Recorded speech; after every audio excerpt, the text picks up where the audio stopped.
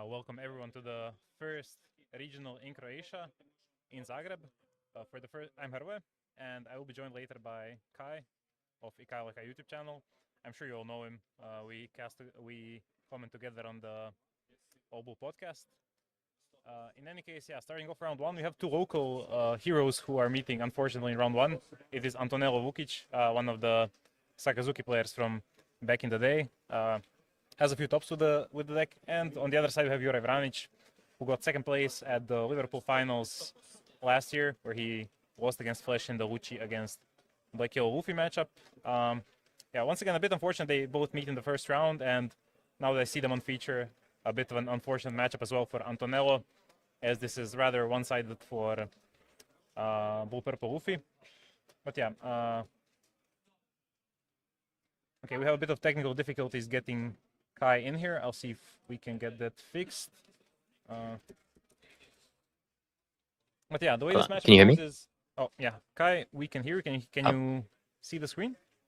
Okay, great. I can see it through the stream link that you sent me graciously. So I may be on a bit of a delay, but I am here. Okay, there's no screenshot. Yeah. Okay, I'll still get that sorted. Yeah. Well, yeah, in any case, it's the first time I've seen Sakazuki in a very, very long time. So I don't think that you're going to need to kind of run me through how this matchup's supposed to go.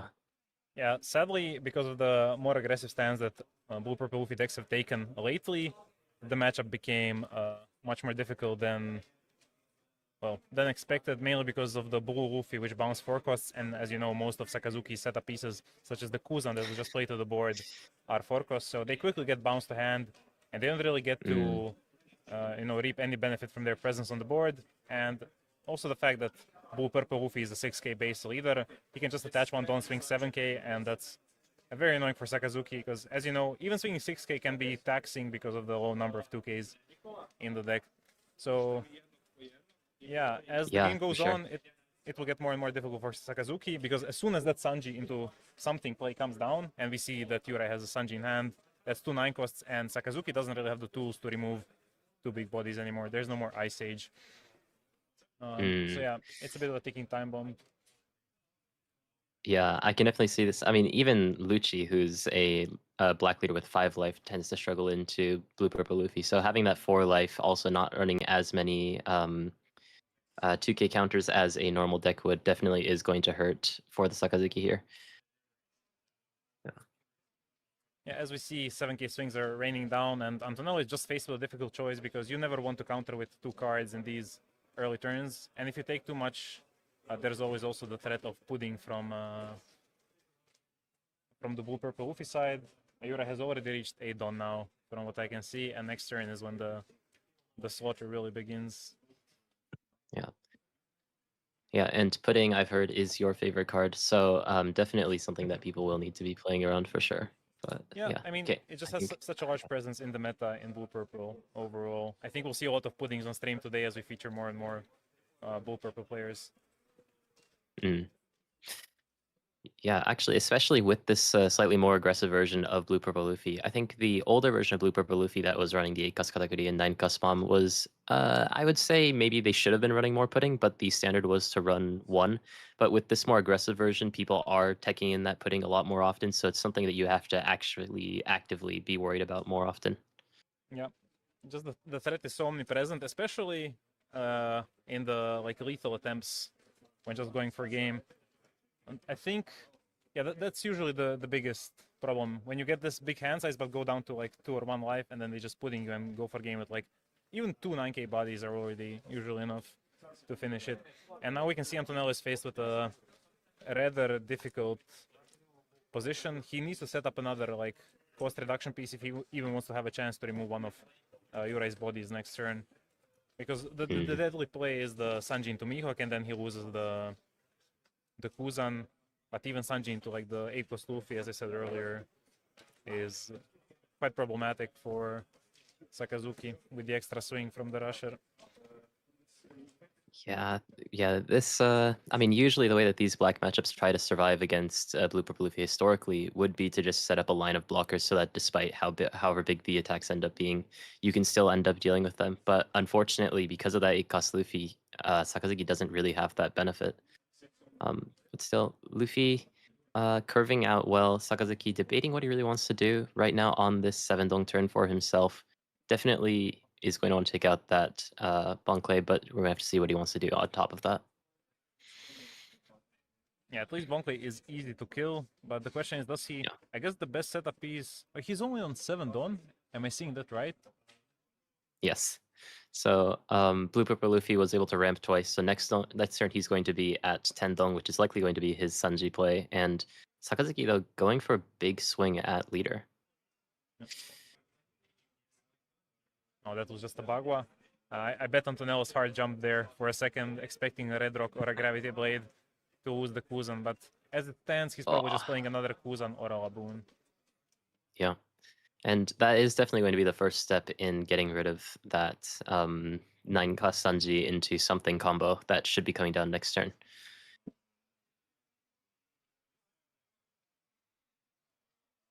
Oh, he's still thinking about it.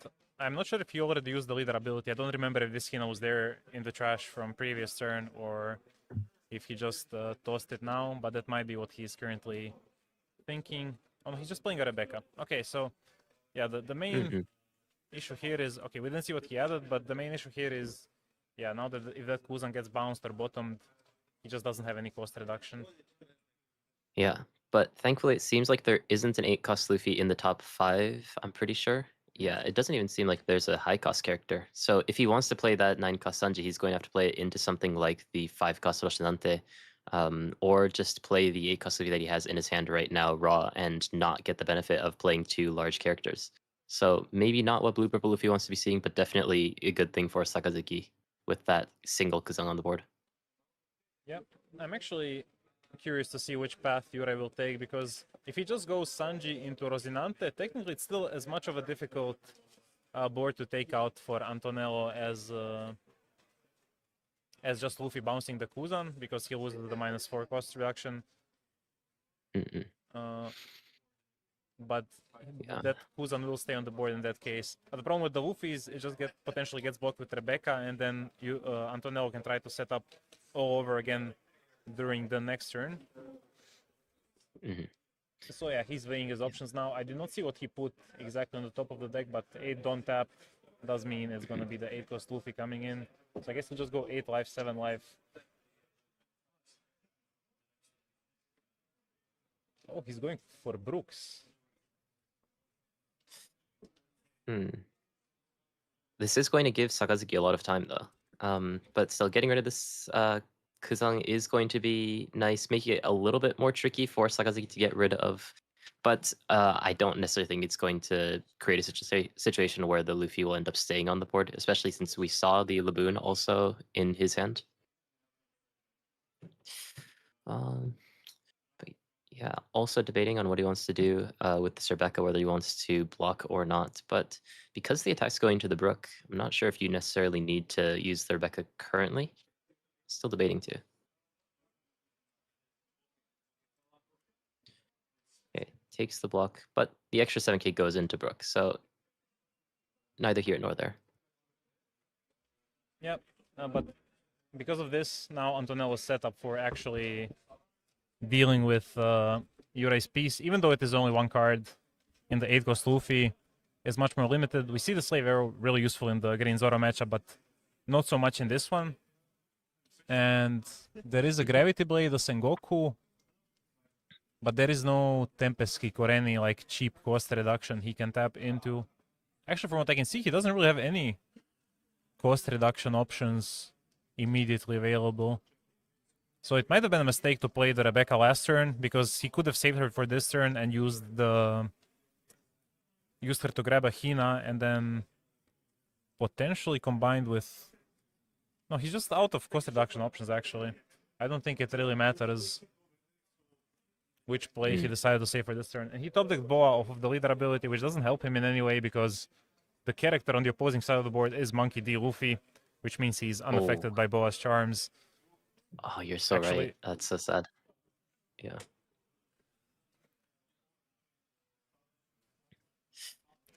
Yeah, if he wants to get rid of this Luffy, does he actually even have the option to? I saw a Laboon in hand, I saw Houndblaze. And so I guess technically you can do Laboon, Brook -1 from leader, and Houndblaze, but that's a lot of resources that I don't necessarily think you want to do. Plus, you'd have to use both of your swings in getting rid of that one body. It's a bit of an awkward turn for Sakazuki. Yeah, very awkward for sure, because the only cost reduction he can easily access is Sengoku reviving Hina, but that kind of puts him in a similar spot as he was in at the start of this turn, because next turn when you replace something, he will not have any setup of cost reduction on the board, as the Hina, as we know, is not reusable like Kuzan is.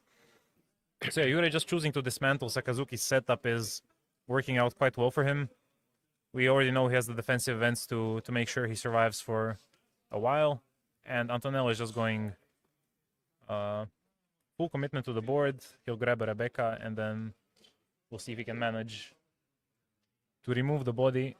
Oh, not even the Rebecca, just the Hina straight up. Yep. Picks up the Hina Ra. So with this, he's going to have 3 dong left. What's he looking to do with that 3 dong? Oh, he had a Laboon. Okay. Oh, 4 dong. Oh, sorry.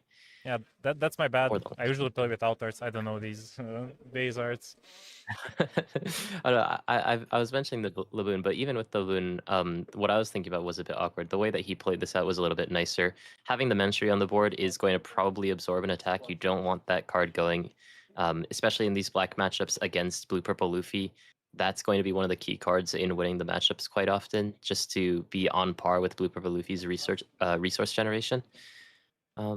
But unfortunately, I wasn't able to see the top cards, but he did end up placing the rest at the top, so maybe we may be seeing there's a a 9-cost rush. There's a 9-cost rush Luffy in there. He just drew Giant for turn 2 Nami, and there's another Sanji waiting in that stack for the next turn, alongside the God Thread, I believe. So yeah, he did get 2 setup pieces on the board now, but 9-cost Luffy is just going to attack into that Laboon as he gets played off of Sanji. And he will draw into the God Thread, which I'm not sure why Yurei... Oh, he just wants to use... No, I'm not sure why he put God Thread on top. Because the next card is a 9-cost Sanji, which he actually wants to keep in hand, and he cannot really Giant here. Nor does he have any need to Giant. Yeah, that's true. I think a lot of times people don't really think about the cards after the first couple, but yeah, I think the 9-cost Sanji would generally just be the better play. You don't have the benefit of like 9-mon being able to put God Thread into life anymore, but still just one of those small things so that you can actually have the 9-cost Sanji in hand to more easily put the cards to the bottom if you choose to next turn. Yeah, I mean, he's probably, at this point, when you have 2 big bodies established, unless Sakazuki does something really threatening on the board, like setting up a Jack, you can just coast with the 2 big bodies, because Sakazuki will struggle to remove a 9-cost regardless, having to spend 2 or 3 cards to deal with it. And if he cannot do that, you can just coast on the 2 bodies as you would in most matchups, especially because in this matchup it's really easy to stay healthy as blue-purple Luffy. Sakazuki doesn't present many big attacks, and you still have all the events you usually have. But yeah, as I was saying, if you're just joining us, we have a local show... What's the word for it? Show match, basically, in round 1. Both accomplished players, Antonello with several tops, mainly in the Sakazuki formats, actually, in OPS 6. And Jure Vranic with the 2nd place at the European Championship in Liverpool last year, where he failed to qualify to Worlds because he played Lucci against Flash's Black Yellow Luffy, a really difficult matchup.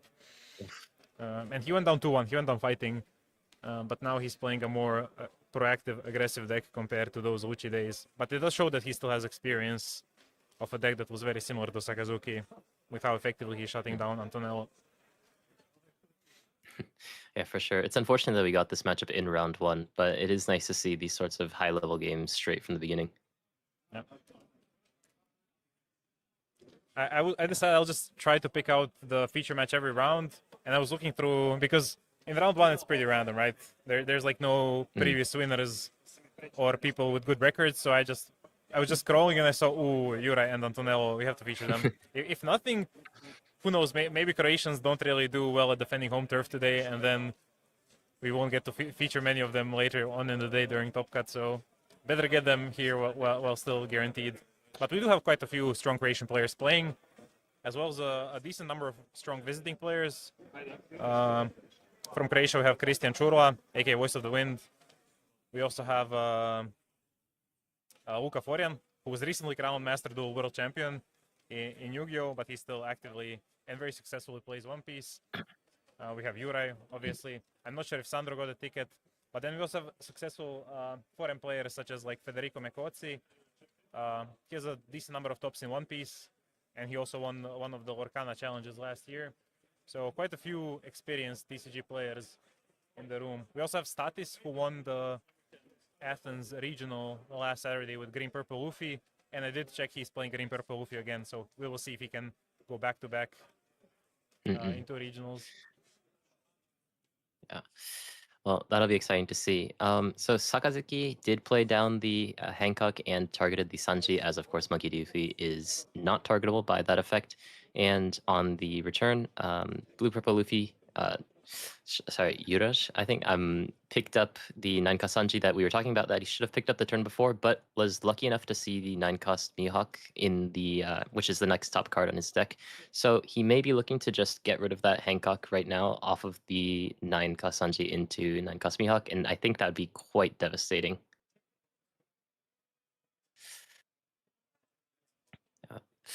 And there it is. So now Sakazuki's board is completely empty, which is really not what you want to see against a full board of 9 costs.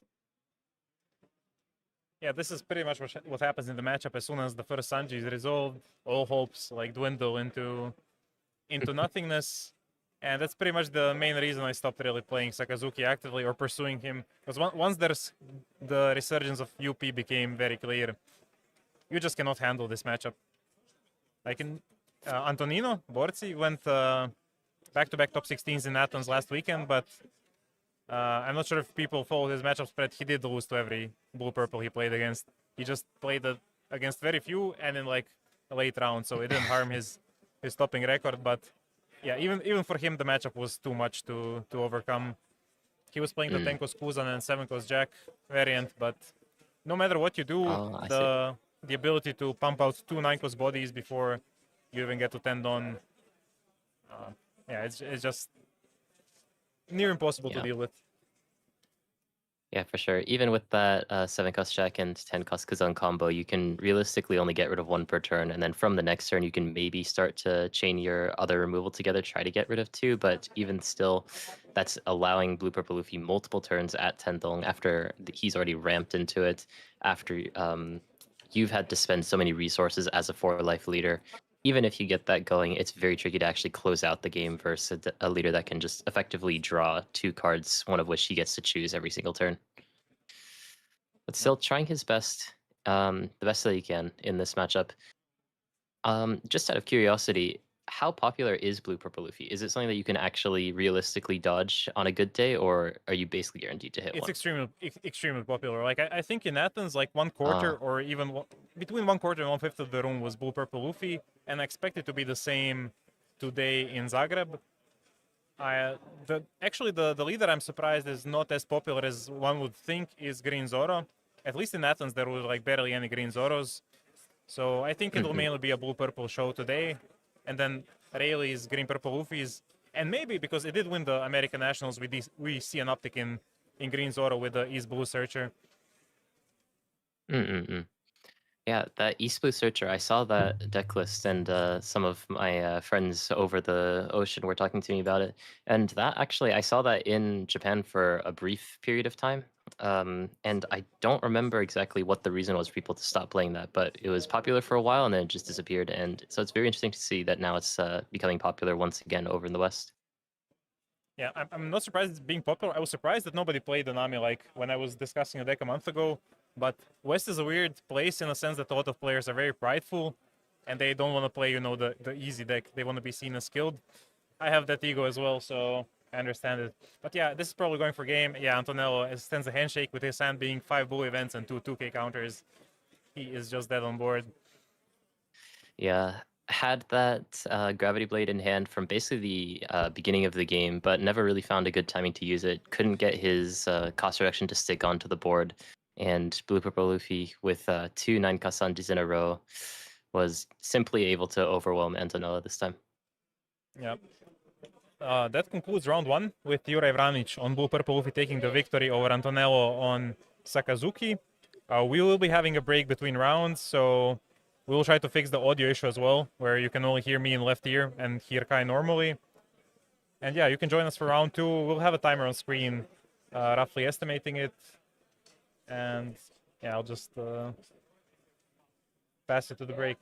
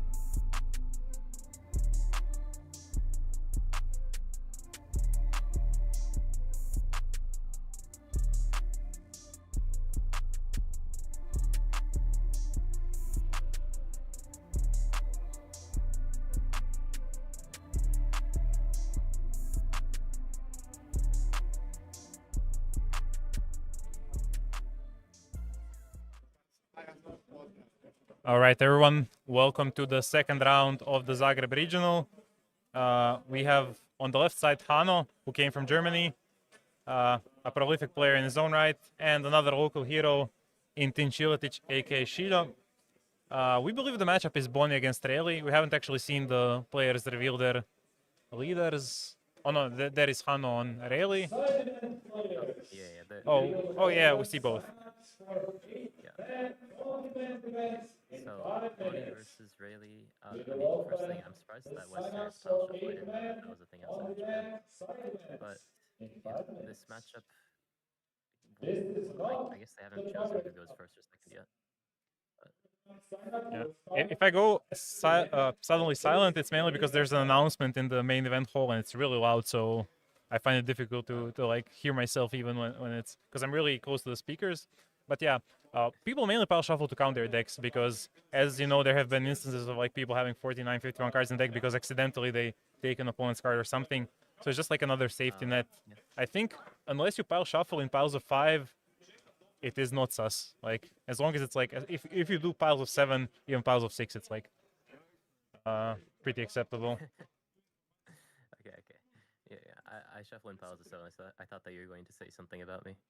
But yeah, Rayleigh. Yeah, it looks like he kept his starting hand, and Bonnie also keeping their starting hand.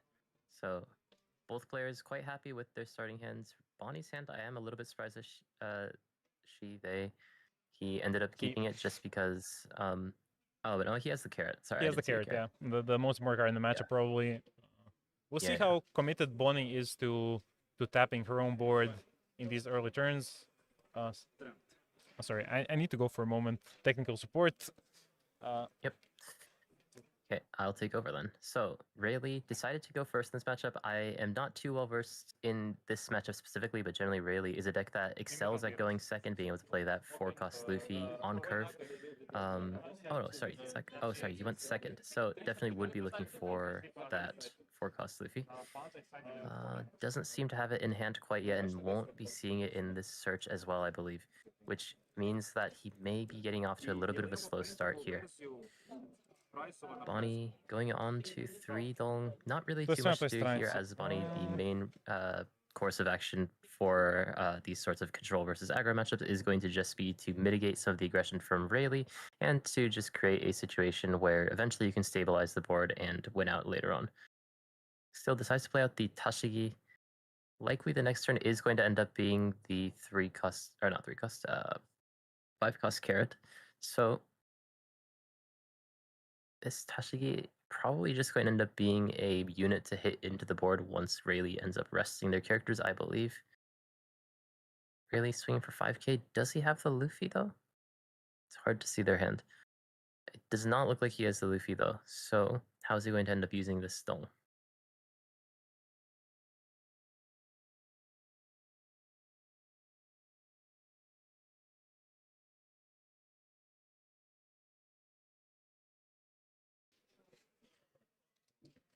No, think about what he wants to do. Going to swing with that Shakuyaku into leader with Bonnie cutting counter. Relatively simple turns. You don't want to go too low in life early on as Bonnie because the attacks from Rayleigh are going to become bigger later on. And the Rush Zoro coming in as a bit of an extra hit to just create a bit more pressure on the board to make it so that Bonnie can't get to that 8-cost kid safely.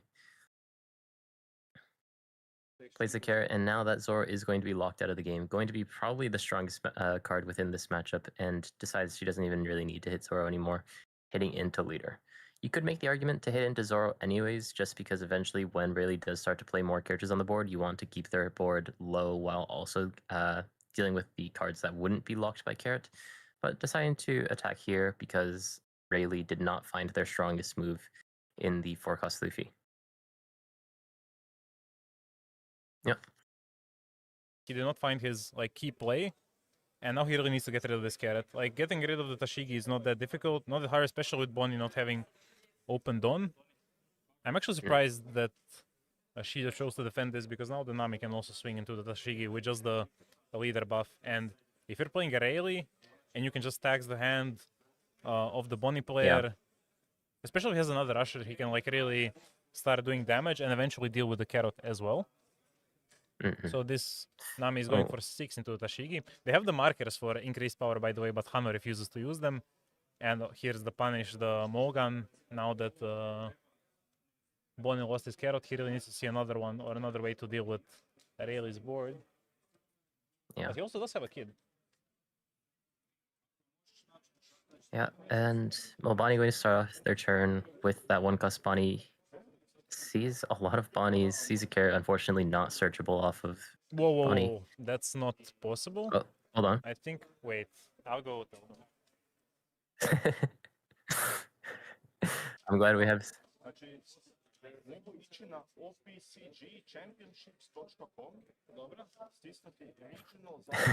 I'm glad we have someone on site. Okay, yeah, there are.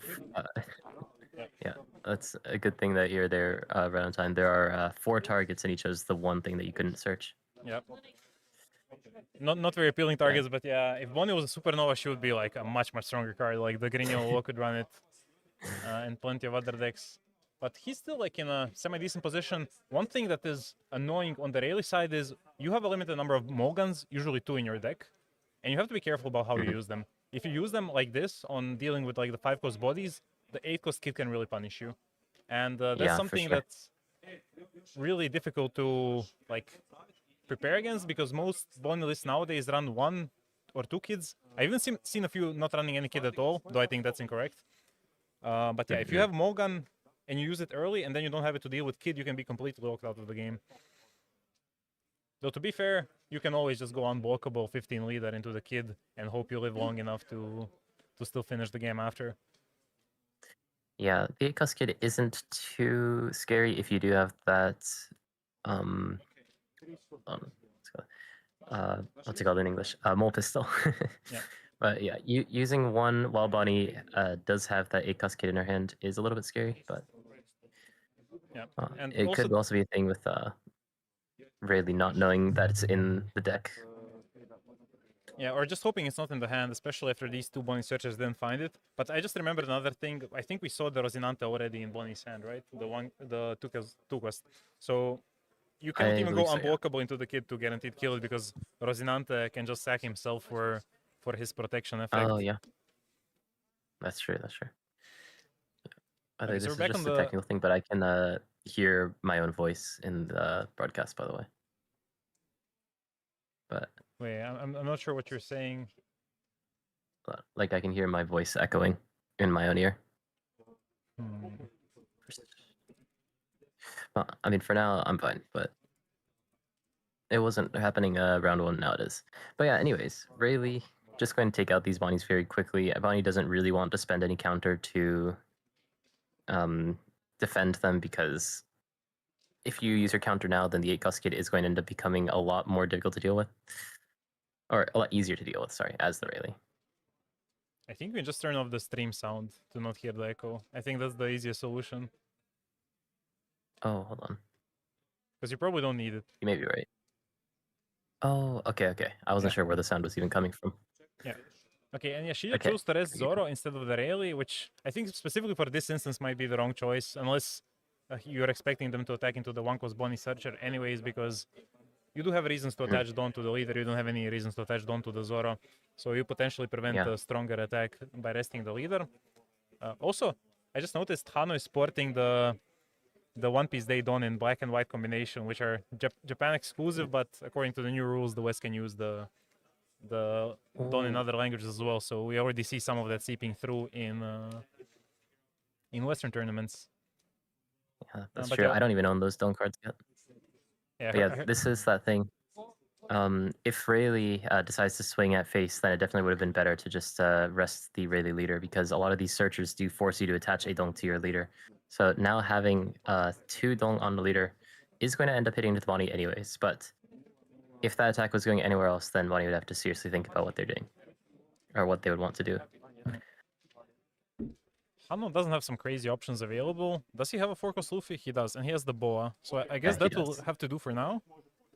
Yeah. Showing the events was able to find it in the end. Yeah, showing the events that she already knows in the in the sub-OD that he just added with the I forget what the observation hockey and the conquer hockey he has shown before.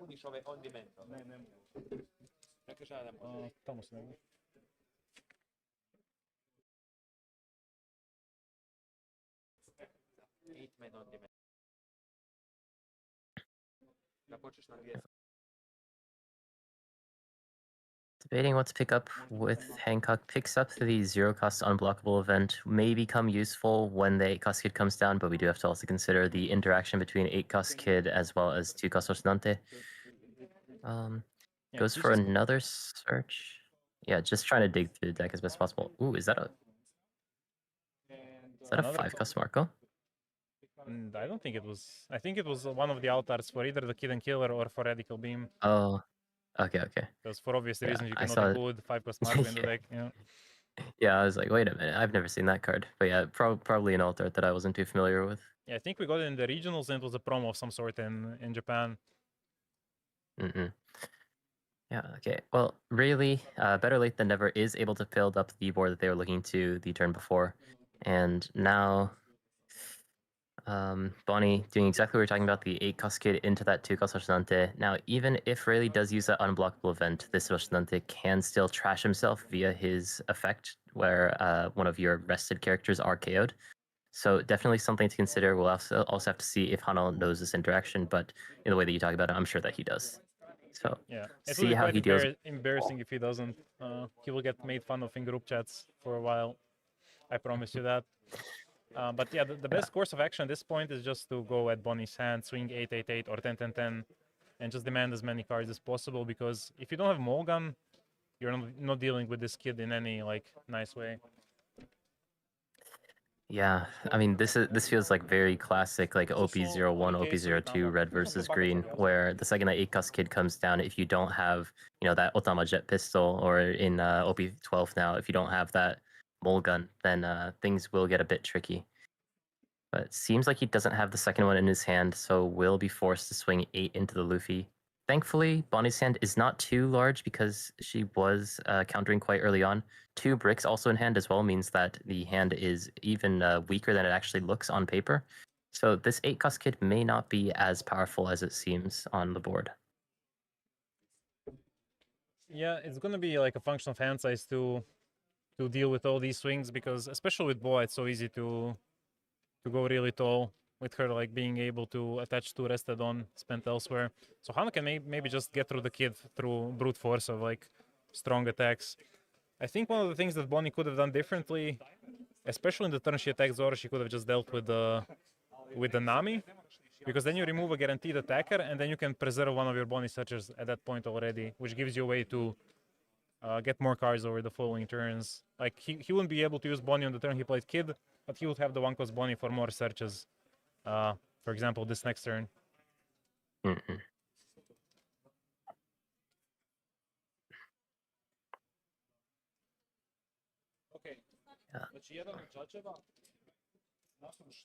And I wonder how much Bonnie is really willing to defend this kid. If Rayleigh decides to swing into it with another 8k, if Bonnie were to defend that, she would have to use that 5 cost Bonnie as the final counter in their hand, meaning that the next turn after this may become a bit more awkward if she does want to play around the 8 cost kid. So the other option would potentially be to just let the 8 cost kid through and play through things like the 10 cost Flamingo that's already in the hand. But it seems like Rayleigh is going to just try to take out this kid right now. Yeah. 2 big swings from Rayleigh as well as the 3 cost Zoro. Not going to give Bonnie a chance to even debate whether or not she wants to defend it. Yeah, with the 10k swing, this kid is now finally dead. And Bonnie is in a position where there will be no leader ability available next turn as well, because he's probably going to play the 10 cost Doffy, walking down the exactly 3 rested cards on the opposing board at the moment.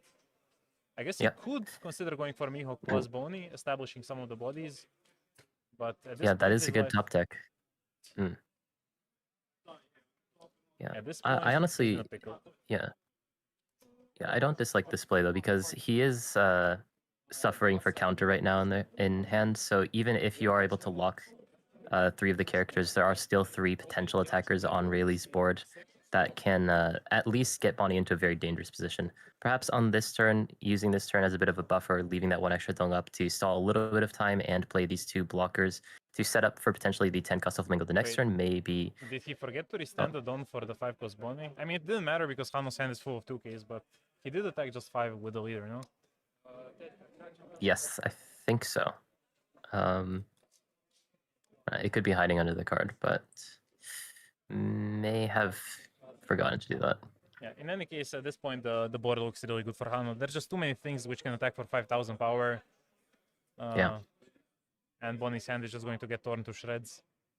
Because if you take the free bulk on those 5K swings, you lose the body, and so on. And we know he doesn't have any counters in hand because we saw the very bad top decks of the 5 cost Bonnie. I believe it was Shanks and 5 cost Smoker.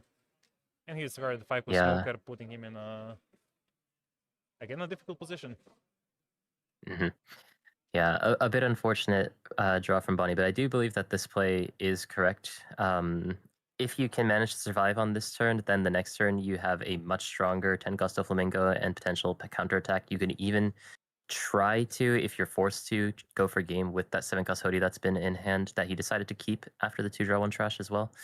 So still some options available, but all of these small 5K attacks may just end the game right now. Yeah, I think that the main problem is always going to be the fact that Rayleigh can just sit back and survive by leaving 4 Dawn open because he has the full board. He doesn't really need to spend anything on development right now. He can just leave like 4 Dawn open, have those 2 Conqueror Hakis, and then you can never die. Because that's like minus 4K across the board even after the Holy Jones. Yeah. Sorry, minus 2K. Or yeah, minus 4K because of the 4 characters. So like losing 8K power on the board just like that.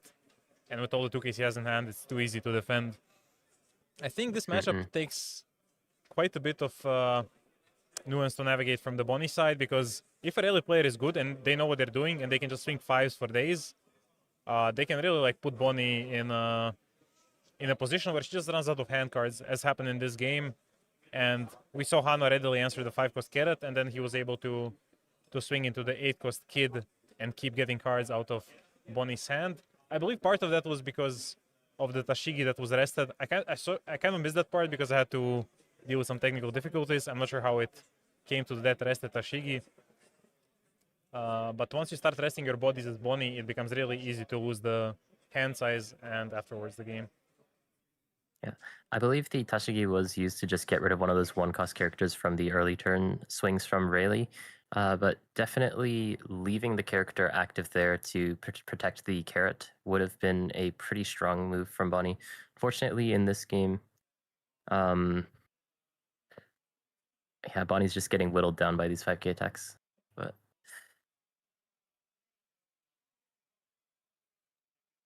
okay, so Hano now is probably considering whether to swing 5Ks with the small bodies as well, with the Shakuyaku and the Nami, and that's where he'll go for the option.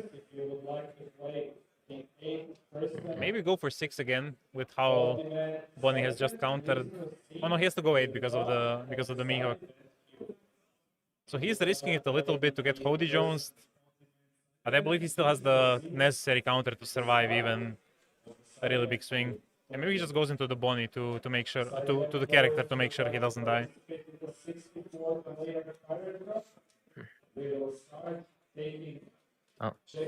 goes into life, and I can't even tell because all of the events from Rayleigh look the same, whether or not those cards are Conqueror's Haki or not, but decides to search instead, so maybe doesn't have all the Conqueror's Haki. Could potentially open the door to a Hody lethal from Bonnie, though. I mean, 2 life, he should be safe without even needing it, because I think we saw his hand early. He had like multiple to never doubt. He did have, I think he had 2K Sanjis. Yeah, I think we can basically assume that his entire hand is 2Ks, so there's a good chance that he can't survive on this turn, but we'll have to see how Bonnie decides to navigate this turn. I don't think that she has too much time left in this game. Yeah, in theory, he could play Tenko's Doffy. Maybe that even is the play, and just leave 2 blockers up and then try to finish the game the turn after with the extra body. But that's just going to leave more room for Rayleigh to have Dawn open for his events.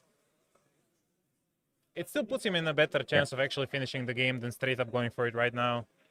But he did see Hano add the Radical Beam, which does make things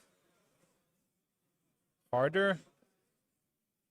So he'll have 5 attacks against 2 life, and he will have 3 Dawn to spare. So he'll have like 7, 7, 8, 8, 10. Which against Conqueror's Haki and Radical Beam, like you already have 2 attacks eaten for free, basically.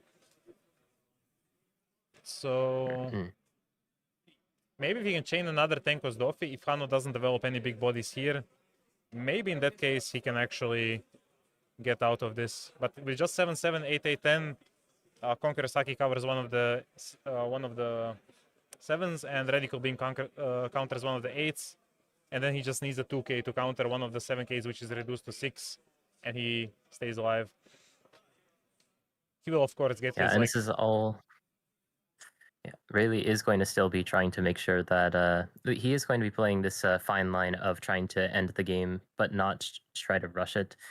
We saw from Bunny's hand that she doesn't have the second 10 cost Flamingo yet, so that would probably come down to the heart of the cards in the end if she decides to go for that plan. Lethal does still seem maybe a turn away due to the fact that there's just so many cards with counter in Rayleigh's hand right now. All of those events, except for Mole Pistol as well as Salbody, are technically 2Ks for Rayleigh. So Bonnie still needs a little bit more within this game, but is managing to hold on. Probably not going to die on this turn, but that Mole Pistol may be used in some tricky ways on this turn.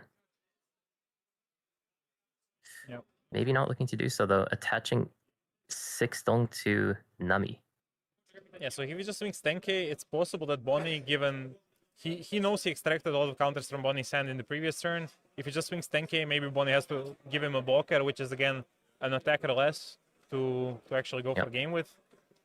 Or he can just small gun, and that also does the trick. Yeah, maybe he should have small gun anyways. And the Mihawk is now gone, so Bonnie's lethal even further away now. But in a position where hand is starved for counter, the 9-cost Shank's not going to do too much right now. It's basically now or never if he wants to go for the game. Yeah, and he top decked only the 0-cost event. The Side of Justice is whichever side wins, or something like that. I don't remember the exact quote. But yeah, he now has to go for it. That 0-cost event would have been really useful in previous turns. Now it's pretty much dead weight. And Hano will just take, and then counter the last swing because he has such an overwhelming amount of counter in hand that it doesn't really matter what he doesn't. It doesn't matter in the end here, but if you were to take and then just counter the last one, it would force the opponent to attack into your life instead of your board, which in some nuanced situations could create a more tricky board state. But right now, it is basically just guaranteed that if Bonnie doesn't end the game on this exact turn, then the game is over. So with nothing else to do, drops the Hody, tries to go for game, and unfortunately, due to the massive amount of 2Ks in Rayleigh's hand, does not end up working. Yeah, I think this is a common matchup we might see on stream a few more times today. Maybe in Top Cut, maybe even before. We saw Hano rather carefully navigated with just access to one 4-cost Luffy. He actually did have a sort of a slow start, struggling to find that combo and get the board going. But he did end up, with the help of Morgan, dealing with the biggest threat on Bonnie's board, which is the Carrot, and then he grinded through Kid with a bunch of 10k swings.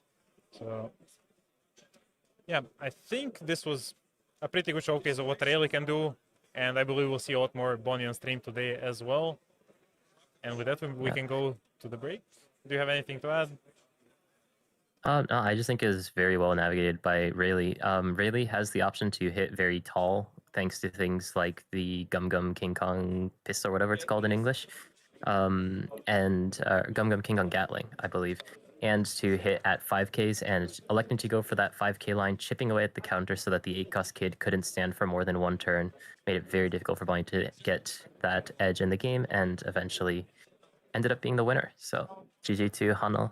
I'm sorry for your local legend. Not legend, just a hero. That's he tries. We have to defend the home turf. We'll see how it goes throughout the day. But yeah, Hano did well, and we'll be going to the break now, joining you in round 3 very soon. I believe you can see the timer even during the intermission. So yeah, see you soon. See you.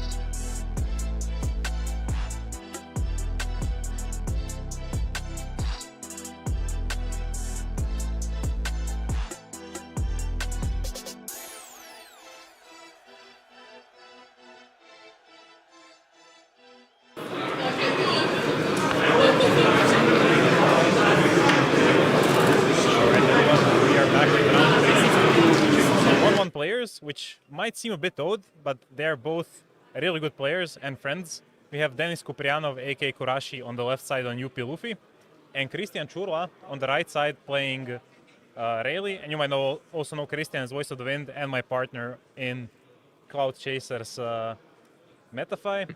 So this matchup is actually one they played just last week in Athens when they faced off in top 16 of the, I believe, regional, because there was a regional and a treasure cup, and now they have a rematch in the exact same matchup, I think with even the same lists. So even though they're 1-1, this will be definitely a match to look out for. Very interesting, and a nice way to slide your Metafy into this broadcast. Yeah. But Got a chill. Check out the Rayleigh guy. Yeah. And Kai's So both purple guide. Yeah, but I'm working on an emo guide now, but yeah. This matchup before the bans was maybe slightly Rayleigh favored. Depends kind of on the list that Blue Purple Luffy was running and also some other factors like Kid and Killer. But now that there isn't things like 9 Cost Mom, Blue Purple Luffy, although not necessarily too much worse in the matchup, does need to find different ways to approach it, not having access to that 9 Cost Mom, which is just the end-all be-all against some of these aggro matchups. The answer that a lot of Blue Purple Luffy players have found are things like the 2-cost White Snake, as well as just playing a bunch of events and holding on to them via the 5-cost Rostante. So it'll be interesting to see how Denis decides to approach this matchup, which at least in my head in OP12 with the bans is become a little bit more Rayleigh favored than it was before. I actually know both lists because I tested with both of them. I watched them test this exact matchup quite a lot. Dennis doesn't play White Snake, but he does play a lot of events. A lot of the standard new suite, which is the 4 Bagwas in addition to the Gear 2s and Gangnam Giants. I'm not sure if he's on Zoro Juro or the Big Mom event that just ramps. But I know Christian has a special card in store for Dennis, which Dennis is aware of. It's like the 2K Frankie, the forecast from OP10 or OP11, which when your opponent activates an event during your turn, all your characters gain 2000 power. And what Christian often tries to do, I believe he runs 2 or 3 copies of the card, is line up 2 of them on the board. And then, if your opponent ever activates an event, even the Namis and the Shakuyakus can begin swinging for 6k and applying pressure. So this is really just a very tight match to navigate from both sides. The main thing Christian has to look out for is the pudding from Dennis's side to wipe away his card advantage, because Rayleigh goes so hard on board size or on hand size while developing board. Yeah, one of the risks, though, of Blue Purple Luffy, even if you have all of these events, is that Rayleigh is a deck that does like to chip away at least in this case, 6k over and over again. So even if you can defend, up to a 10k attack, if they're only hitting you for 6k, you are going to end up having to use some of those events for a simple +1 or +2 later on in the game.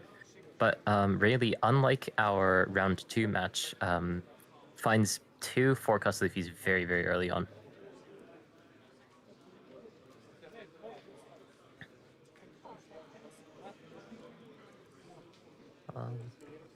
And also, what you're talking about, as we were setting up for this game, the Blue Purple Luffy, whether or not they run the 3-cost Sorojiro or the Big Mom event, it's to die for. As we can see, Denis does run It's to die for.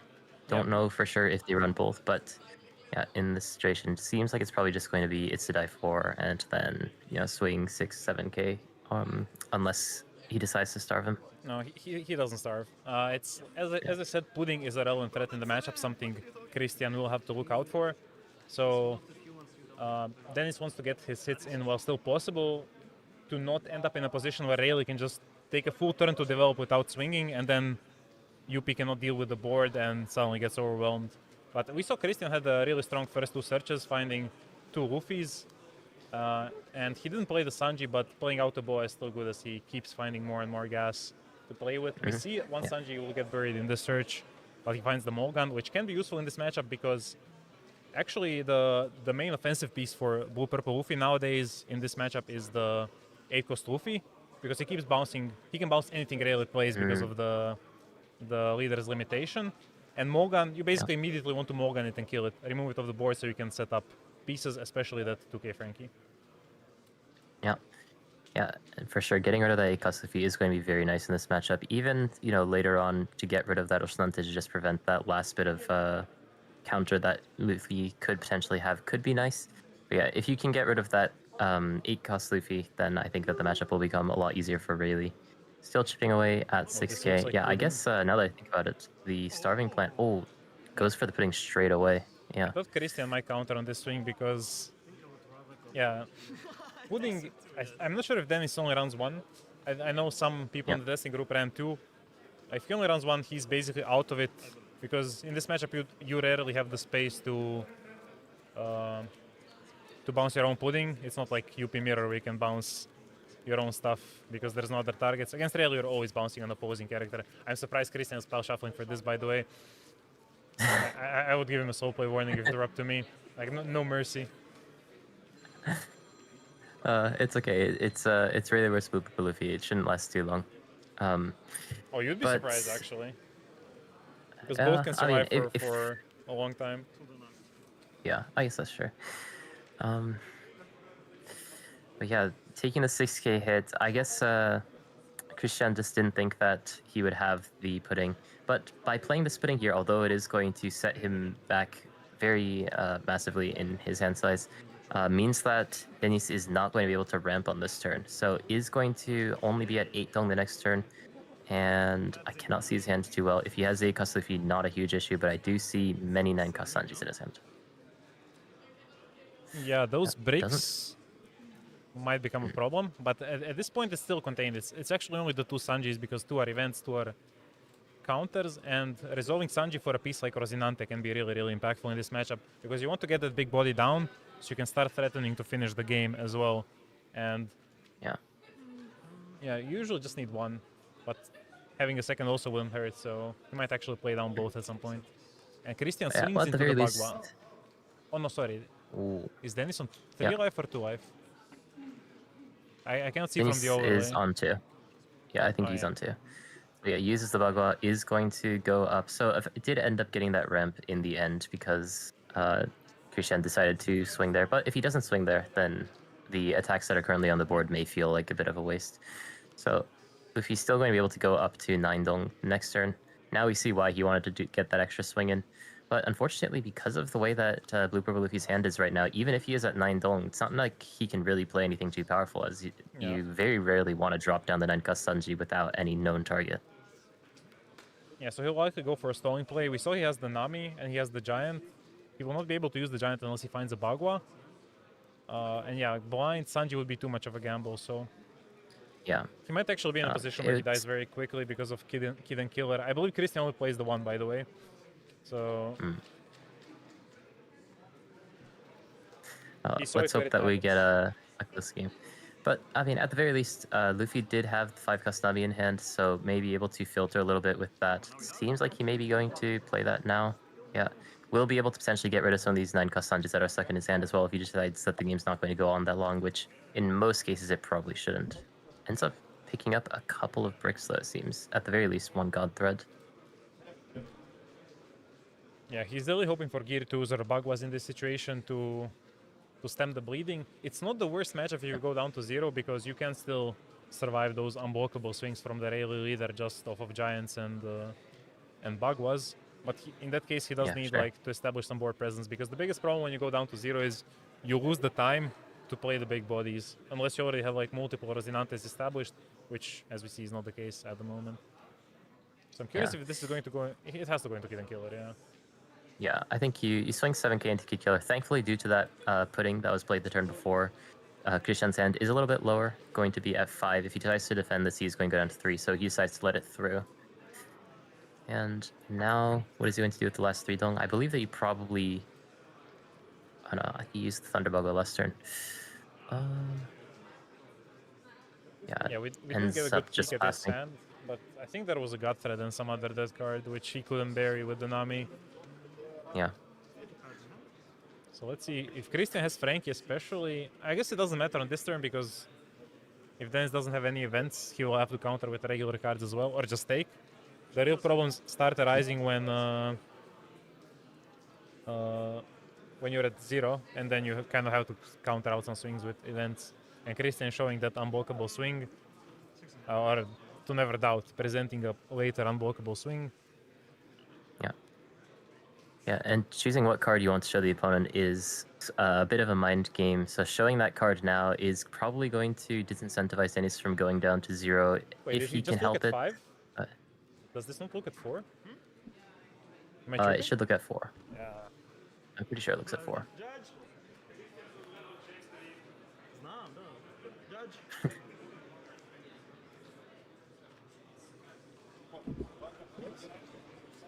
It's being taken care of. Yep. But I looked at 5 cards. I can probably I'm curious how exactly what extra cards he could have seen. What is the normal solution in this situation when you see an extra card? I think you show it to your opponent and they choose whether it goes back to the top or bottom. If you can determine so what the extra card was, and the warning, of course. Yeah, okay. It's basically the same as Japan. So good to see that that was resolved very quickly, though.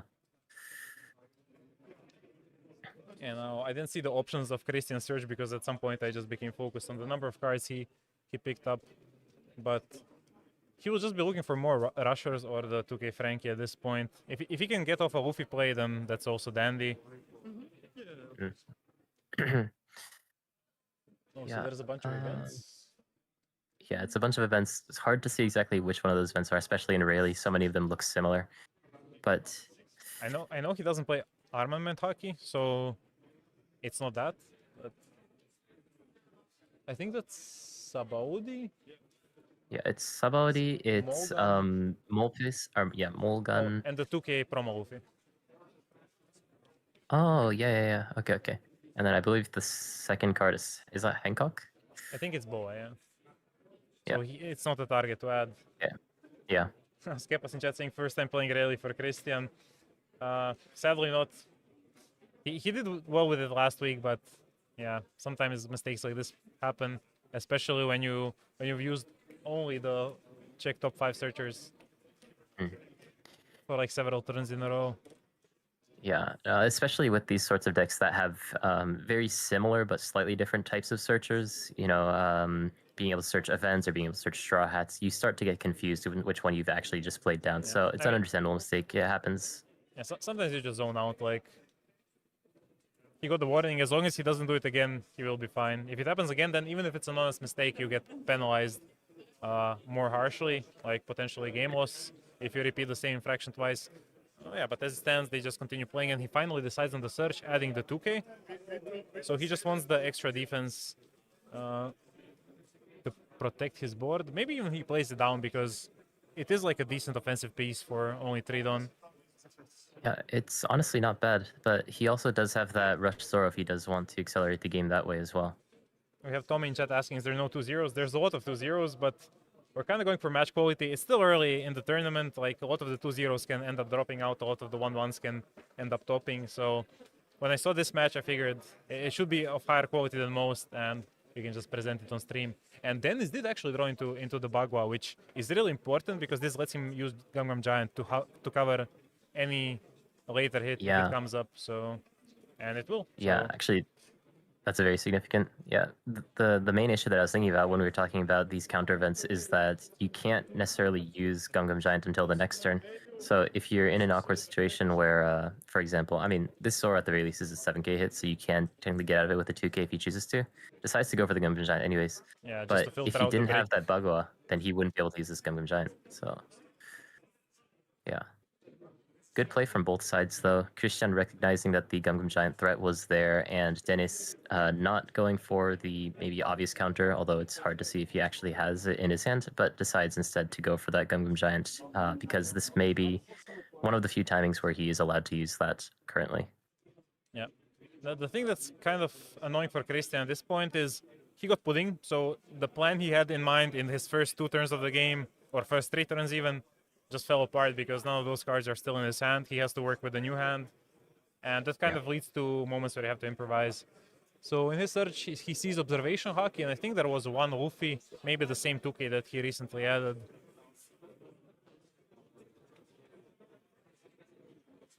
Sadly, the main camera is a bit dark. We couldn't get any better lighting set up for it.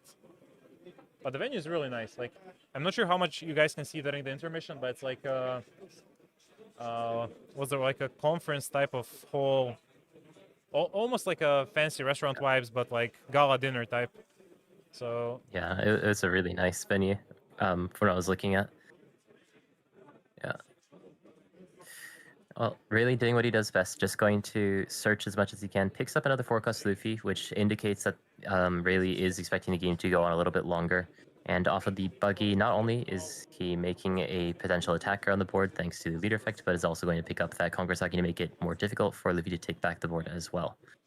Rayleigh is having to function with a slightly lower hand size because of that putting earlier on, but still, with this very wide board, these characters on board have actually become blockers as well in a way. So still in a very good spot right now. Actually, one interesting thing right now is that there is 2 Dong on the Zoro. So if Luffy can get rid of the Zoro, then the 4-cost Luffy will go down to 4k power. yeah, which will just be pretty much resetting Christian's board back to Winnie's, and then he needs to build up. But yeah, I bet he was hoping to find with the Boa and probably with the search event as well, more 4-cost Luffy's just so he can re-establish that board and make sure to keep pushing, because the biggest problem that comes up against blue-purple Luffy is if you can apply constant pressure, you'll be in a good position to win. But if you have this one turn where your offensive falls off and they can defend easily, they can usually just ride that until the end of the game because they get a turn to establish their own pressure and start finishing the game with 9k bodies. But I don't believe Kurashi has any top end in his top stack. I'm not sure if he kept one of the Sanji still, or if he's just gonna play with whatever he adds. I think... Oh, he may not actually have a Sanji. He did trash one with the Gum Gum Giant. We didn't see what he sent away with the 5-cost Nami. So he could potentially still have one in his hand, but it is hard to tell right now. But unfortunately, the targets don't seem very great from the top 5 either, which has been a consistent trend from the last couple of games that we've seen from Blue Purple Luffy.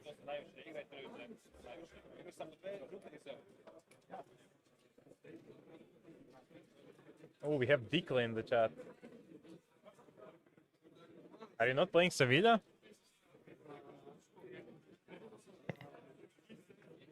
Yeah, we have quite a few Coveted players, not just on stream, but in the stream chat, with Skepas and Dikla showing up. And I even saw Dirk earlier. Once again, if I randomly stop talking, it's because the announcements are really loud in the venue. I'm not sure if you guys can hear them, but for me it's pretty much impossible to even hear myself when they're going on. I can hear them slightly, and if Discord noise cancellations can't help it, then I'm sure it's very, very loud. But yeah, it's okay. When the announcement's going on, I'll try to take over. Blue Purple Luffy, though, trying his best to exploit the fact that Rayleigh's hand is considerably lower right now than it usually should be, chipping away at Rayleigh's hand. But Rayleigh is not going to fear that factor. Is just going to use the counter to keep the board as healthy as possible. If this Zoro goes away, then that Luffy probably goes away as well. So by potentially over-defending the Zoro, it could lead to a situation where both these characters survive on the board. Yeah, Christian is just committing a lot of his hand size to defending this, because he could have just played the 4-cost Luffy and played the 3-cost Luffy with him, if he had the 2 event to show, which I believe... I'm not sure he did after searching. And that would kind of make his life maybe easier because he would have a very active board, but he would be taking hits to life. So it's just, yeah, balancing on a knife's edge between how much damage you can take from blue-purple Luffy before the game ends. Because if you try to full race, usually blue-purple is good at holding out for like 1 or 2 turns of maximum offense, and then they break. So you really need to be able to guarantee the kill in those 2 turns if they can also kill you in those 2 turns. Yeah. Even though Rayleigh is at 3 life, it is actually kind of close to being the end of the game. We even have Flash in chat now saying funny things. Yeah, Luffy probably just going to end up playing the 5 cust. Oh, no, going for the God Thread. Yeah, that's actually a pretty nice play. But is going to create a situation where he is now at 1 life, granted 2 long active, but no active blockers on the field. Yeah, as long as he has a giant, he should be fine against just this size of the board. But he did do well to like pretty much strip Christian's hand of any options.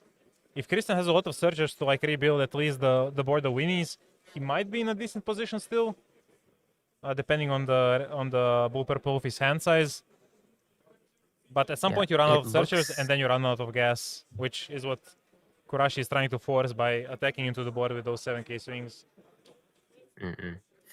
Yeah, both hand sizes are getting very small now. Blue Purple Luffy can't tell for sure, but it looks like there's maximum 3 to 4 cards in his hand. So even on this turn, if Rayleigh doesn't decide to hit large, which would end up playing into that Gum Gum Giant, if he can just whittle away with the characters that are already on board with 6k to try to create an opening to go for lethal potentially next turn. He picked up another 4-cost Luffy, so potentially going to be playing that as well. Could be setting up for a solid turn in the next couple of turns. Decides to go for the pudding. Yeah, I expect he will be attacking most of the board just to get rid of those things. It might not be the smartest thing to do at first glance, but he cannot deliver lethal this turn if there's a Gum Gum Giant in Kurashi's hand. So just chipping away card by card is still going to be effective. And because he did draw the Luffy, he is going to be able to establish a nice number of active bodies to attack with next turn and hopefully deliver the finishing blow. Yeah. Also, I actually, believe that is. Oh no, go ahead. No, I believe Christian knows Dennis's list and knows that there is no Judgment of Hell or cards of that sort, so he's probably not too afraid to attack 8,000 at any point. It's just a matter of whether he wants to chip away with 6k swings, maybe 7k swings for 2k check, or just force those events immediately. Yeah. I don't see a giant in Dennis's hand. I only saw Gear 2, and the problem with Gear 2 is you cannot defend your your board with the card. Okay, so he plays down Luffy and chooses not to play anything, just to attach the rest head-on. He probably didn't have anything to play. Actually, are those 2 events his last cards in hand? Yeah, those are the only 2 cards in his hand. So Blue Purple Luffy has full information of what's in Rayleigh's hand, and potentially trying to force out the Gum Gum Giant if he can, but is because it's Gear 2nd in his hand, isn't going to be able to defend that Nami. Now, yeah, actually, this did end up making a very nice board state, because even though Rayleigh could create a situation where potentially he could go for lethal the turn after that, by getting rid of Blue Purple Luffy's board, he's created more time for himself so that he doesn't necessarily need to go for lethal next turn, could potentially set up for lethal in the following turn after that as well. Yeah, just having, like, the theme of Red has always been to swarm the board and, like, present more rested bodies than your opponent can attack into, and then you just keep riding that wave of advantage to chip away at opponent's hand. And Christian, he put himself in a good position to have just that enabled. It's now on Kurashi to hang on for long enough to outgrind Christian's dwindling hand size, because now he's down just to those 2 events, which he probably doesn't want to counter with. He just wants to keep them for the leader showcase. Yeah, and just probably going to end up playing down the 5 Nami that he just picked up. Thankfully, there were a lot of events in the top 3 or top 5 cards that he just saw. I believe one of them was Red Rock at the very least, so that won't end up translating to counter. But if he can create enough... Oh, no, is just going to play down the 2nd Nami here. Ooh, he's stepping out completely. He ended up throwing the... Yeah, he's trying his best to create a situation where he's going to survive the next turn and potentially look for game in the next following turn. Playing out these Namis, at least for Rayleigh, if he doesn't mole pistol them, they are going to stick onto the board and become a free blocker. So, yeah, so potentially going to create a situation. Yeah. Good. Yeah, sorry, no, finish. I'm just saying that the 5 Kusanami in the situation is probably going to stick onto the board, and that extra draw and cycle will be quite relevant to be able to deal with some of the chip damage that Rayleigh has been consistently doing throughout this game. Yeah, and the problem for Kurashi now is, especially if he doesn't have 2Ks, he kind of has to counter every swing that comes his way, because Christian just goes, as soon as he takes the life, those 2 Namis don't matter, because Christian can go unblockable against Zero Dawn. And then Kurashi needs a lot of... when I say Kurashi, I mean Dennis, because that's usually his Bandai nickname. He cannot afford to take the first swing to life, otherwise he probably dies. Unless... I'm not sure how long this game has been going on. If you loop through his entire deck and saw all the triggers he has access to, then maybe he knows that his life is a trigger. If he like counted all the Bagwas and So Delicious and whatever and God Threads in his deck, but I'm not sure he cycled through the entire deck already. That would be a bit too fast. I don't think that he's been able to. Decides to block though, so that actually indicates pretty significantly that he may not have that counter in his hand at all. But yeah, even if he does get that trigger, because he doesn't have Dong in his Dong deck, he won't be able to get that active Dong. So this is just a green light for Rayleigh to just get as many hits in as possible. Yeah. And you have to remember, when playing against Rayleigh, this Boa is like 2 plus 2k to anything on the board at any point. So she can just trash herself, and those don't become rested, and she can attach them to the leader. And that's a very easy thing to miss if you haven't played against Rayleigh a lot. But it's what would make the Rayleigh swing instead of 10 unblockable, 12 unblockable. So Dennis, I'm sure, has that in mind, and will probably just give up another blocker.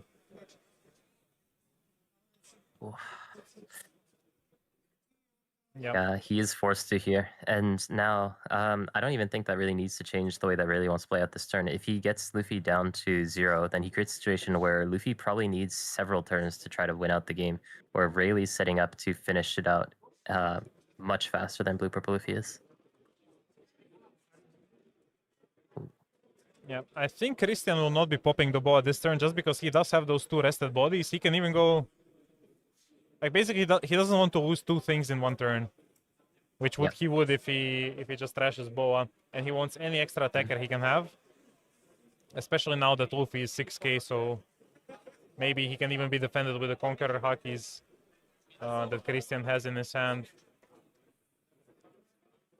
I think if Kurashi is hoping for anything right now, it's for a Gravity Blade in life. I'm not sure if he plays it, and we saw that he drew the Red Rock, so that cannot be in life.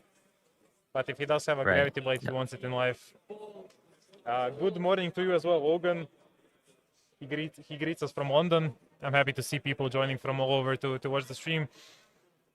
As I was saying in the tweet, and also I believe in the intro of the stream, this is the first time Croatia had any like premier level event for any TCG, because we never really got anything about like nationals in Yu-Gi-Oh! And Magic and so on. So this is like the first true international event in Croatia. So I'm really happy we managed to get it done. It took a lot of nagging at Bandai to give us a shot. So now it's finally happening. Really happy, and hopefully we get more in the future. Yeah, I'm glad to be a part of it.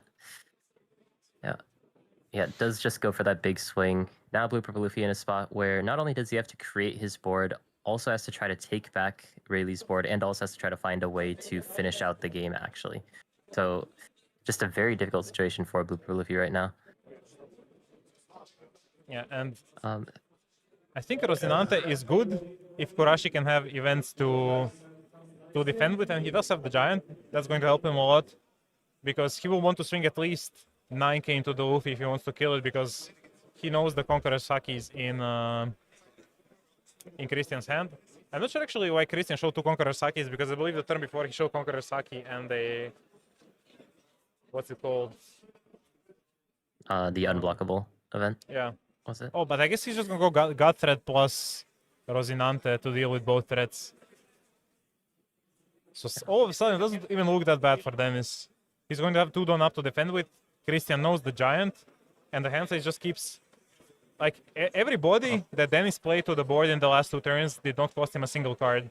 Like, the Namis replaced themselves, the Rosinantes replaced themselves. Okay, even better, he's just gonna have 4 Dawn up. Oh my god. When the turn ends. Yeah, wait, this is actually a really nice spot now.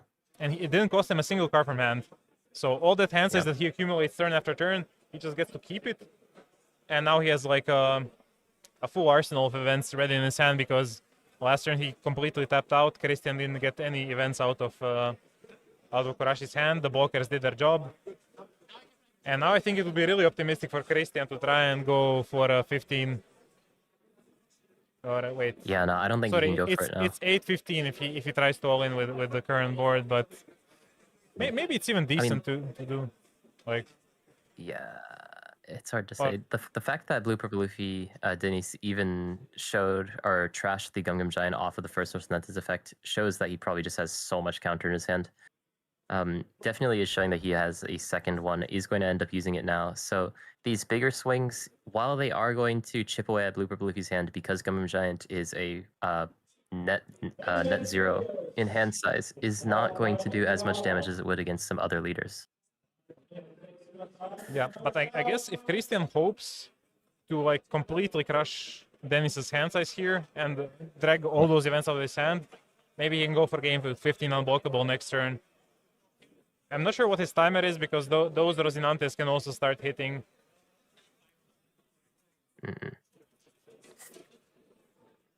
Yeah, this is exactly the situation we were talking about before, where Rayleigh, basically every single deck, but especially right now, Rayleigh's just trying to create a situation where he just wins one turn before Blue Purple Luffy. Blue Purple Luffy is trying to create that one extra turn that he can end up pushing back and winning the game, and Rayleigh is just trying to make sure that he wins just barely before Blue Purple Luffy is able to do that. So although Blue Purple Luffy is able to look through his deck and try to pick up as many counter events to stall the game as possible, just these small chip attacks, especially the turn before, having to use the gear seconds to counter out the big attack from Rayleigh, is going to make that make the probability of the unblockable 15 much more higher in the next following turn. One useful piece of information Christian could glean from his last 12k swing is that Dennis countered with gear 2, and then gave him a 2k instead of 1k. So he knows that Dennis is running low on 1Ks in general. He already saw actually a lot of them played to the board, the Namis, the Rosinantes. So I believe Christian was just counting straight up both the 1Ks and the 2Ks in Dennis's trash to have a better idea of whether he can punish him with a 6K swing along the way.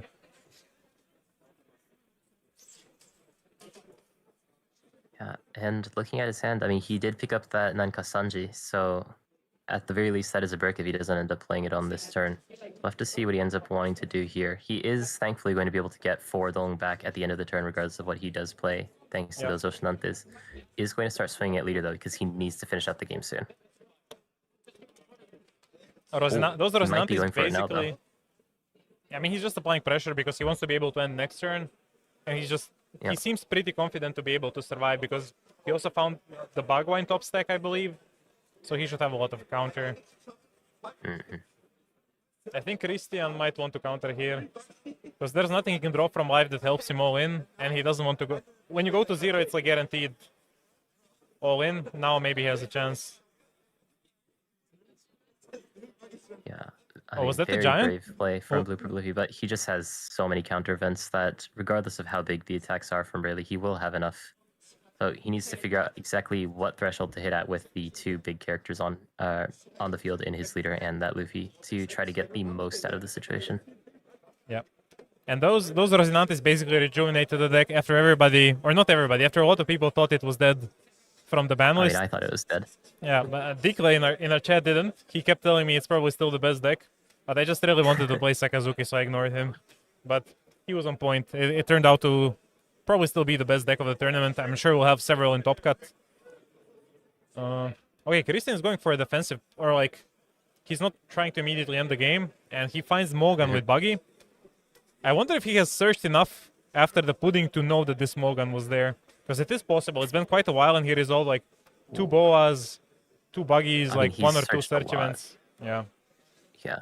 I think he probably has Luffy's deck at this point. I am curious if he actually memorized the order, though.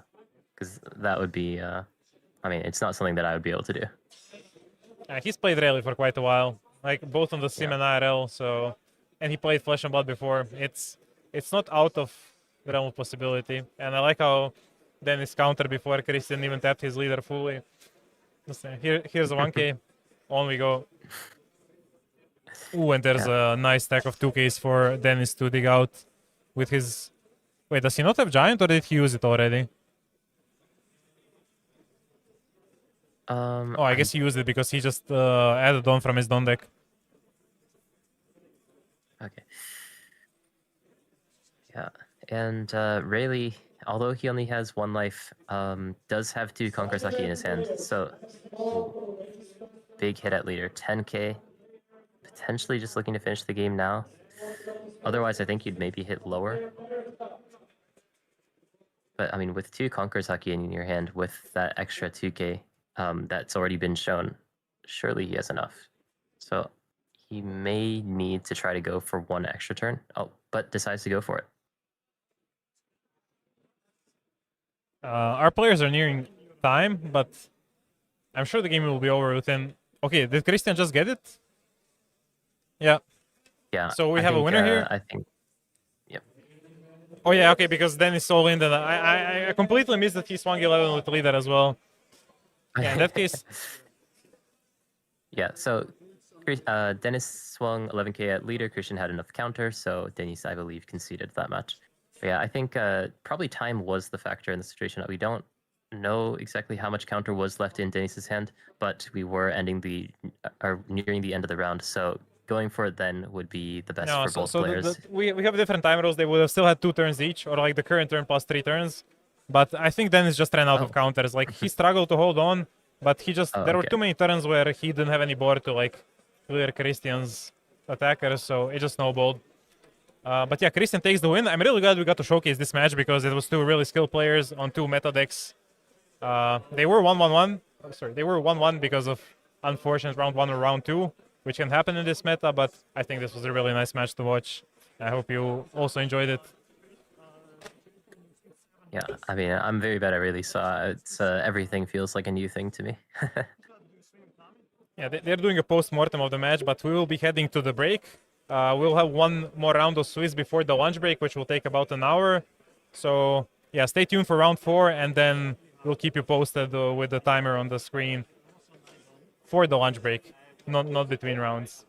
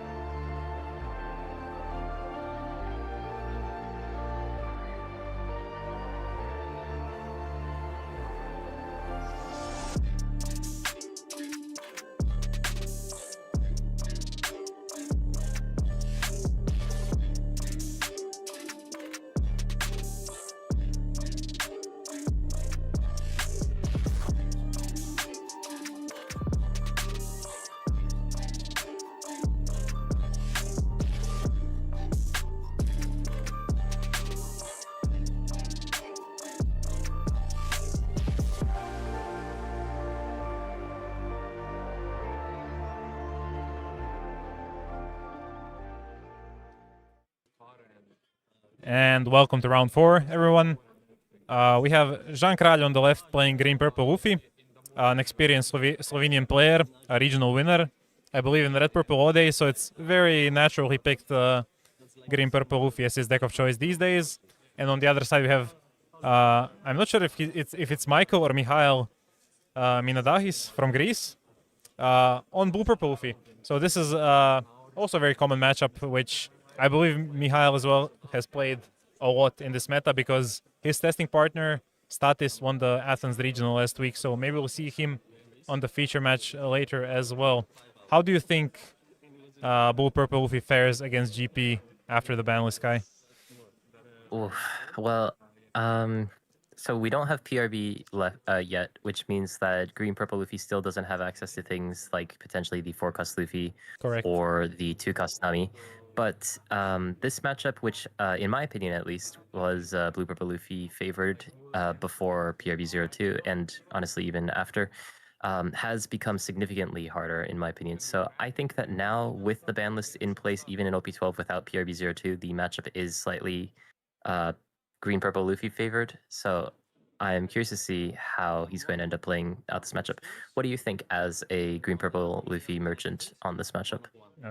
I think it has gotten a fair bit more green-purple favored because he did get the new tool in Deadman's game, and that kind of allows green-purple to smork down UP, with UP not having much say in what goes on the other side of the table, because now the only removal is Mihawk, which does not heal. So if UP can high roll, it's still quite fine, but if he cannot, he gets overrun by Luffy Taro, by Rush Luffy, and the Sanji Puddings. Yeah. Yeah, that 9-cost Mihawk that is pretty common in blue-purple Luffy now is going to be quite nice in this matchup. But yeah, I think green-purple Luffy, if he can manage to find his parts, he's going to be in the driver's seat for this game. Have a bit of a question. In OP12, have green-purple Luffy players been reducing stage at all? Mostly no. There were a few lists with 3, but most of them are still on 4 copies. I think the idea is like, there's really not much you can do about rail. You put in the Bagwas, you hope they work, but reducing your break count, especially at the cost of consistency with the stage, doesn't really work. And you still want the stage against UP, which has become a big presence in the format, because you need to line up 2 of them to protect against Mihawk. Yeah, for sure. Yeah. Okay, makes sense. In OP13, at the very least, green-purple Luffy lists have, for the most part, cut the stage, I believe, but OP13 has very little relevant KO effects. Even things like the Marcus Marge attack the base 5 cost or less. Yep. So even if you do have that stage to put it up to 7 cost, it doesn't actually do too much. It would still be KO'd. So yeah, OP13, OP12, still very different metas. So we'll be seeing how green-purple Luffy and blue-purple Luffy play around those cards with things like God Thread and Nine-cost Mihawk in mind. Yeah. I'm mostly curious to see whether blue-purple is going first or second, because in this matchup, I was told the Greek players mostly prefer going first. Very understandable, because you get to protect yourself from the very aggressive green-purple Luffy curve, and you delay the Luffy Taro by at least a little bit when they go second. I guess they're just waiting for their timer to start.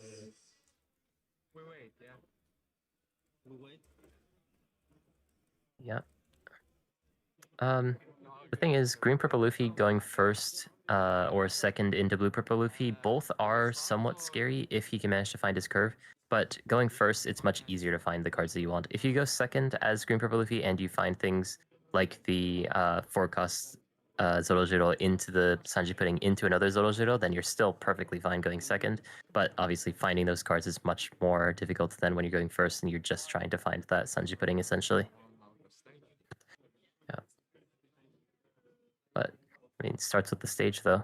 So that's one part of the puzzle complete already. Yeah, he has the stage, but not any of the searchers. So, but he kept the hand, right? So it indicates he already has like the Sanji Pudding, perhaps even a Luffy Taro, to play the game without much issue. And this is a bit of a risky move from Blue Purple, because now he opens himself to Frankie into the Luffy Taro line. And even in general, this immediately enables cost increase on the Zoro Juro on the Sanji Pudding, which allows GP to preserve the bodies, protect them from God Thread.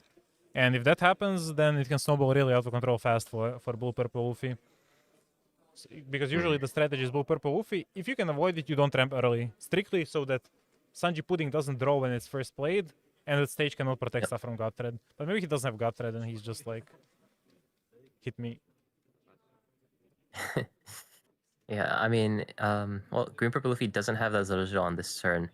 But yeah, even if he did have it, then the Going Merry Go, or I don't know what it's called in English, Going Merry Go. It's Merry Go, Okay.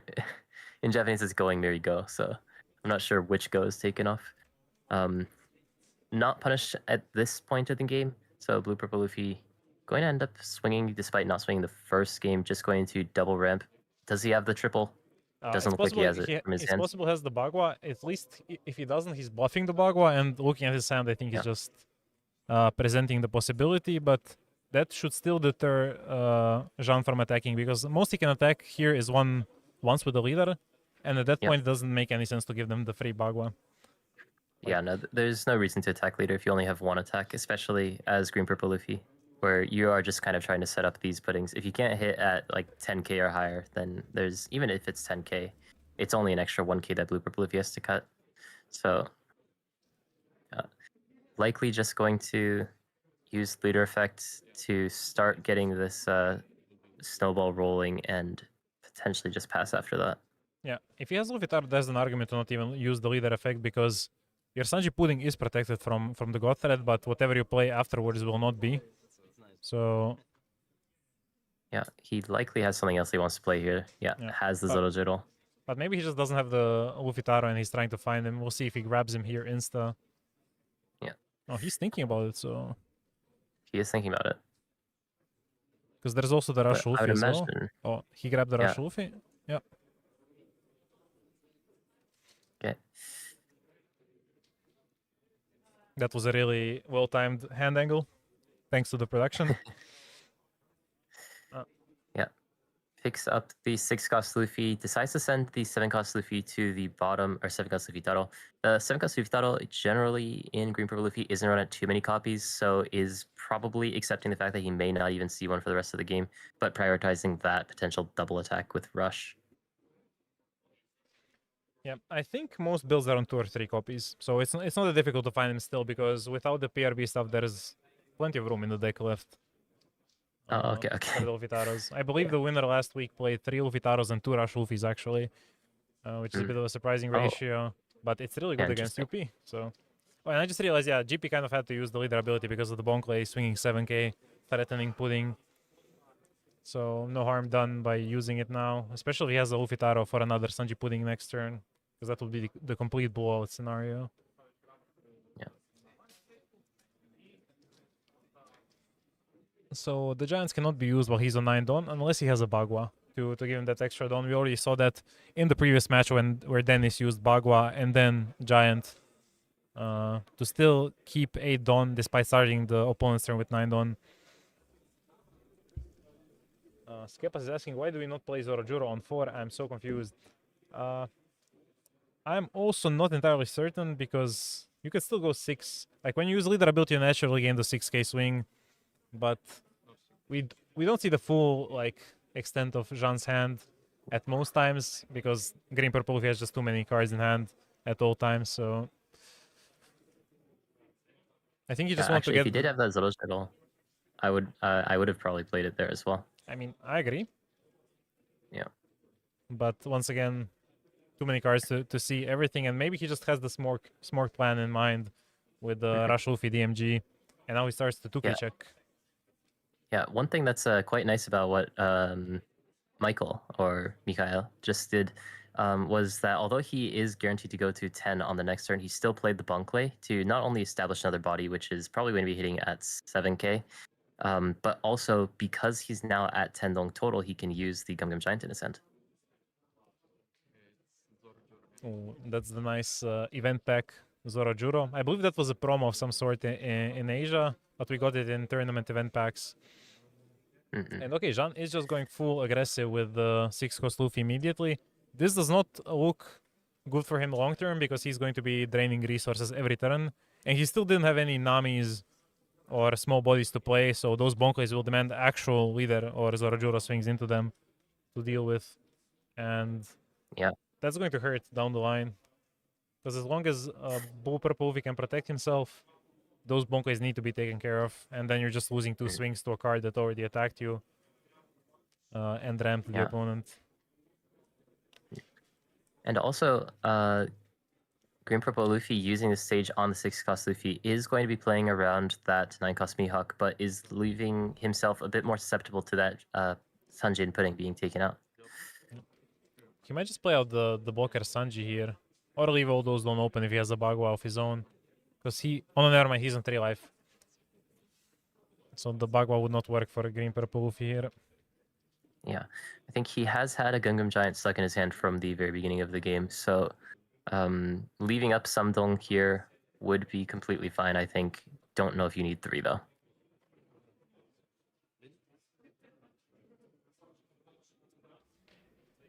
Yeah, problems arise now if... Oh, there's a God Thread as well.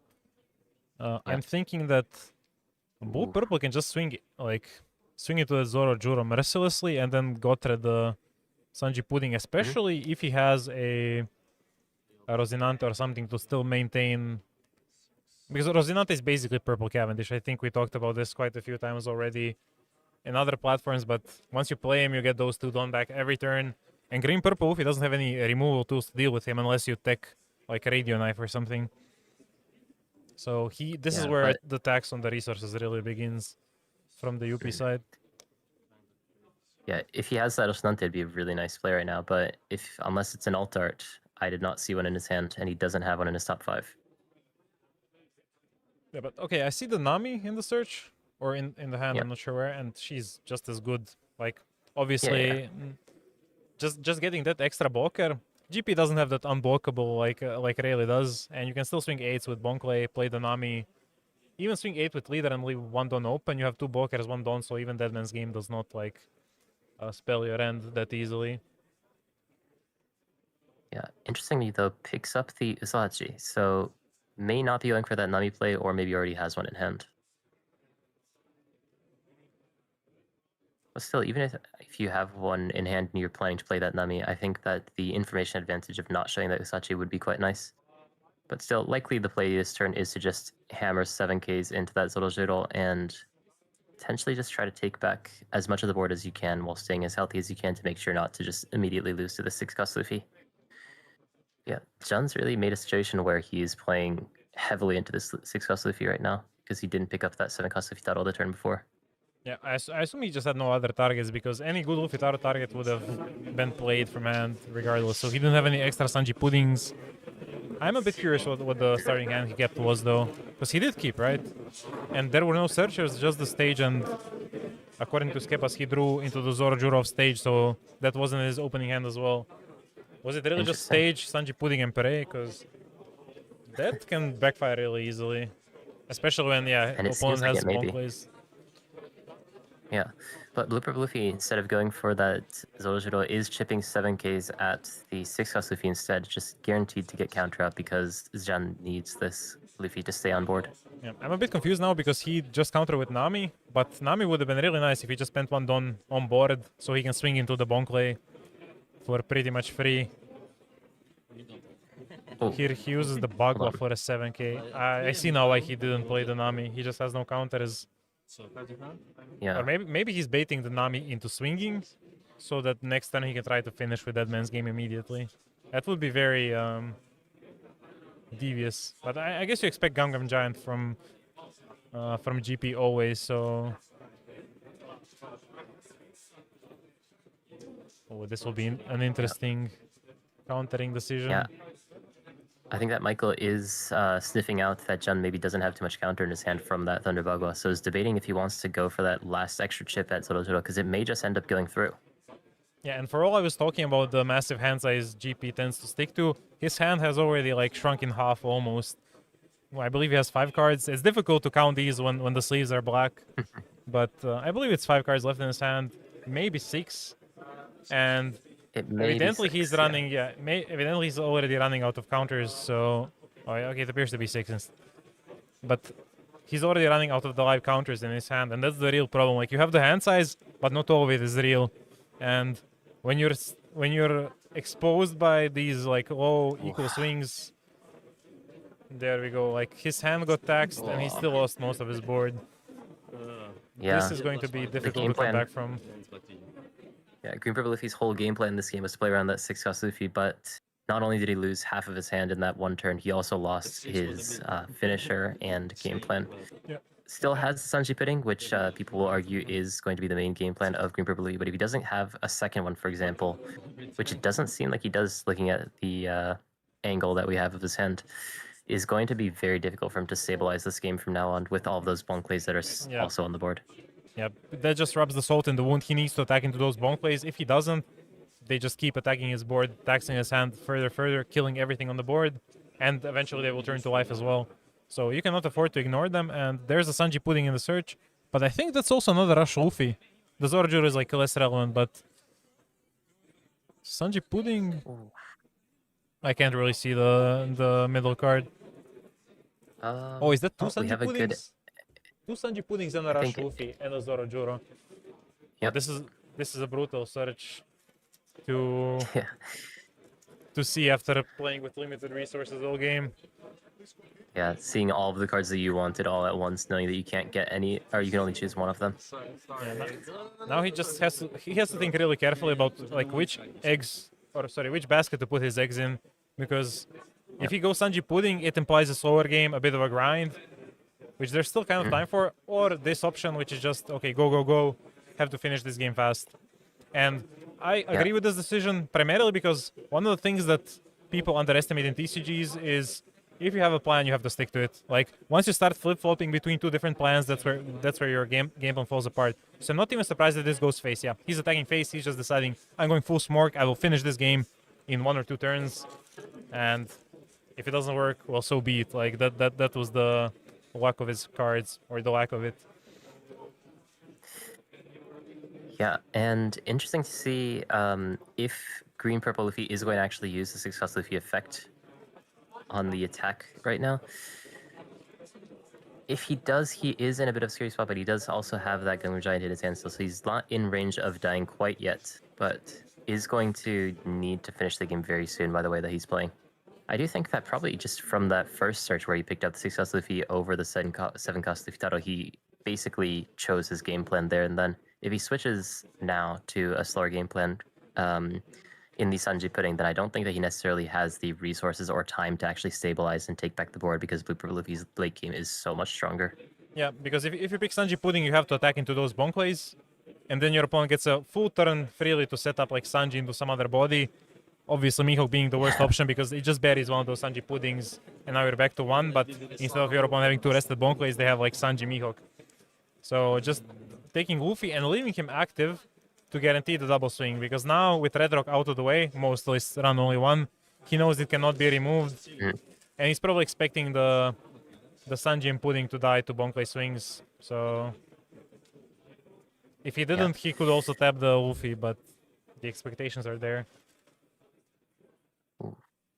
Yeah, and Skeppas commented a very similar line of what he would do, and it aligns with what Jean did. Actually, I'm not sure if Skeppa suggested attacking with Sanji Pudding as well, but I'm glad. Usually I watch him cast when he casts the weekly Chinoise, or not even weekly, now it's like 2 or 3 times a week, Chinoise Cups, but now he gets to listen to us ramble. Yeah, I've been on the cast with them too, so that was a fun time. And but now we get to ramble here. Yeah. It is pretty fun to commentate events. And, you know, you can just judge people and how they play. Pretend you are smarter, and then who knows how you perform at the feature table. Because not everybody is suited to the same meta. Not everybody feels good on the day of the tournament. And especially when you sit in that feature match chair, you know, the nerves can go up very easily. Mm-hmm. Yeah, for sure. I've never actually been on a feature match, unfortunately, but I have been on camera many times. So I am curious to see what would actually happen if I was in that situation. We see Michael or Mihail. Yeah, I'll have to ask him after the match.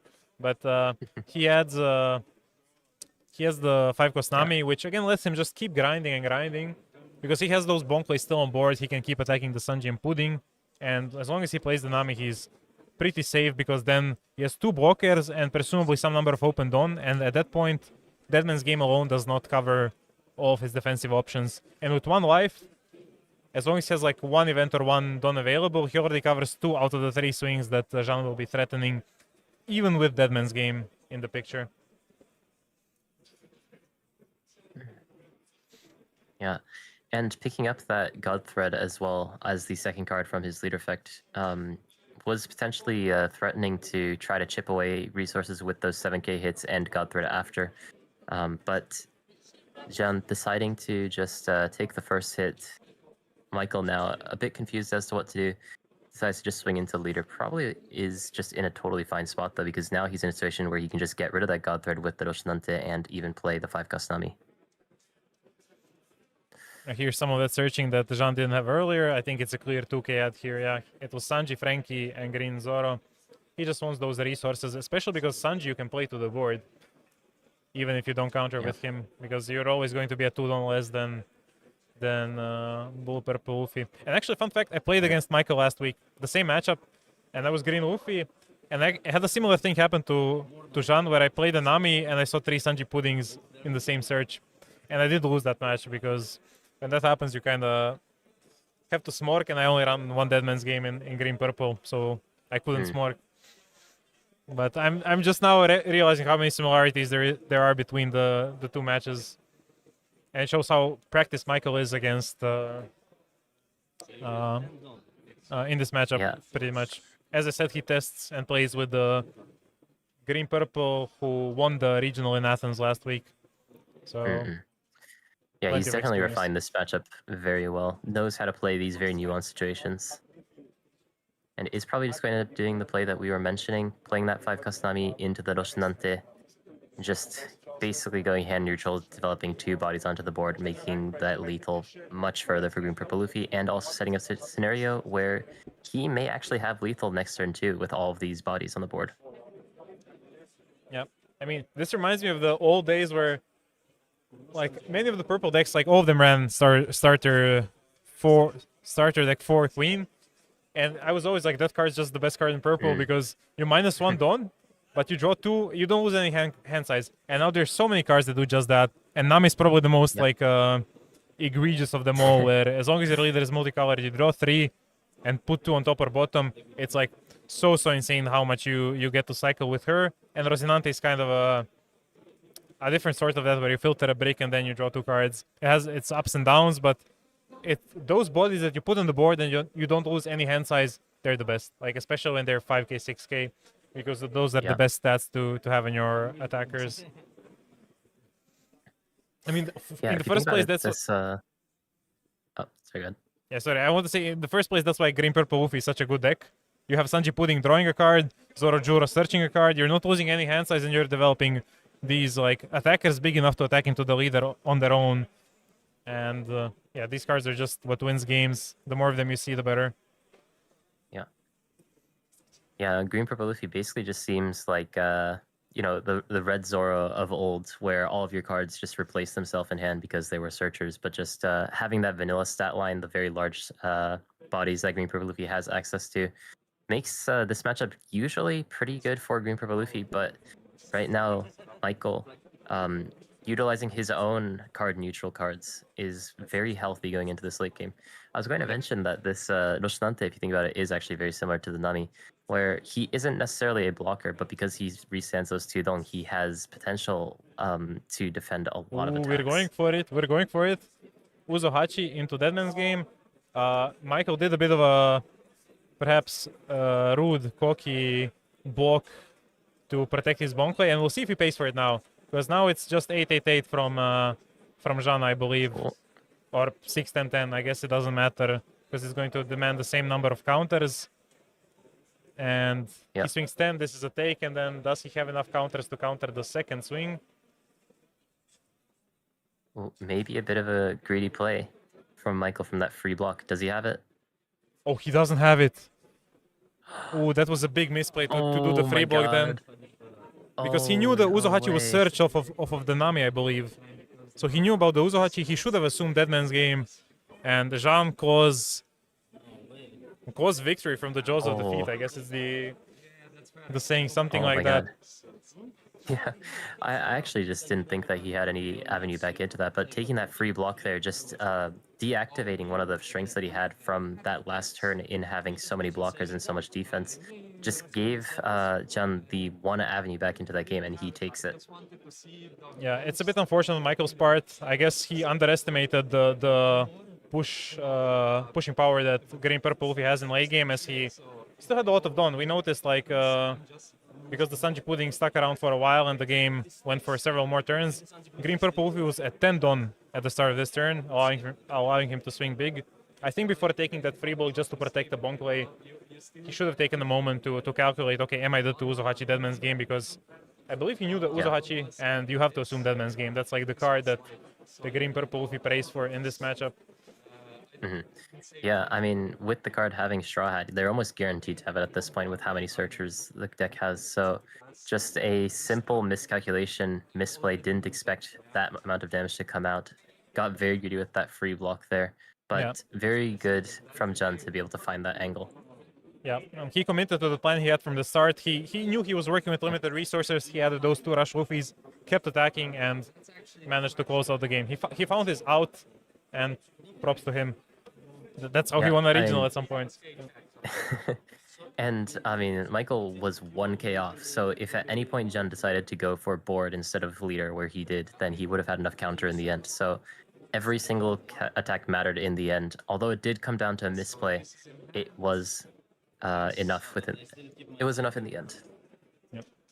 All right. After this round, we will be having a lunch break for around an hour, I believe. So I hope you guys stay tuned in when that finishes and you join us for round 5 again. And until then, have a nice day. We'll try to be back as soon as possible. Yep. See you guys. I'm going to take my dinner break. So here I need to calculate what are the odds.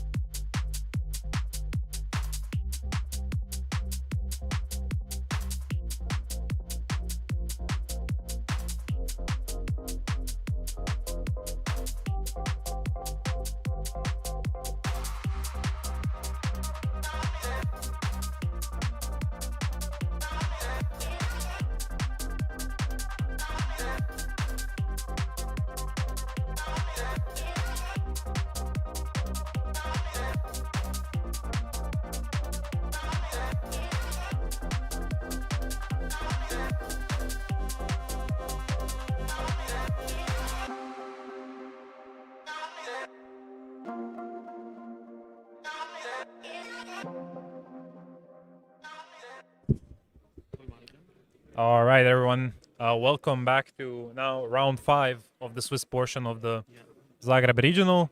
This time featuring on the left side Jura Kukets on Marshall D. Teach, and on the right side George Karapiperis from Greece on green Zoro.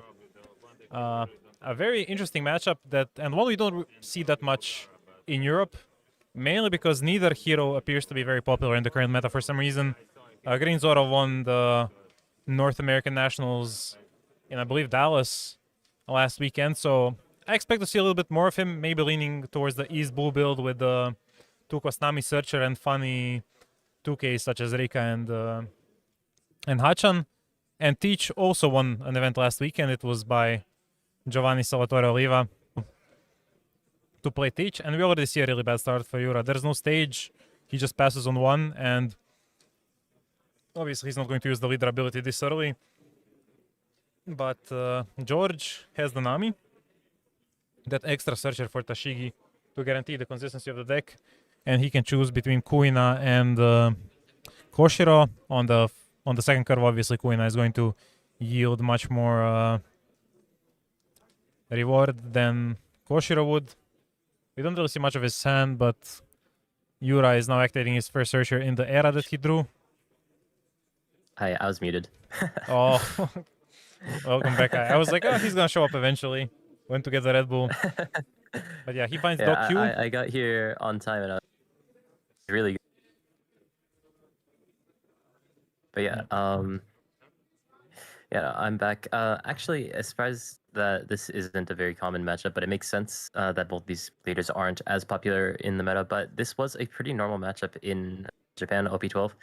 Basically, how this matchup kind of tends to go from what I've seen is Zoro doesn't play too many characters, basically just playing as much as he needs to rest the opponent's board. Not really is looking to make board, but is more just looking to really put pressure on Teach to break through with the leader attacks over and over again. Yeah, and we already see that manifest in oh, that was an accidental card slip. We already see that manifest in Zoro's like forward on turn. We know he has the Kuina, and he could use it to rest the Dokyu and hit the Dokyu and then the Teach leader. But at the moment, if he doesn't do that, then Teach just has 1 less card in hand. And if Zoro doesn't care to develop a board and to stick bodies, then he doesn't care about the Dokyu. The Dokyu is now just a card less in Teach's hand. One thing Teach has over all the other decks in the meta against Zoro, though, is he can search the Black Vortex. Sadly, he doesn't have the stage to do so, but he still has the Era Searcher, the Lafitte, to dig for it later if he finds those cards. Yeah. This matchup without the Black Vortex feels heavily Zoro favored, but if he does manage to find that Black Vortex or 2, a lot of decks, at least in the East, I'm not sure about the West, did generally run about 1 to 2 copies of that card, sometimes even 3, can easily flip this matchup. Okay, now we see a really nice and efficient turn from Jura. He hits the Hiyori to deny the repeated searches, but he also plays the 5-cost Kuzan, and now by denying one plays the Tashigi that Zoro added. Cannot rest the Kuzan and hit into it because that's the only really weakness of this Kuzan. You cannot remove it from the board with card effects. The only way to deal with him is to rest him and then hit him, which Blackbeard's leader ability very conveniently denies for pretty much every deck in the meta. I think the only way Zoro has to rest it, like these days, is if he runs the, I forget his name, but the 4-cost that if you have 3 don't attach somewhere on attack rests a 6-cost. If he had that on 4, then he could have went for that play. But then Jura likely would have fetched Augur and killed the Dokyu. Did Jura again flip the life when he took it? I need to check this. He needs to pick up his cards way more carefully if that happened again. Yeah. Yeah, it is one of those things that it's technically giving the opponent information, but it is something you do need to be careful of because you aren't supposed to be showing that card. Yeah. I mean, Jura is probably feeling a little bit relieved right now because despite 3 searchers, to be fair, only 2 of them were the green type, they Zoro didn't show him any of the worrisome event that deals with the that just lets him swing over and over again, which is the main thing you want to deny as or not see as Teach, because that's how they end games against you, even you have the Tenko Teaches. Was there a need for For sure. Oh yeah, he's stronger and dump Augur, makes sense. to deal with the Tashigi, and now this is where a little bit of board dominance from Teach starts to get established, especially if we can field another like Augur or perhaps 5-cost Kuzan, or even 6-cost Kuzan would maybe be the best, because then he can block, revive the 5-cost Kuzan. That's like the really brutal play that Teach can go for these days. Yeah, that 6-cost Kuzan, especially after you use your leader effect, just will not be moving, so it is guaranteed to revive something. Even after it revives something, because of Zoro's leader effect, you can't actually hit into the character that's been revived. You have to hit into a character that's either 7-cost or higher or life. So a lot of the times that the target that comes out from the on-KO effect from Kuzan will stick to the board. So if he can manage to, he's been curving very well, I must say, despite not having stage. Yeah. But if he can combo this into, for example, another 5-cost Kuzan, get the effect off once again to potentially clear another target that the Zoro can pull out, then that's just a lot of resources, a lot of extra activations of his leader effect. That'll be very crucial for the following turns. How do you feel about this hit into Dokyu with Piranha? It feels like it never really feels great to do because you're giving Teach a card, but you're also denying them the ability to easily KO some of your board. I think if you're looking to develop board, it is good. If you're not, but if you're not hoping to stick pieces to the board, then it's not good, because in that case you're just giving them cards to hand to defend with later, and the more cards they have, the more effective their black vortexes are, and so on. For example, if Teach blocks here, then you're probably just using the 3-cost event to hit again into probably the revived Kuzan, and then you're not developing anything, so hitting the Dokyu didn't matter at all for this turn. You just kind of gave them the free card, and they get to play the 7-cost, not Jack, but Teach afterwards.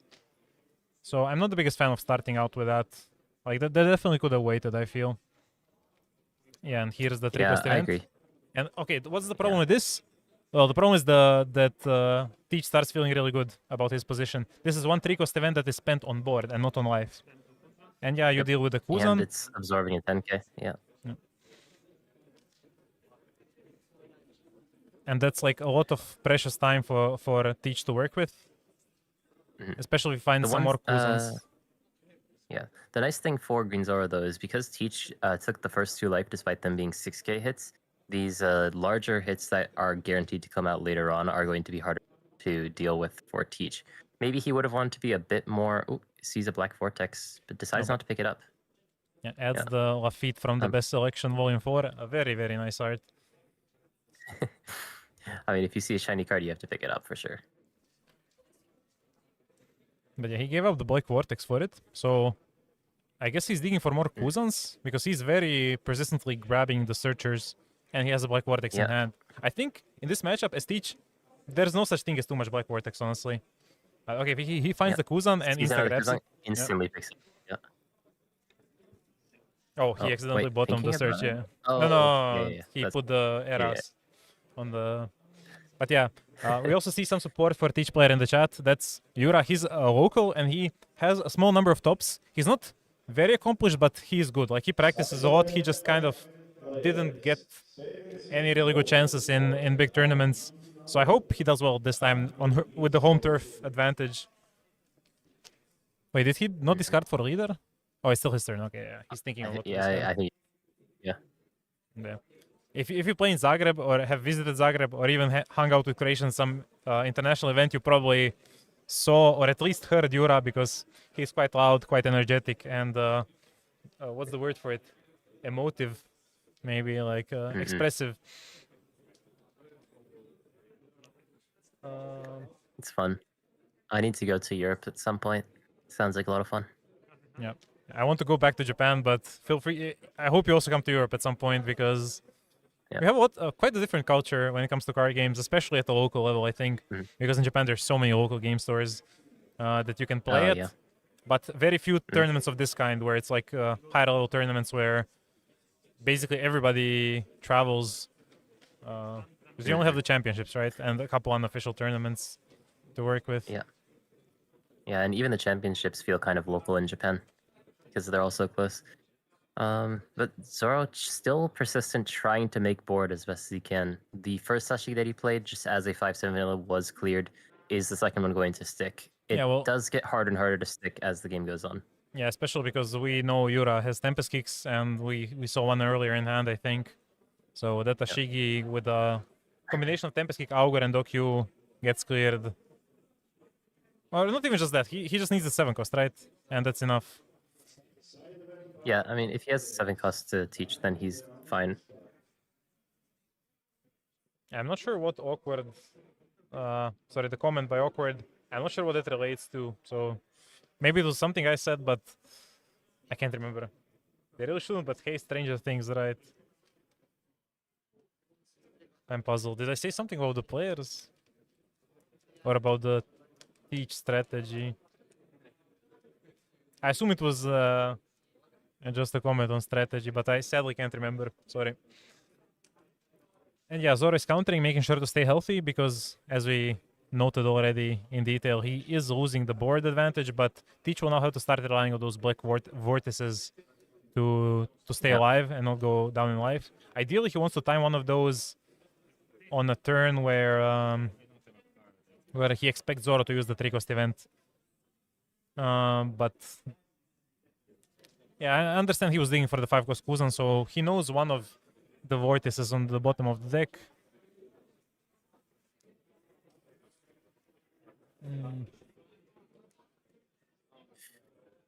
Right. We know he plays San Juan as well, the blocker, and if he has any of those, he can get the extra bodies on board. But the ideal scenario is if he does have a 7-cost to just eat up the Tashigi. It looks like he's looking at the Tempest Kick.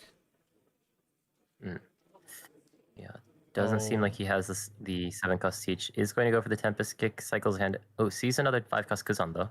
So if he can manage to clear the Tashigi and also play out another 5-cost Kuzan, that might be pretty nice. But he may want to hold on to that dome for the Vortex though. Yeah, this... I think you probably are forced to.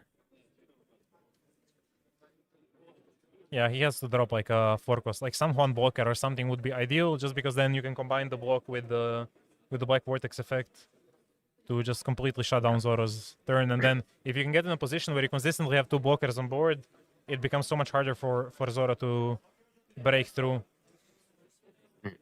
Yeah. What's the card again? Oh, Shilo. What's the 1-cost 2K blocker that Teach runs? Karibo. Again? Karibu. Yeah. Karibu's out, right?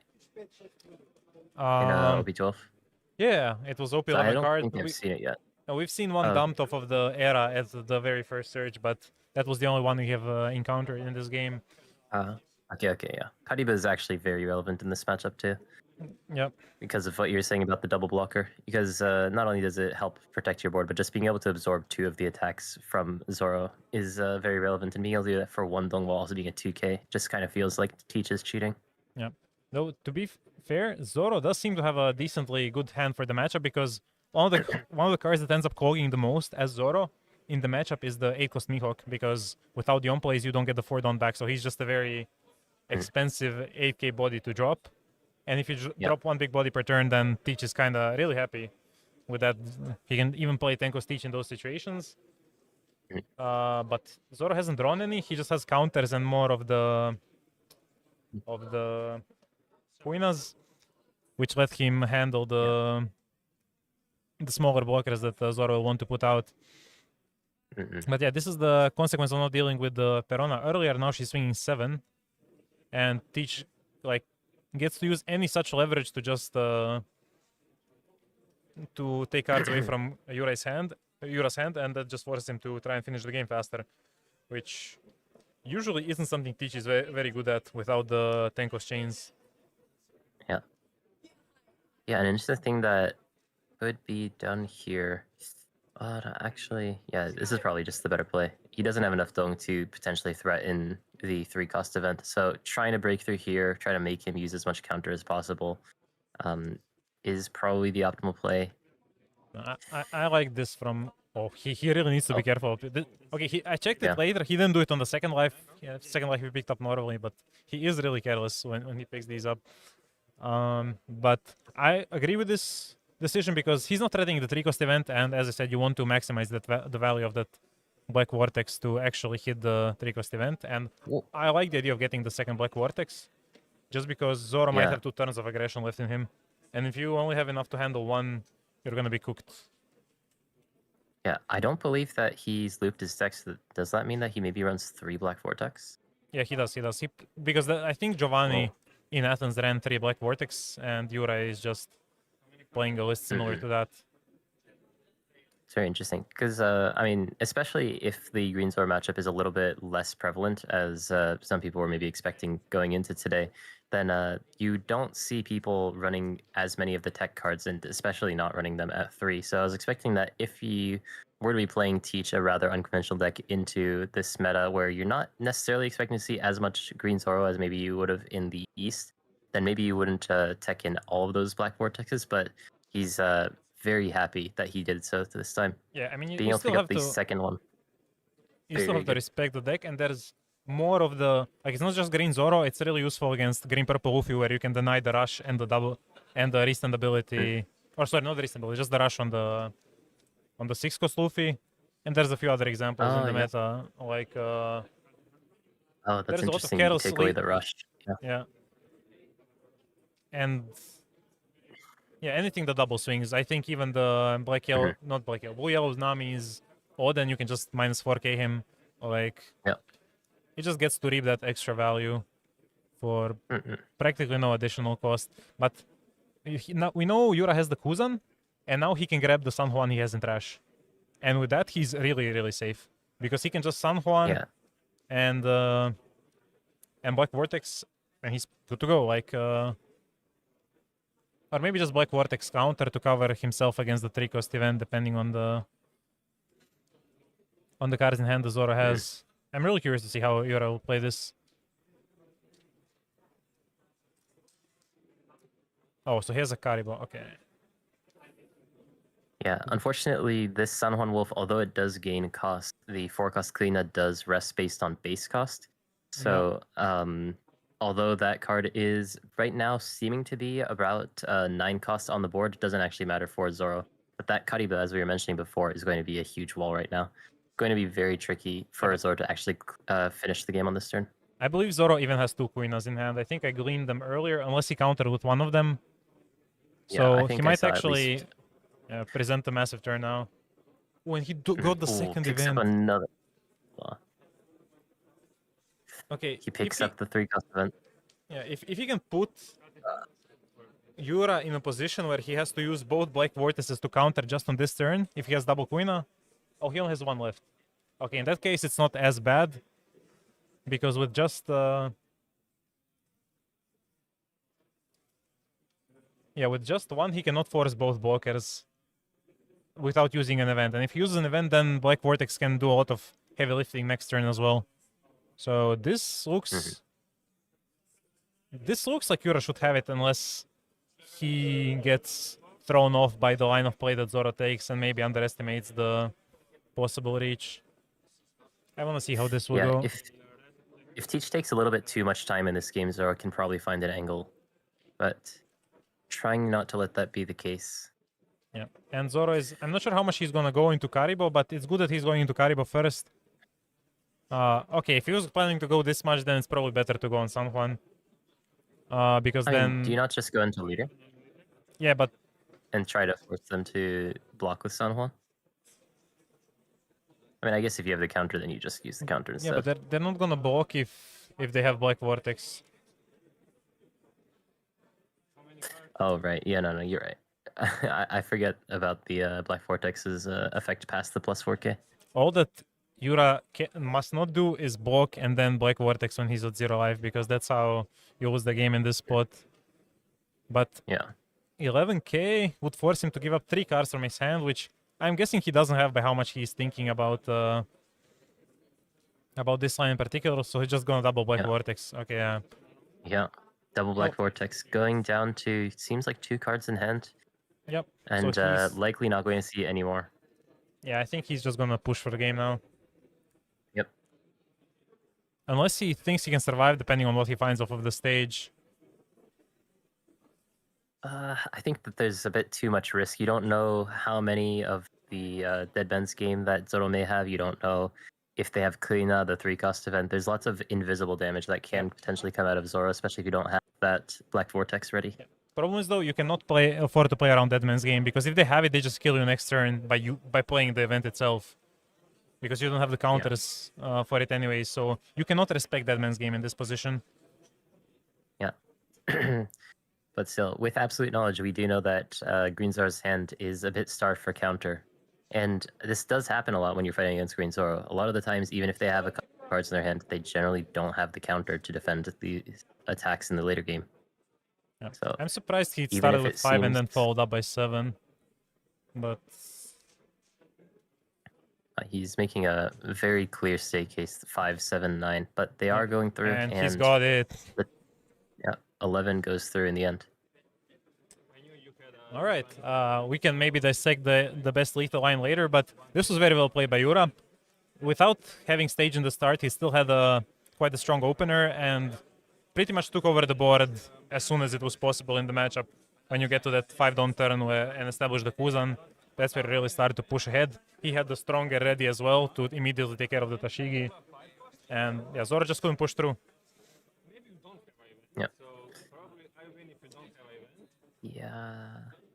I guess So I'm still thinking about the lethal line. I do think that there's probably a better way to do that. I think you could do like 6, 7, 9, 9, 6, 7, 8, 10, depending on how they defend it. You could do 7, 7, 9, 9. There's a couple of ways you could do it. The 5k start is a bit scary, but was not punished in the end.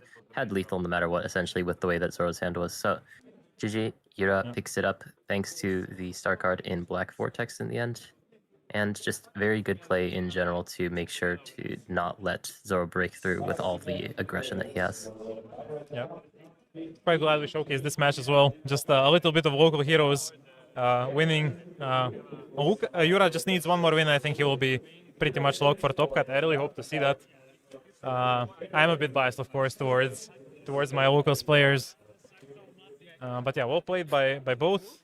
I think just the matchup naturally suits the one who has a neater curve to basically answer the other person's. All right, we'll be heading onto a short break before round 6, and see you soon. Yep, see.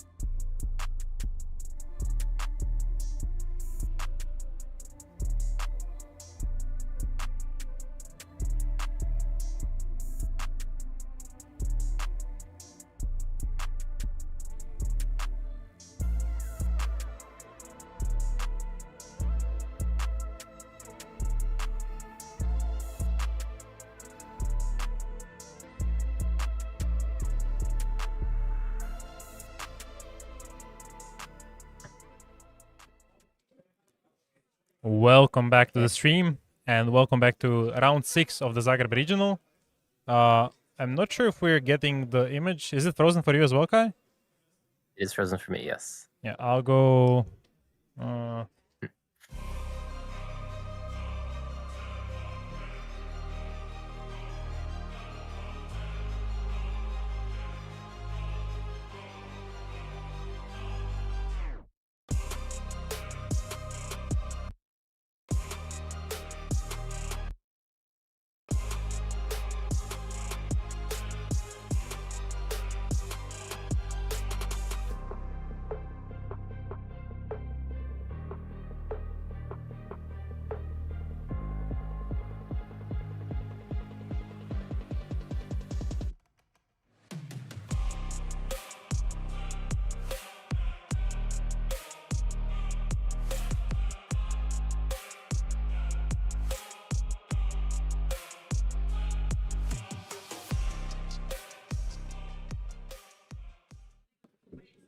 Hey, Alright. okay. All right, now you're in. Okay, jumping straight into it.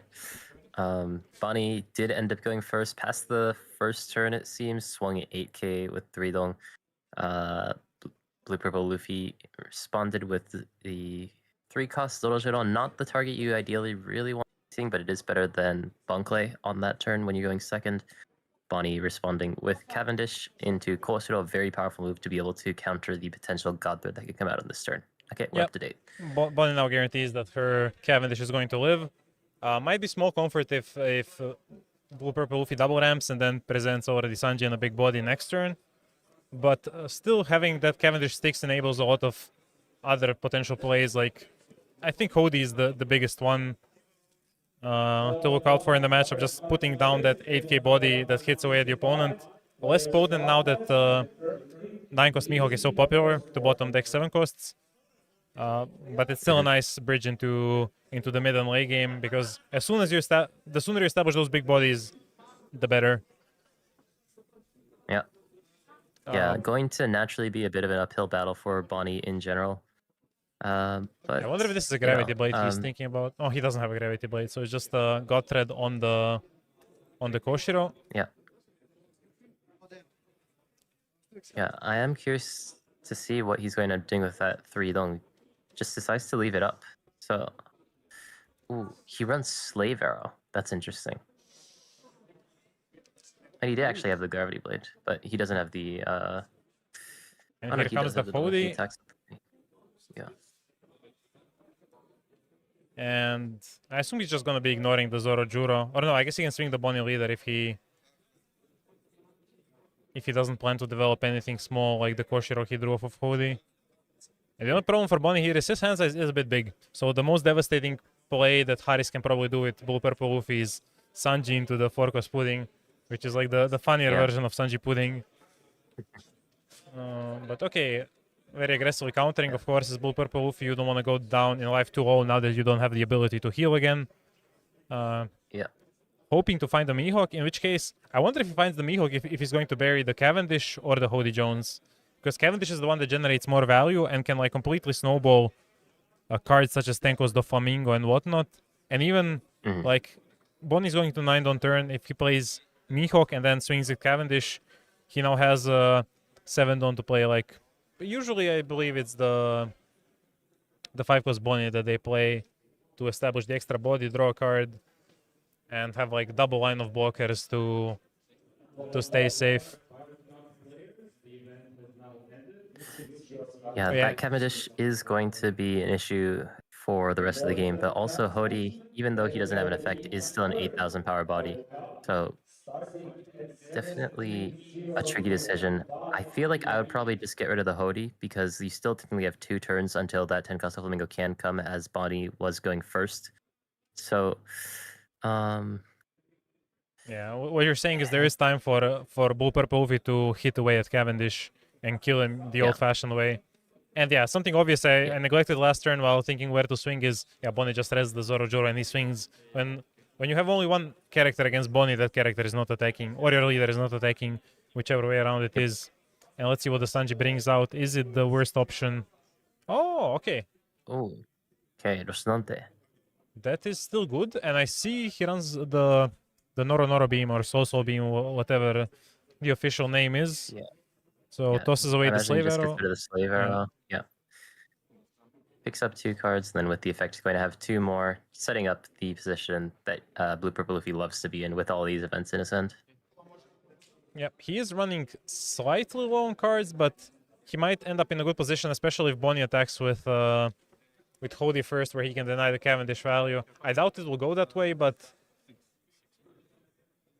Bonnie's for sure playing the Akos Mihawk. Akos Mihawk is like the one body you're guaranteed to have stick, and has enough power to just continuously pressure Blue Purple. But here is a potential punish. Yeah. He's going for it. Yeah. Well, and people don't expect the Noro Beam Sword to be inside of these decks, so I wonder if he's gonna go thinking about Noro it, Beam. probably. I think it's the best value because it's still. If you just use I mean, gear 2, it's a massive tempo Yeah. swing. Yeah. maybe he wants to save it for an actual full counter because now he still has to give a full card, but he's denying the 2 Dawn from Cavendish here, and that could make all the difference. Though to be fair, if he has Secret Bonnie, he can just go 8 cost Mihawk into 5 cost Bonnie with the 9 Dawn, and leader can still swing into Zoro Juro, because why not?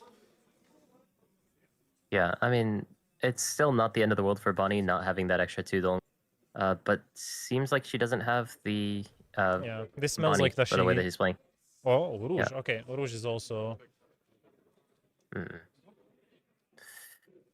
Yeah, still in the end does manage to do the same sort of thing where you play 2 blockers and leave a Dong up at the end. This Uruj, if it does stay on the board, which probably Uruj or Cavendish is guaranteed to stay on the board, the fact that there's 2 of them and also Blue Purple Luffy no longer having access to things like 9 Bomb anymore, means that 10 cost of Flamingo, should it come down, is actually going to be able to leave Bonnie with 1 Dong after that as well. So setting up for a pretty promising state for Bonnie. Now, ideally, Blue Purple Luffy trying to manage this board so that he doesn't get into a worse spot. Picks up the Gum Gum Giant, and I imagine that you probably just send this to the bottom. Oh, decides to put it on top. Yeah, so Just we can. prioritizing getting as many events as possible. Given Bonnie's hand size, I think we can expect the Sanji swing to be countered as long as it's. Ooh. Well, it's not getting countered now, that's for sure. That's a very timely Gravity Blade. Yeah, I completely forgot that was in his hand from several turns before. But yeah, so now got rid of the 2 targets that Bonnie didn't really want to let go of. But he had the Tashigi in hand, so I guess he got a bit greedy to play down Rouge. Because if he played the Tashigi, he was pretty safe from like all sorts of removal. And now he completely commits the Tashigi to countering as well. But he has the Mihawk and the 5-cost Bonnie as well, so he can still establish a lot of bodies going forward as long as his AK attackers live. Yeah, if we look at it that way, definitely getting punished for that play. A bit greedy, Bonnie trying to go for that Uruj there instead of playing the Tashigi. Hitting 8k into the Mihawk, just trying to whittle away at his hand. Interesting. I'm not sure I agree with that. Like, if you go face... he's, I guess, afraid of the Akos Kid. But instead of taking life, he just took a card. And, like, a very cheap card for Bonnie to give. Because... Yeah, I'm not sure. I think it's easier to pressure the Bonnie to actually be in a position to maybe die if you attack her life. And eventually Bonnie has to start leaving those blockers active instead of pressuring them with... pressuring her with the blockers. Like this... Bonnie has like a lot freer hands, and I'm curious what trigger he can even have here. Like the one that minuses Dawn? Yeah, oh my god, Judgment of Hell. Ooh. That's funny. I don't think it hurts Bonnie too much because Mihawk into Bonnie still works. Yeah. Yeah, it doesn't do too much in the grand scheme of things, but Blue Purple Luffy triggering out a bunch of really I guess not true the first time, but using a bunch of weird tactics to mess up Bonnie's plan, whether it's the Noro Beam Sword from the turn before or the Judgment of Hell on this turn. Yeah, I think we're seeing a very toolboxy Blue Purple Luffy build. I'm wondering how many of these cards are one-offs. I assume the Noro is a one-off. I assume Gravity Blade is a one-off. It's possible that Judgment of Hell is also one-off. Yeah, even the Slave Arrow probably too. Oh, right. And then he just has all those options that he can maybe find in various matchups and adapt. Yeah. And I wonder if it's just gonna be Wait, what is it gonna be? I thought I saw he also has a Cavendish in hand, in which case I would have figured it would be Mihawk into Cavendish and then Bonnie can swing 6. But I guess he's just gonna go Mihawk into like Koshiro or something smaller. Yeah. Well, going to start with an AK swing with the Mihawk. And Wait, this just went to easily leader. start the gear 2. I expected it to go Yeah, into I think the Roshnante. Wait, he tossed away the 10 cost when he has Cavendish. I am slightly confused. Because if you have Cavendish, you guarantee the Dawn after 10 cost, no? Yeah. I Maybe do if you think assume... that the... Yeah. It's a bit of an awkward situation, isn't it? If you can manage to put down that 10 cost of Flamingo, you basically deny Blue Purple Luffy from several attacks that would be able to pressure the leader. I think also we're starting to see some of the repercussions of Blue Purple Luffy going for 8k at the Mihawk the turn before. If that was at leader, then Bonnie would be in a much more dangerous position to have to speed up the game state or deal with the board. Or But because potentially... Blue Purple Luffy... Yeah, sorry? Yeah. Blue Purple Luffy gave Bonnie a bit of breathing space, so now she was able to establish that Cavendish into the 5 cost Bonnie and start to chip away at leader instead of board. Yeah, exactly. Because imagine if Bonnie was on 1 life here, Uzohachi potentially just threatens lethal. Like Uzohachi swing 9 in the face, and you have to counter. And then there's still like leader and Zorojuro who can attack for, what is it, 7-9 or 8-8? Or no, sorry, 8-9 even. Yeah, it's 8-9 after the initial Sanji 9. So definitely a bit hasty to attack into the characters from Blue Purple, but he still keeps doing it. He still keeps trying to grind it out, which I'm not sure is the way to win against Bonnie. Yeah, especially because Bonnie has that second Hody in hand right now. When she decides to go for lethal, it's going to end there or she's going to lose. So. Oh, sorry, that's a Hody. I kept thinking that was a second Mihawk. Okay, I was unjustified in my criticisms in previous turns. I thought it was the second Mihawk, not the Hody. Oh, Senor Pink even in the list. Okay, this is definitely a toolbox. This is interesting. So you can pick up this Roshnante, or not Roshnante, sorry, the Gum Gum Giant. But because you minus that 1 dong from the Senor Pink's effect, you are going to be at 9 dong opponents, making it very awkward to use that Gum Gum Giant. Yeah, but he can still swing the Zorojuro and get the Don back, so he's not actually... Actually, you're right. Oh. You know, in most cases, this would be a bit awkward, which is why I generally don't like Senor too much within the deck. But that Zorojuro on the board is actually going to do a lot of work. Yeah, because often those cards without the counter can be a very large liability. Especially when Senor Pink is basically only for like the slow matchups. You cannot really play him outside of ground games. Did we see what he got? Did he get like Gangan Giant or something else off of the...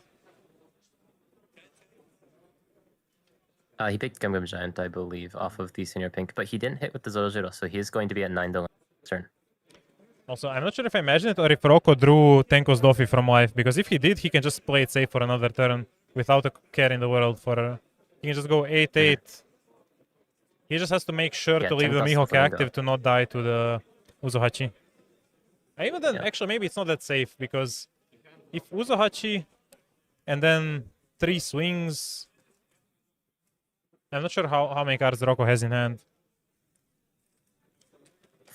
He does have a lot. I think he had about 6 in hand, but several of them were bricks. He had a Hody and 2 10-cost Flamingos, at the very least.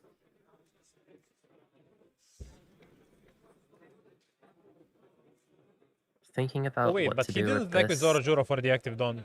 That is also interesting. He just left the Dawn minus. Yeah. Exactly. That's what I was talking about, is that he didn't even just swing to get the 1 active Dong to have more counters, but also by not attacking with the Zorojuro there, it makes Gungam Giant a lot more awkward to use as well. Oh, they just grabbed any item on the table to indicate the frozen characters. It's nice that there's this etiquette, though, because in Japan, you don't put any markers on the field. It's just you better remember or you're going to... Interesting. Yeah, I think here people mostly mark the effects they have. Yeah, Also, I'm thinking very maybe nice of you guys. maybe this Bonnie could have attacked.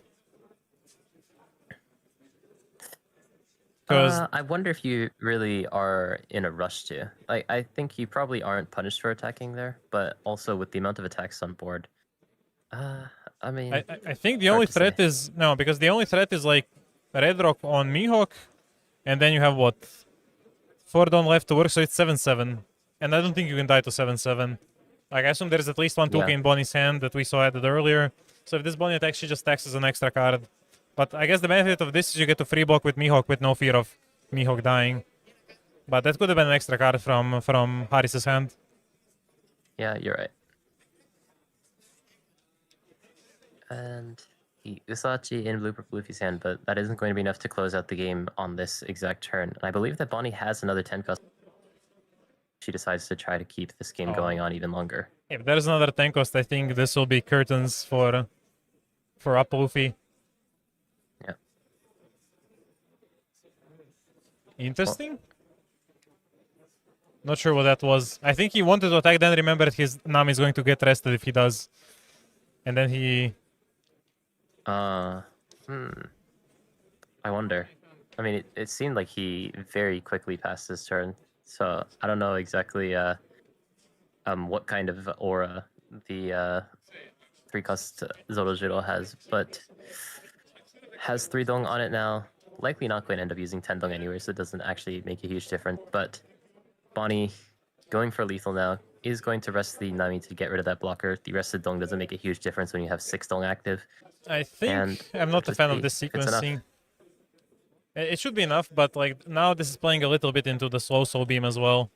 And we know that... Yeah, we know that he runs it. yeah. It's going to be a question of how many, though. He doesn't have it in his hand currently, but Bonnie doesn't know that. Still has to be a little bit careful with how he approaches this. Well, there's another spicy Zoro 2K. as well. I don't even know her name, but the Don Quixote family. Did we see any sugars in his hand at any point? Because I'm not sure No, if I he don't runs the think we saw any searcher. triggers. Yeah. But yeah, Jora is actually... I'm trying to remember what the card does, because I remember considering it at some point just as a general 2K. Wait, this still needs a 1. Yeah, okay. And that's game. Aroko takes it with Bonnie, showcasing how... Honestly, in stark contrast to before the ban list, now this is actually a matchup you have to play. It's not like an easy stomp for up Luffy. Bonnie has very much a chance with a new Mihawk and like big bodies in general. It just... Yeah. I think most people would agree it's like slightly Bonnie favored at this point. Oh, interesting. Yeah, it's before the bans, this was like devastatingly Blue Purple Luffy favored. Yeah. So Before the bans, like the Katakuri and the Nanko Slinlin completely blew out the matchup. Oh, there's a Pedro in. I'm not sure if Rocco should be showing Yeah. that on stream, like hide the tech. Everybody's you gonna probably see it now. shouldn't show that. Yeah, that's okay. We won't talk about it. No one will know. Yeah. But that's a very interesting card. I was actually looking at that earlier today. It's a very unique card and kind of annoying to deal with in Gotcha. some of these lower to the ground metas with things like Rayleigh and Zoro. All right, that was round 6 of Swiss. Let me see what the... Okay, the global timer is on 4 minutes left in the round because stream has its own timer. So we'll probably look at another 10 to 12 minutes before the next round starts. Sit tight. We'll be back soon. Okay, see you guys.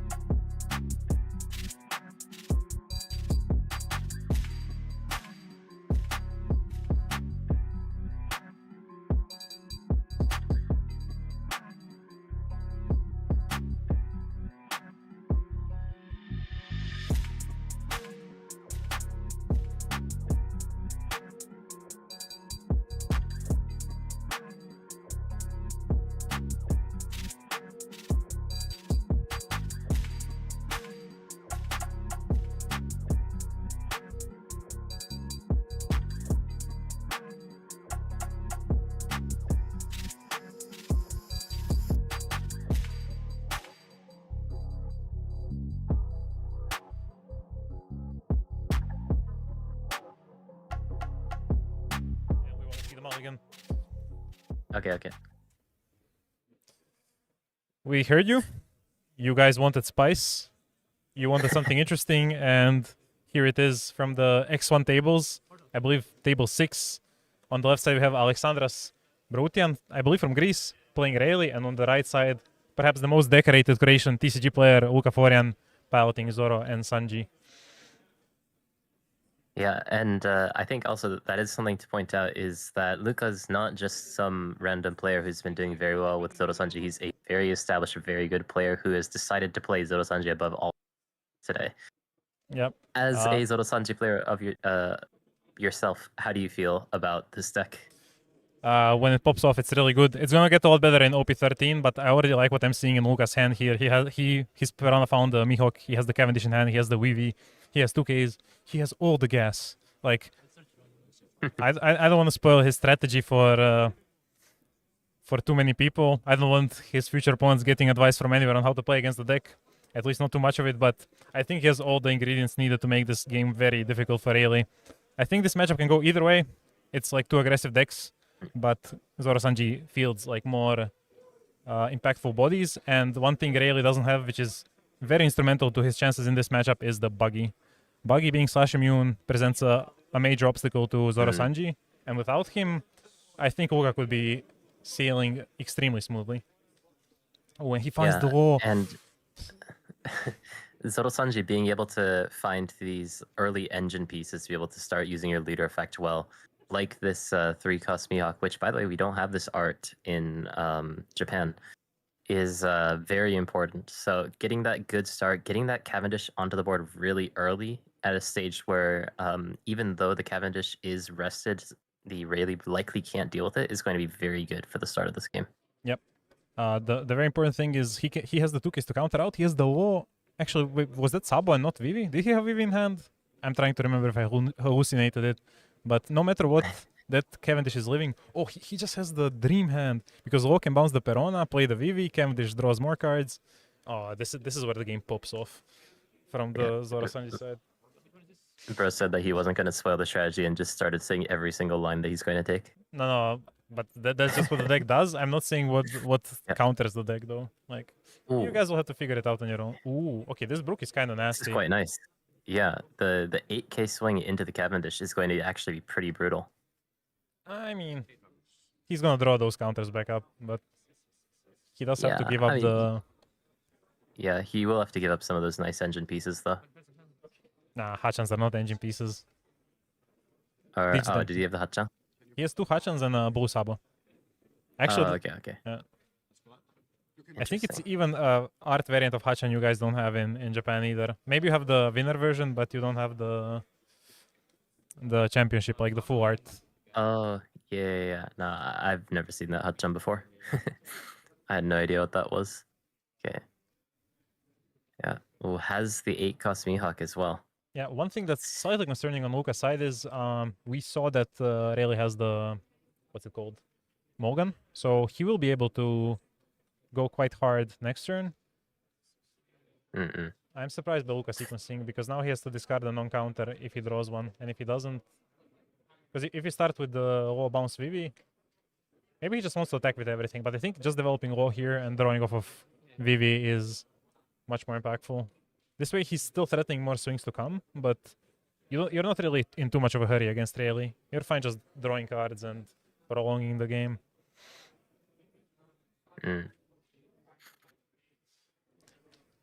I mean, this is a matchup I tested a lot. Luka also played the Decathon on Sim, so I'm sure he's quite experienced at it. And I'm glad you guys get to see how the deck looks like when it rolls. And yeah, he dumps unceremoniously the Akos Mihawk. He rarely has the time to come down in this matchup, but it's not impossible. Like, I really wonder if he's gonna prioritize just playing Vivian, getting another swing in over just playing the law. Because he doesn't have any 2Ks, so maybe he's afraid of not being able to protect the Cavendish anyways. And then if Cavendish gets taken out in combat, Mulligan takes out law. Oh no, he's going for the law. Yeah. Okay. Yeah, 5K swing indicating that he is going to probably use all of that to lay down the law. Especially against these aggro matchups, you don't necessarily need to rush the opponent down, so you don't have to use your leader effect as early as possible. So just playing the law, bouncing back the Perona to hand, to then replace it with a target that can be bounced back with your leader effect is going to be. Oh, he picks takes up back the 2K. Mihawk, Okay. though. Yeah, Yeah, so just wants the 2K in hand to play the VV and just draw back all Ooh. the cards that he had to cut for counter the turn and he before. just drew a very funny card to have against Rayleigh. We might see Yeah, both that's of a good those card. come up. Like Vanderdecking has his uses, and Arlong has a lot of uses that people don't expect. So, ooh, this is. I'm getting. What's the word for it? I'm sure. I don't know. It's not needles and pins, but it's something like that. My knowledge of English dictionary is not endless, sadly. But it is an Needle in exciting a game state. haystack, I think. Not even close. Not even close. But what's interesting is Luca kept the Cavendish over the Mihawk. I know he likes to play this deck as a very Cavendish centric. What's the word? Like centered around Cavendish and Vivi as the main pieces, just because you draw so many cards and. But I'm not sure if I would sacrifice Mihawk for it. Maybe it's still fine. Like he's just gonna develop the Cavendish next turn, bounce back the Vivi, and then have Vivi for the turn after. I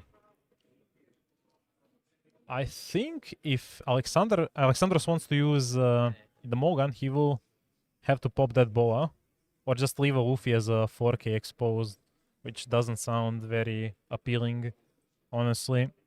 And if he doesn't Mulligan, I'm not sure if he's killing anything of relevance.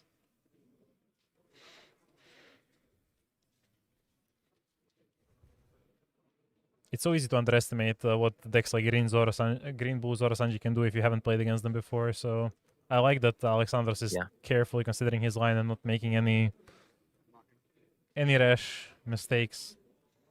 Yeah, for sure. I mean, I play this deck and I still have a lot of trouble figuring out exactly what to do in these sorts of situations. That Cavendish on the field, you generally don't really want to swing into things that are like 6K power. Seems like he is ignoring it though. Okay. I think the odds of Luca winning this match just went up exponentially. Like, this swing was terrible. But I'm happy for it. I'm sorry, guys. Luca is... He's my guy. Like, I want him to win, so I'll be extremely biased in my commentary. And I'm not even sorry for it now that I think about it. I want him to win. Okay. He does have the Mole Pistol in hand to get rid of that Cavendish, so that makes a little bit of sense. But yeah, so it's going to be 7K and I believe 8K. I think that the leader effect went to the Luffy. Leader, so Zorosanji is going to have to think a little bit about what he wants to do about this. I think if he's going to face you, just take it at this point, because there are reasons you're not too afraid of Rayleigh, and you can take over the board fairly quickly once the small bodies are left. Yeah, especially since it's Rayleigh, although the attacks do tend to get big, they don't necessarily get so big that you need to worry about defending an 8K attack. Masterfully swings at a fly in the air right there. But you're likely able to just take this 8K hit because the attacks, even if they do become bigger later on, they don't become that much bigger. Yep. I guess I should maybe talk about Luca's accolades a bit more. I promised to glaze him on stream. He recently became world champion in Yu-Gi-Oh! Master Duel, so that's probably his highest accomplishment in TCGs. Once again, swatting a fly, multitasking while playing. But he also has a Treasure Cup win, a regional win, a lot of top 8 placements, and a second place at the European Championship Finals in Milan. So a decorated player throughout, even accomplishments in like Hearthstone and League of Legends. Like he's the wonder kid basically. And he's showing us what this unexpected rogue pick can do in skilled hands. But he's 2v1 against a fly right now. He's just getting bombarded. Yeah. We just caught the glimpse of the fly flying over Vivi as well. Oh, he countered out. Decides to counter out the attack though. Okay, so this indicates he will want to bounce the Vivi and play the Vivi. Meaning he's going to sacrifice some of his own board development immediately just to deal with the Rayleigh's board. He might even play the Vanderdecken when I think about it. Because if he plays Vanderdecken, bounces Vivi, next turn plays Vivi, bounces Vanderdecken, he can really start a nasty loop. Where he just keeps Rayleigh off of any board for a while. But since he kept the Cavendish for him in his hand, I still think he's sort of pressured down into playing it. Yeah, And for the viewers at home who don't see Zorosanji too much, especially don't see things like this Fishman version, you know, the 2-cost Vanderdecken, a card that is very powerful if you can meet, but has a couple of downsides. One, you have to trash a card, and two, that card needs to be a Fishman. So finding a deck that both has the cards in hand to facilitate that cost and also have them actually be Fishmen is very tricky. But Zorosanji is one of those decks. Not only that, but being able to bounce back the Vanderdeck in 2-hand makes it repeatable, and it being a 2-cost is just perfect for this kind of deck. So even against these kind of lower targets or lower cost targets like the 4-cost Luffy, just being able to pop that body at some point in the game isn't actually that big of a cost because you get the card back into your hand thanks to the leader effect. Yeah, and what Luka is aiming to do this turn is swing a bunch of 6Ks into the Luffy, and if Alexandros defends it, just pop it with Under Deck and punish all those cards invested from hand. And if he lets it go, he can just develop Cavendish freely, bounce back the VV, maybe play out the second Perona Surgery from his hand, and just look for other options there. Like, when you're in this position and you have board established and you have loop targets, the world is your playground, as Zorosanji, and it gets even crazier in OP13. Like, we're gonna talk about that on Obu eventually, I believe, but I really love playing this deck in OP13. The support it gets is crazy. It's like the most buffed leader in OP13. It got so many cards. And even some of the EBO3 reveals look extremely exciting. Like, I cannot wait. I cannot wait. Yeah, if you put every card you wanted to into this deck, you'd have 90 cards. Yeah, but yeah, you know, basically just mind controlling Alexandros right now, just forcing him to use all of his counter, and then probably inevitably just getting rid of this Luffy anyways. Yeah, he's gonna play Cavendish from the deck and bye-bye.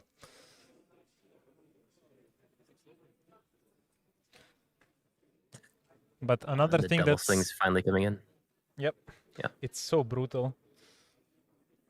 And yeah, the reason Luka is playing this deck is he just wanted to play something fun in this meta. He was not the biggest fan of how the meta evolved with like the resurgence of Up Luffy. And I told him this is a very fun deck, I enjoy playing it. And he was like, okay, bring me the deck, I'll play it. And he's doing very well with it. Like, no complaints from here. And yeah, the Luffy dies. So far. Yeah, Luffy dies to the hit, so that also means that Zorosanji can pivot their game plan, playing down that Perona. Haven't been able to see what the targets are, but if he can find something like a 5-cost slot, then... Koshiro, Green Zoro, and the last one was something not as relevant. Arlong, yeah, because he already has it in hand. But now, I would even be slightly tempted to play the green... No, playing Cavendish is for sure better. I think you just play Cavendish here. Yeah. Because he's pretty safe with the Arlong in hand. Like, there's funny interaction we'll probably reach at some point in this game, and I cannot wait to point it out. But when you're in a good position against Trail, you can pretty much never lose the good position. Yeah, I saw you tweet about the deck Skepas like 2 months ago or something, but I was not a fan of your list. So, but it gets crazy in OP13. We'll have to discuss it more. Oh, and here's finally the buggy. This is like, if this was on the board from the start, Luka's life would be a decent bit more difficult because removing that buggy is like, it's a pain. You can do it with the same way Zoro does. You play the 3-cost Kozaburo. I forget the name of the guy that makes swords, the 2K. But that's pretty much the only way you can do it. Yeah, pretty much the only way you can do it. And it becomes difficult on the first curve if you don't have the 5-cost law, which Luka did have, because you can then bounce, play the Kozaburo, and then bounce him back to hand next turn. But if you're not in a good position to play him out, you kind of get run over by the 5K unkillable guy. Oh yeah, for the people... other option is to... No, go on. Okay. The other option to get rid of that buggy is to just attach Thong to Perona and swing into it, but because that Perona can't be bounced back to hand, it also feels a bit awkward attaching Thong to it. So ideally you don't want to do it, but there is the other option in that as well. The biggest problem with the buggy is if you invest too much Don into hitting it and you don't develop your own board, you kill the buggy, but then they drop like Luffy into Sanji, and now you're in like a world of pain regardless. So yeah, buggy can just create a lot of problems if they drop 1 or going second, even 2 on curve. But if they kind of slow start it, you're chilling. Yeah, the thing though is this isn't necessarily a low roll from Rayleigh, because he is, especially if you don't have too much knowledge of the matchup, you don't know exactly how important that buggy could be. There's also that you're generally just looking for the Luffy above all else, and because that buggy isn't searchable off of any of the other searches, it's hard to kind of get it into your hand unless you just start with it. I assume this is going face because he's only swinging 6k.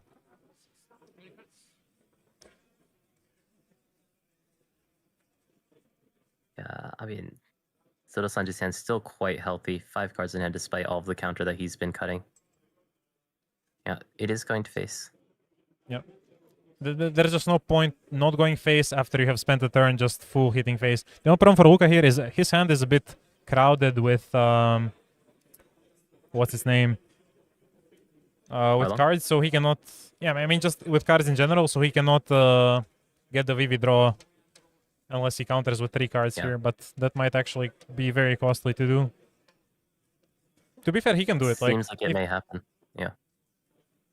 Because you're just gonna draw the cards back with Vivi, you're guaranteed to play anyways. So I would definitely not be opposed to the line where he plays down Vivi, and then he still has. Okay, there are some slight problems with that line. Mainly that he would lose either the Vivi or the green Zoro access from hand.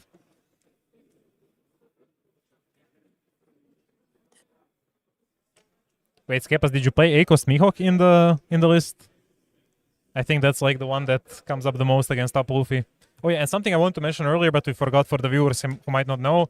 Wander Deckens, the reason it's so good is against a lot of decks, you just cannot fight for board because your first swing is always limited to 7k because of the restand.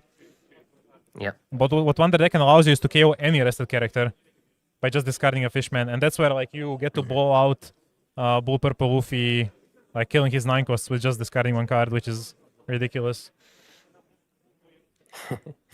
Yeah, and then you get back the card into your hand to just do it once more. It's really, really nice into those matchups where they have larger characters. Even OP13, you know, there's a very good 10 cost 12,000 blocker that Ace plays. So yeah, and there's a Roger. There's a lot of those, like the Tenko Shanks as well. Yeah, all those big guys. You just discard the card, they disappear.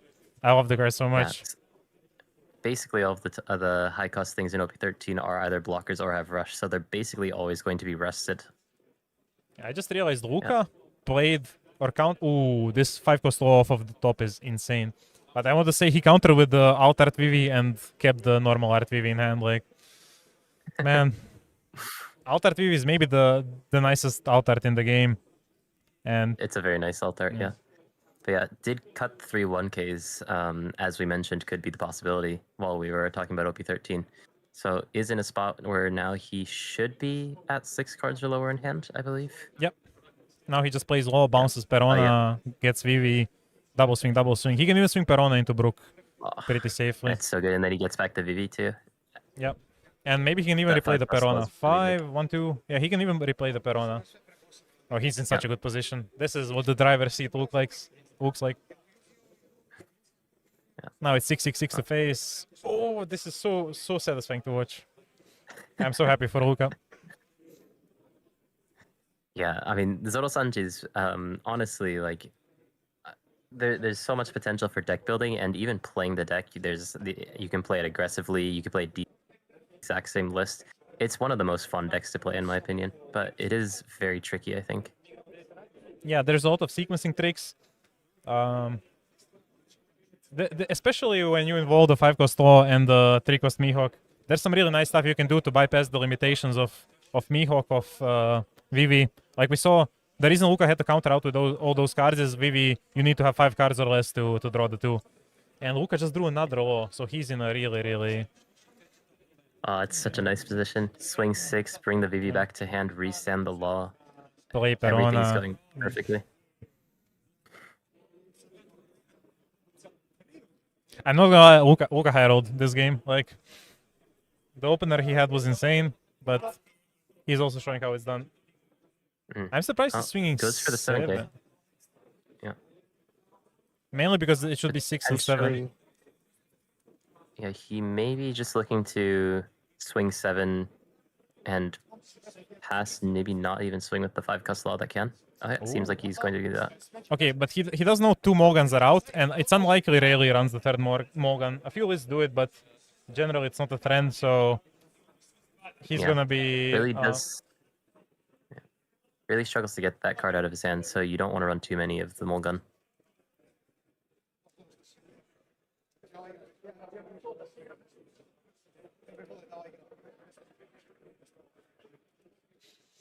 It's so crazy that we got Zorosanji on stream as maybe the only two people that are enthusiastic about Zorosanji. Yeah. I mean, it's not that crazy. Wait, he does run third Mulligan. There's the Mulgun, Okay. yeah. That makes things a So- little interesting. Yeah, a potential punish on Luca for leaving that law active. I was just thinking and the opposite. not It's trying like to go. it's the opposite of punish because now he doesn't get it taken out cheaply. Like it cannot be killed by a cheap swing from like Buggy or because if it was rested, he can just reduce the rested one, pop like a Perona, and then hit into the wall with a cheap swing. Now he minimizes the value of like all these swings. I mean, do you necessarily need to get rid of the Penalta though? Or I mean, it doesn't hurt because she can hit your Shakujaku, your Boa, yeah, I guess that's true. and your Buggy, I guess most important of all. But I don't know, Luca is chilling. He has the third 5-cost law in hand. He's gonna get infinite value out of those Peronas and Vivis. And yeah, Gabe, Ibio 3 Kuina is maybe the best card ever printed for Zorosanji. Like, when I look at that card, I'm like, stonks. You just get the restand for free.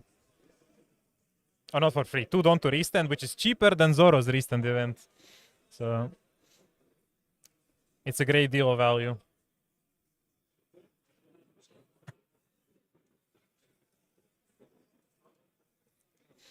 Yeah, Zorosanji is one of those decks that has been getting small buffs over the last couple of sets that a lot of people just haven't really been noticing. Especially those East Blue buffs like the Shimotsuki Cold level, which he just cut for counter, has been quite nice just in general for having good East Blue 2Ks and also just being able to deal with some of these lower cost things like that Buggy. Yep. I think the difficult position for Alexandros now is he can either establish a board or deal with Luca's board, but Luca is fine playing patiently here. Like, the aggressive deck, the one that holds like the advantage at the moment, is more likely to keep it. So Luca will just rebuild resources next turn regardless. And even if this Buggy is going 7 face, if Luca can just block 2k again or block 1k 1k, then the worst that can happen is he loses the law. But maybe he can even just take, because he's not really at risk of dying with the third law in hand. The only downside is if it limits his ability to activate VV next turn. Oh. Takes the hit. Those 4-cost Arlongs are getting stuck in his hand a little bit though. But I think it's still fine. in a he's still in a fine spot. But as he gets lower in life, he does need to start to consider some of those unblockable events that could be coming out. Kid Killer coming down Yeah, though. but Arlong See how much he's going specifically... next thing. Okay, this is the interaction I want to mention. Even if he goes to 0, as long as that rally leader is rested, he gets to buy a Oh turn my by God. playing Arlong. Oh, you're right. Yep. That's the thing I wanted to Yeah, say from the start, just for it to come up so I can say it. Oh my God, yeah. Unblockable event only makes your leader unblockable, so that 4-cost Arlong is actually really good in this matchup. Yep. The problem is leader Wow. untaps the next turn, but then you have a full turn to either kill the rally or to dig up enough counters through VVs and searches to just survive the unblockable swing anyways. I mean, generally, as Zorosanji, if you are in that spot where you're very close to dying, you're also very close to winning. So just having that one extra have, you're not afraid of, for example, the double hit from Green Zoro or the unblockable hit from Rayleigh is usually able to make the difference. Let me see if I can find Yeah, that. it goes down to 0. So we may Cool. actually see it here if he doesn't actually go for a game, but he may be able to. Alexandra's hand is rather thin.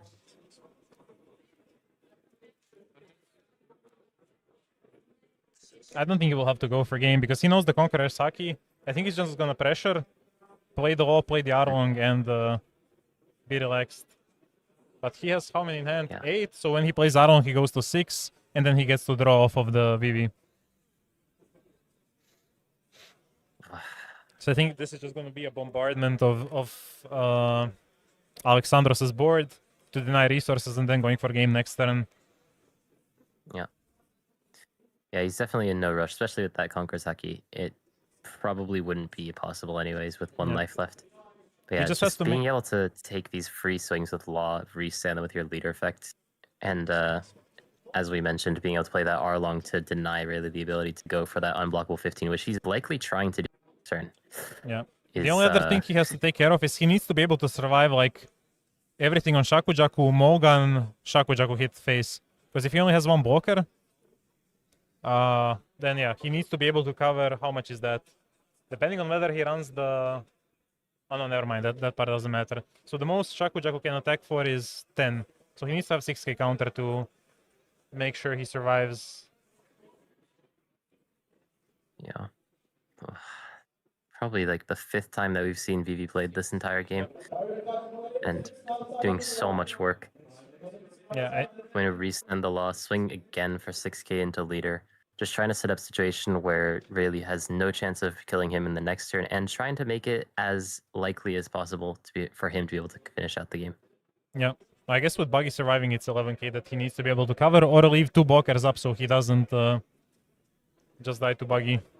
Because the other option is if he goes Kid and Killer, Morgan, Buggy, 7-7, so yeah, he always needs 6k in hand if he wants to survive. So let's see, 2, 1, 1, 1, 1, 2. Okay, he has more than enough. He has like 9k, I think.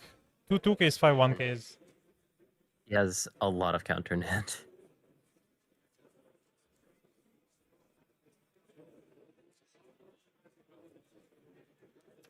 Yeah.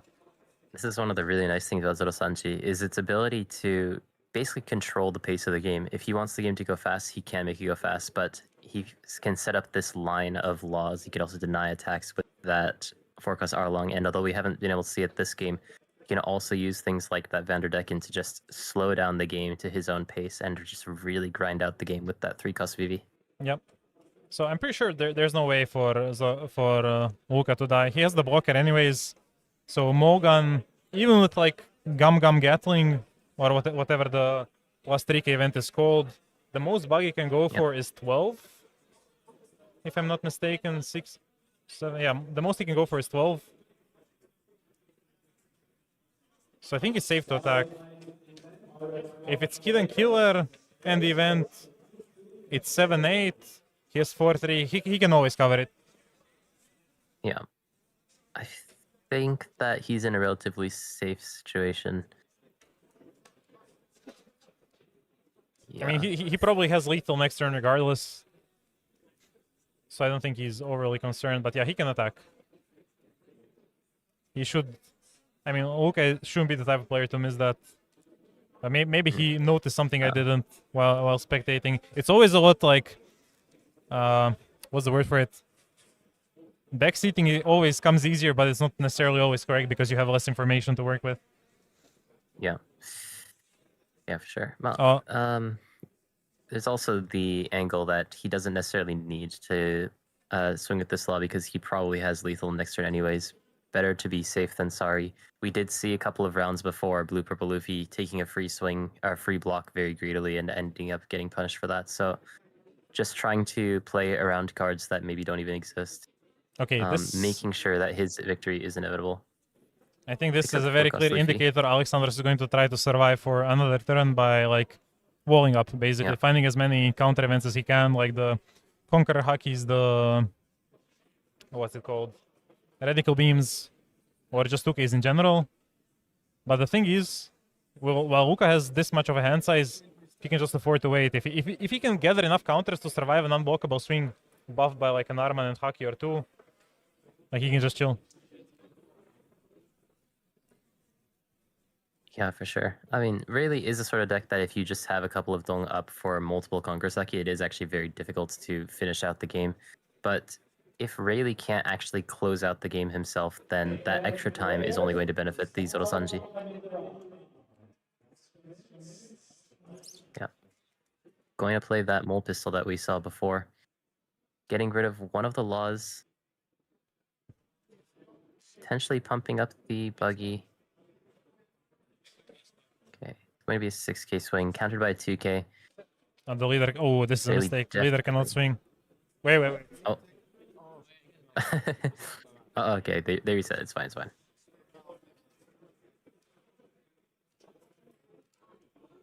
I think that he reset the board state, but he attached the dong because he already did Yep. that. So everything's fine.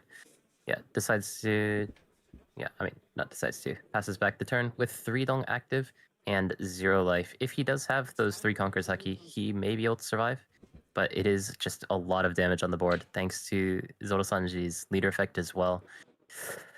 Although it is only 3 characters on board, that is Okay, but minimum 5 hits. the funny thing is he could have started with 8, because if you start with 8 and they use Conqueror's Haki, they're gonna use it eventually, Oh, and then you can restand it yeah, anyways. you're right. So that's a trick that you pick up if you test against Rayleigh enough, but I guess it slipped Luca's mind. But if you just start 8, they have to Conqueror's Haki eventually, will restand it for max value. Yeah, that's actually really clever. The 8k hit's actually brutal there, because even if they do decide to use Conquerors, still have to cut an extra card as well. So 8's just the perfect threshold. He's just swinging 7s, I guess. Yeah. Another 7, because now it's 2 Conqueror's Hakis in effect. Yeah, and has the 3rd one. So So now all is back to the 6k. leader at 2k. But this is guaranteed lethal now because Rayleigh only has... Oh, it's guaranteed lethal. Wait, no, it's not. 9. No, it is. Yeah, it's 6 into... Oh, wait. It's not. Yeah, because leader is 2k. Yeah, so this is 3k, then you restand the law that's currently 6k power. Yep. Then you can attach 3 more dong, 9k. If he has 2ks, then he can survive. But I think I saw Rush Zoro in Rayleigh's hand, so... I hope it is Rush Zoro. Oh, actually, no, he knew the 2 Luffys, yeah. Oh, this was close. And, the Luffy was public information. So yeah, it would have been guaranteed lethal for... Yeah, I'm not sure. The 7k swings were not right. Luca. If he went 8, then he goes 5 with the leader, restands the 7k, and then you get to swing the 7 again or go 8 again. He definitely played it a bit riskier than was necessary with the sequence. Yeah, a little bit risky, but in the end does manage to find it though. And that means that Luca is going to be 6-1 with the People's Champion, Zorosanji. I'm not sure how their tiebreakers are, so and whether he's guaranteed top cut already or not. That really depends on which round he lost in. But hopefully it is enough to get him into top 16, so we have a little bit of a spicy addition to top cut compared to what I believe everyone expects with the Bonnie, Green Zoro, Up Luffy, and Rayleigh, and maybe some Teach. Yeah, and so the tournament size, I believe, is 256. If you go X1, is that guaranteed to be top cut? Yes, if you finish X1, you are guaranteed top cut, and I think 6 X2s make it. Or 7, maybe 7 X2s make it. So even if he's X2, if his tiebreakers are good right now, he tops. But I'm not sure what his tiebreakers are, so... I can probably find the information, but that's a lot of effort for... Like, maybe he just wins and it doesn't matter. Yeah, I mean, if he wins, then it doesn't matter. So, especially for a player of Luca's caliber, that's all that he's focusing on right now. All right. Time is drawing to a close in the round as well with the overtime, so we will be signing off and coming back shortly with the last round of Swiss. So, yeah, we'll be back shortly. Grab some popcorn for the last round. Though I don't think we'll have anything as exciting as this was prepared. Expect a normal matchup, I think. But I'll do my best to find something. I mean, if we find people on the X1 line, I think that could actually be quite interesting, because those are the people who are fighting for that spot in top cut. Yep. So you may be able to find something interesting, but I'll leave that up to you. All right. I'll go seeking, and you guys enjoy the short break. Yeah, see you guys.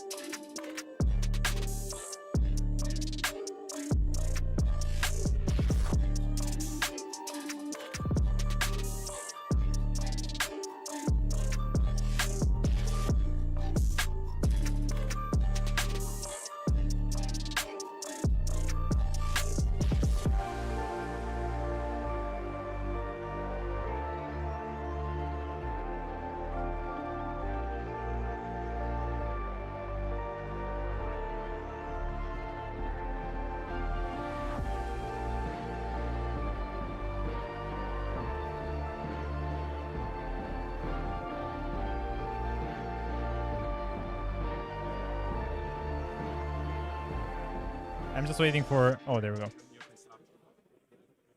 Oh. And it is time for the last round of Swiss here in Zagreb. Oh, From you're back on 256... stream. Yep. From 256 players, we have 2 undefeated. We have Teach. We already saw Yura piloting it.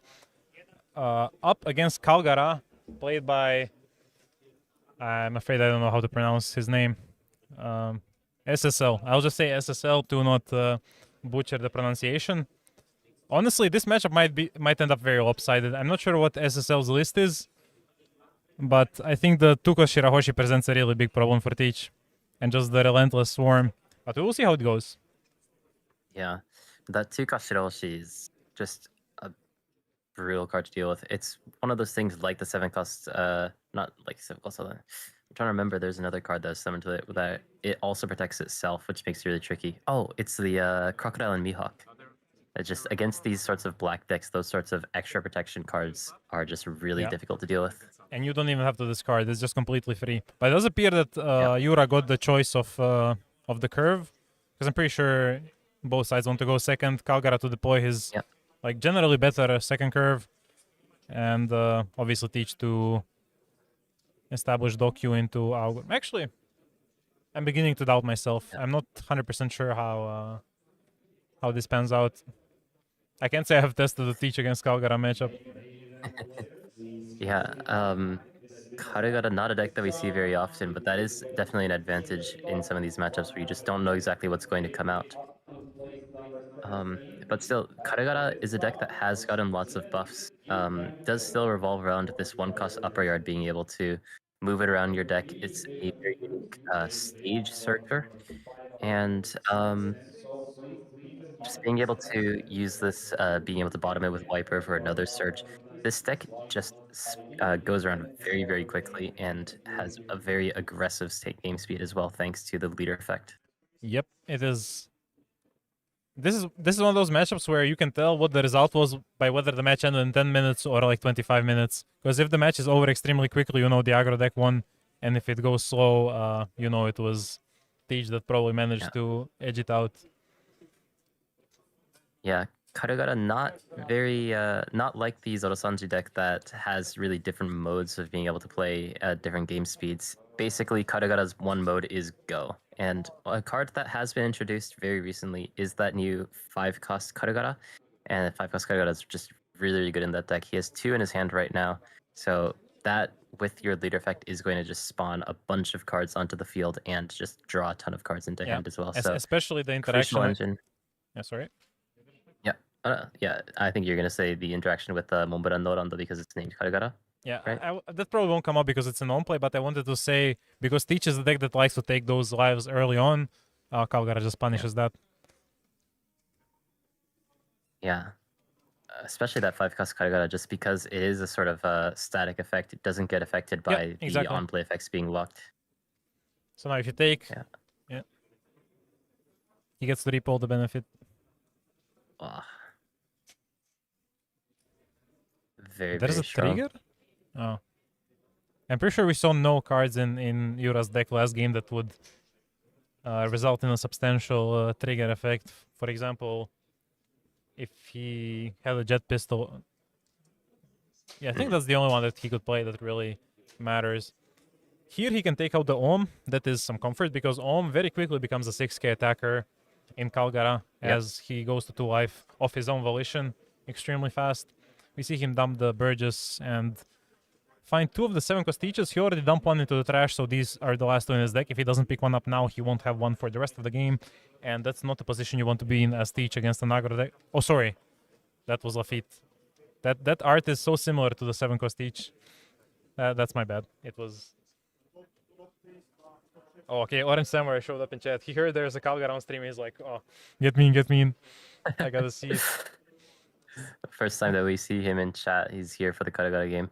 Very fittingly. But yeah. Kalgara, not really a deck that worries too much about those on-play effects. You do have the nice small benefits like the Ohm on-play, but it's not like Ohm only needs that on-play effect. A lot of times he doesn't even really get it anyways because he sometimes... So just being able to play a 4-cost 6,000 that is going to force Teach to deal with it is going to be quite nice. because Yeah. that 5-cost Kalgara is going to stay on the board, and as Kalgara keeps trying to play more and more bodies onto the board, it's going to get harder and harder to deal with them.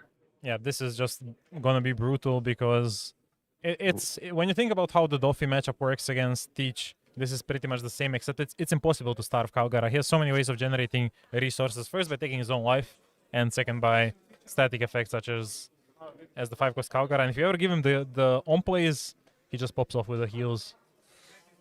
Yeah. And unlike Doffy, there's like not enough non-counter cards in the deck to like catch him lacking and maybe lethal him. Like Kalgara always has hand, and now he has Yeah. two of these. Yeah, but interestingly, Kalgara's effect only activates once. Oh yeah, because you cannot draw for the rest of the turn. Yeah. Yeah, so it's not like he can get 2 draws, or else the card would be completely insane. So even though he has 2 Kalgaras on the board, he is only going to get 1 draw. Kalgara player is a ninja, bro. No socials, just pure gameplay. I respect that. I respect that. If he actually doesn't have any like Twitter or he just came out of the shadows to sweep the Swiss, I respect that. And he plays Kuma. He doesn't get the on play, but once again, that on KO effect is present. And especially as Yura used, what you can safely assume is like the only or maybe one half of the copies that the deck runs of Black Hole, that Kuma is, if you ever kill him, he heals. And it's difficult to kill a 7k 6-cost body. Yeah, it's kind of like Magellan in a way, where it's just a decent stat line that you just really don't want to get rid of, and it makes it very awkward, even if you can't use the on-play effect in this sort of matchup, where Teach is really trying to get rid of the board as best as he can. Yep. Orange is saying he's in Mexico getting ready to cast their regional, so you guys, if you need content, once we finish Top Cut, there will be Top Cut after the Swiss finishes here in Zagreb, which we'll also stream. Once that finishes, head over to Orange Samurai stream and check out how things go down in Mexico. I'm sure he doesn't need the promotion from us, though. Like, I think everybody knows Orange. Yeah, I think the Mexico regional is very big. I think they always have very good stream qualities as well. So it is something that, you know, even the American regionals look up to, the organization. So definitely something to check out. Also, you know, make sure to get all the people who are watching the Sevilla to come to here instead, because we have exciting gameplay between Kalgara and Teach. Teach trying his best to clear the board. He's going to play that Van Augur of the Kazang. Oh, okay. Tempest Kick as well. So he will be able to get rid of one of these characters, debating on really what he wants to get rid of. I think what's tempting him is it's more difficult to get rid of the Kuma later than it is Kalgara, but only by margin, because there's nothing that reduces cost by 1 or by 4 in his deck, I believe. So like if he at some point goes for 7-cost Jack, then Augur 7-cost Jack still kills the Kuma the same way it would Kalgara, but immediately not giving the heal off of Kuma might just be more important in case he tries to push lethal next turn, because sometimes that's your only option as Teach. You just try and kill. Very unlikely against Kalgara's massive hand size. Yeah. Yeah, Kalgara's surprisingly tanky aggro deck. That is something to consider. But still, at the very least, because a lot of the time Teach's minuses are 3s, so if you have a -3 into the 7-cost Teach something, you can still pretty easily get rid of that 6-cost, so it doesn't necessarily need to worry about getting rid of it quite yet to worry about that on KO effect. But I think what he was really considering the turn before is how important that 7k stat line is. Yeah, with his hand size, I think any swing easily demands too much, but that's just the nature of the matchup. I will just say one thing. I did not want this on the feature match just because it is an interesting deck to see Kalgara. I didn't realize it was in the top tables until this last round, but it is against Teach and Blake decks in general. If it's these specific cards, it kind of is a stomp. And I hope to feature Statis, who won the Athens regional last weekend playing against Skip, Jan Bekamaya, because that seemed also like a very interesting and intense match, and they are actually fighting for Top Cut, and these are 2 players who are guaranteed for Top Cut already anyways. So this might not be the most, what's the word I'm looking for? Not the most thrilling match in terms of stakes.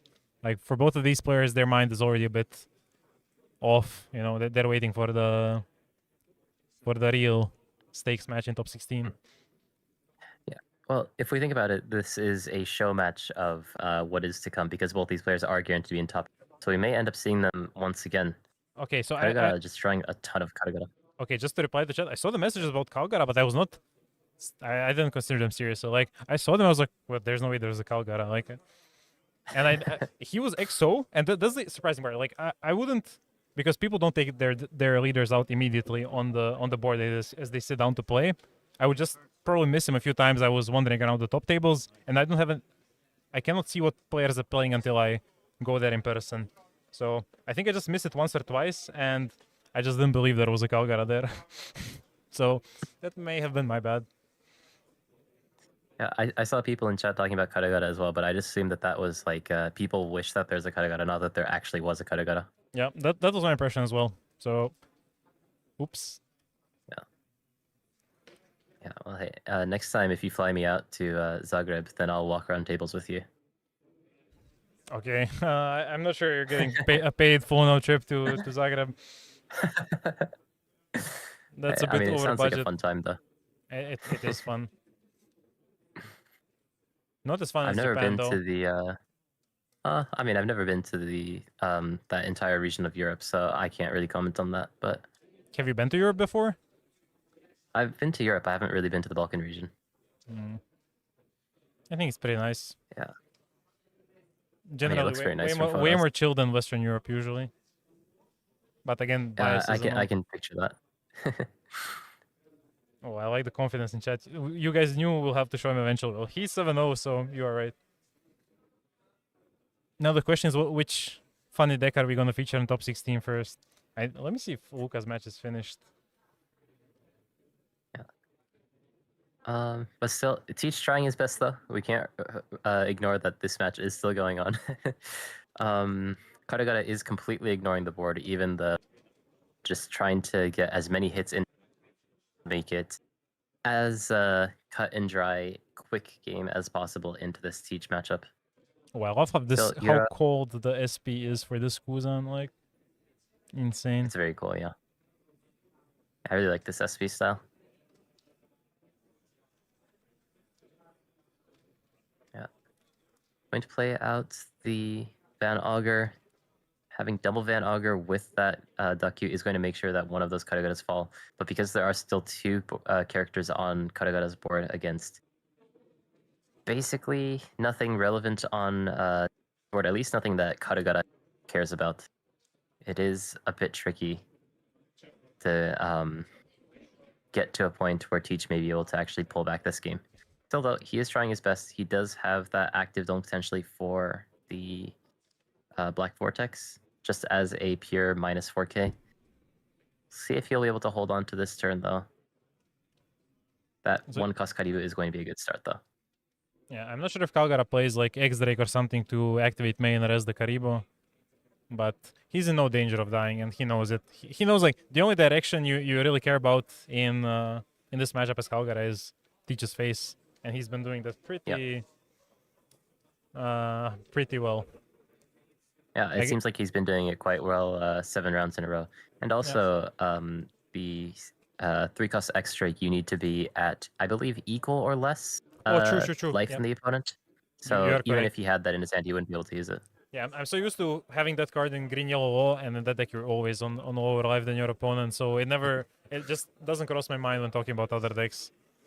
Yeah. Especially for a deck like Karagara, you're basically, even though you are taking your life with effect, you're just hammering all of your hits into the opponent's leader as well, so that sort of card won't end up being relevant. If you were to have a card that could actually rest that Karibe, it would be something like Blaze Slice or Amaru, but I don't think that those sorts of cards are really run. True. Yeah, you don't need them. Like, you don't need that level of extra aggression when your entire deck is aggressive. But what's really interesting about Kalgara is that leader, like the full deck before OP 12 cost like maybe €5, and then the Kuma comes out and now it's like €130. So, yeah. That's true, yeah. Yeah. Using his leader effect, though, going down to 1 life, he still has a massive hand, so being at 1 life or 2 life doesn't make a huge difference. Does actually get that extra draw off of the Karagara as well. So it's still going to be tricky for Teach to go for lethal in the next turn, but visually this looks a little bit scarier than it actually is. Yeah, I mean, in Kalgara, there's so few dead cards in terms of counter that it's... Wait, that was 3 1Ks. Oh. I think what Ooh. SSL... Why? I don't know. I'm not gonna try. I hope that was good enough. I think he's just saying time to pack it up. He's just gonna force the blocker, force Black Vortex and another swing, and then leave just enough to survive in case Yura is able to attack back with the Augurs. But he doesn't have the power on the board to finish the game anyways. Yeah, he's forcing a situation where Yura has to go for lethal next turn, but because he has, I mean, it looked like 9 cards in hand, maybe even.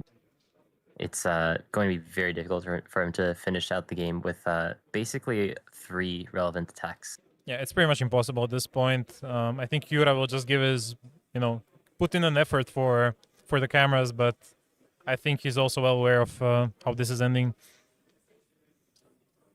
Yeah, we'll see how he makes the most of the situation. From our point of view, it does not seem possible, but there's always the possibility when you don't know the opponent's hand that they could just be, 9 bricks. I don't think Kalgara runs 9 bricks in the deck. Like, it's 4 upper yards. Is that it? Like, the Kuma has a counter? All the events counter? Kuma has counter. Yeah, I don't even know if there's... I mean, if you run some of, like, this... no, Kalgara doesn't run those. Yeah, I straight up think there's not 9 bricks in the deck. Like, especially with 5 don't open. Yeah. Yeah, and Yura probably understands that that's likely the case as well, so goes for the speed, seeing if there is something in his deck that can pull him out of the situation. Finds the Black Vortex. Likely isn't going to be enough to survive the onslaught of hits that can come out of Kalgara, but the Van Augur Duck Hue engine is slowly chipping away at Kalgara's board. Yeah, you're right. If he's playing the 5-cost Viper, that would be... But I'm not sure if they play it anymore. Like, they get... I guess maybe it is one of or two of... I believe in the first search we saw one, so I think he at the very least runs 1. So... I mean, maybe he just runs 4. It's 5-7 at the end of the day. I feel like he lost a lot of relevance because now the 5-drop you want to play is always the Kalgara, but...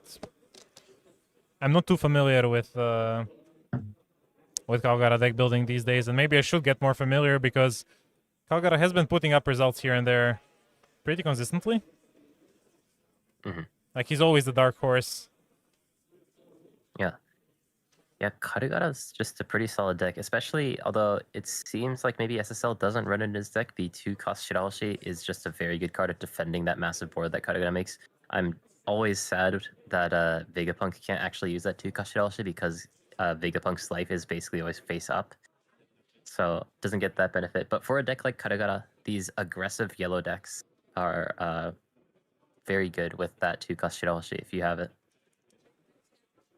Yeah, especially because Shirahoshi gets to... Like, the problem is if your life gets stuck face up and you lose the protection effect, but Kalgara just draws the life. So it all works out so neatly for Kalgara. Yeah. So though, this game has, I mean, at least in terms of time, gone on for quite a while. Kalgara looking to close out the game pretty soon. Could honestly, if you wanted to, try and hold on for another turn, but I don't think he necessarily needs to with only 4 cards left in Yura's hand. Yeah, with 3 cards, it should be guaranteed just going 9-9-9. Because there's only 1 blocker. Yeah. Okay, yeah. At the very least, we know of a Black Vortex. I don't remember if the second one was public information or not. But... in any case, Kalgara usually should be able to just break through with the attacks that he has on board. Yeah, I mean, there's no way for Teach to grab cards back from trash. And I don't think he's playing any 3-cost plus 6k events, if they even exist in black. Yeah. No, I don't think there are, yeah. He's thinking an awful lot about this. If he thinks about this for another 15 minutes, he might have a chance. Yeah. That's only true in Japan. Yeah, but he's down in life as well, so it doesn't help him.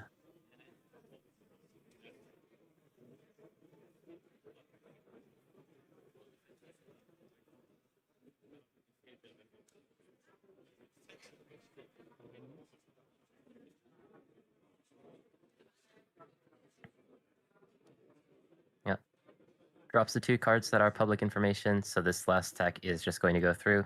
Guaranteed lethal on And Teach. we SSL is going to be our 8-0 undefeated in Swiss round. on Kalgara. Kalgara. On Kalgara. I don't think anybody would have predicted that at the start of the day with all the Bonnies. I think like the first impressions of many players today were like there's so much Bonnie in the room. I don't think people would have expected the aggro decks to go too far, but here we are. Kalgara is 8-0 in Swiss. And yeah, I see comments like just cool, but I'm glad that Yura played it out like for the cameras, because it's just nice. The other player gets a proper win instead of a scoop. Yeah. It's definitely nicer to see as a commentator. You don't want to be in a situation where you don't know exactly what happened and people are just packing up. So props to Yura for playing out what is a pretty bad matchup from start to finish, trying his best. Had a bit of hope. If he was able to hold on for a little bit longer, potentially have tried to find lethal, but just Kalgara's hand size so big and never really gave Teach a real chance in the game.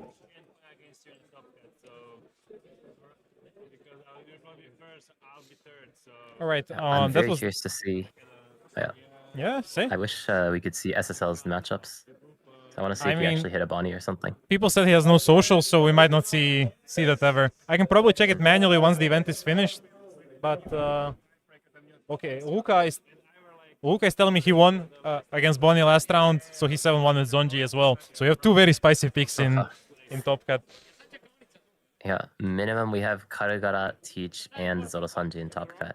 So yeah, and I imagine a very interesting top 16. Quite a few Bonnies, Teaches, maybe up Luffy's. Yeah, I think everything you expect is going to be there, and then some. Top Cut is today, so we will be taking a short break. I think. Okay, so there's still 8 minutes left on the round clock, and then 5-minute overtime, and then probably a little bit of time to confirm the final standings. So you should expect top 16 to start in about half an hour, maybe a little bit less, just to give you a rough idea. It shouldn't take longer than that.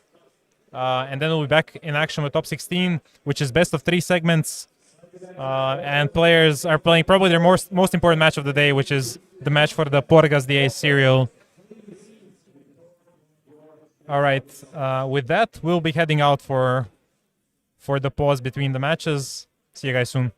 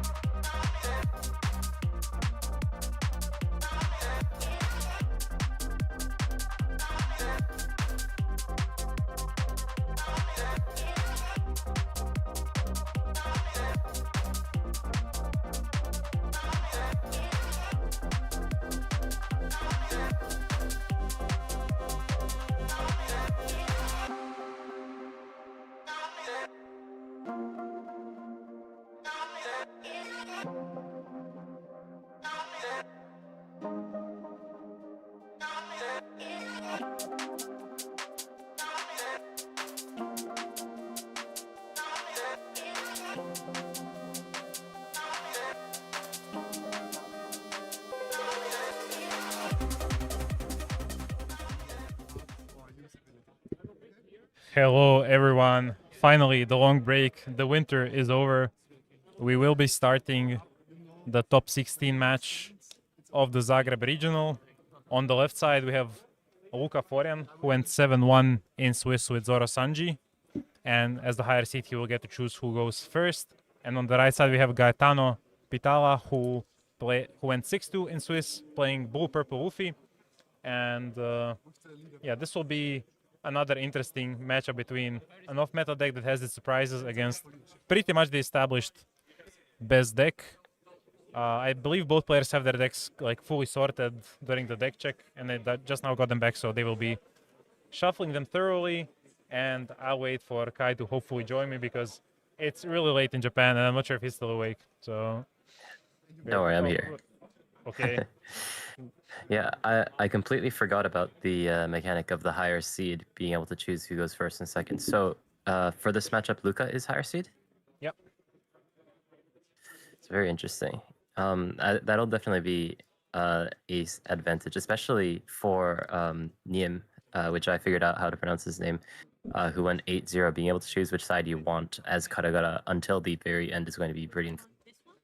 Yep. So. I'm not fully familiar with Kalgara's matchups, but some of the German players who traveled with another Kalgara player told me they feel very favored into Blue Purple Luffy. So I hope they're right, and we will see Kalgara in the top 8 feature match because if he does get through, we are featuring him for sure on the next round. That's what the chat wants. That's what the people want, and we will provide. We have another request. If Kalgara doesn't get top 8, can we see Johan Fink and his insane rally? Sure, why not? I believe he's currently playing against Green Purple Luffy, so he should have a rather easy top 16 on his hands. Actually, I'm not sure. Wait, I forgot which standings are which. I don't have access to all the deck lists, so I'll just forward them to you, Kai, as well. So. Yeah. Actually, I think I saw them before. Wait, where? They should not be publicly available yet. Oh yeah, no, I just got like a bunch of notifications from somewhere. I checked it on my phone. Yeah, never mind. You have access to the judge chat. Yeah. So it's the 13. I'll just forward them to your inbox for easier for this match specifically, right? So this is the up Luffy Okay. and. Okay, and for I don't know exactly how we should be going about this. Should we not necessarily be talking about cards in the deck list because it's not technically public information to the public, or are we just free to talk about certain things? Like if he draws X card, then something will change. I mean, probably we don't want to give out too much about the exact deck list, like the numbers and stuff, just because. Yeah. We don't want like spectators telling their friends who are still in the tournament about potential deck choices. Yeah. But I think it's just a general idea, so we know of, what to expect. Okay. Yeah, sounds good. All right. So Luca seems to have. I'm not sure if there's a Mihawk in there. I don't see the shine of the alt art, and I see quite a few Vivis. No Vanderdecken either. Not the most satisfying. And let's see for Blue Purple Luffy, how many ramp options does he have?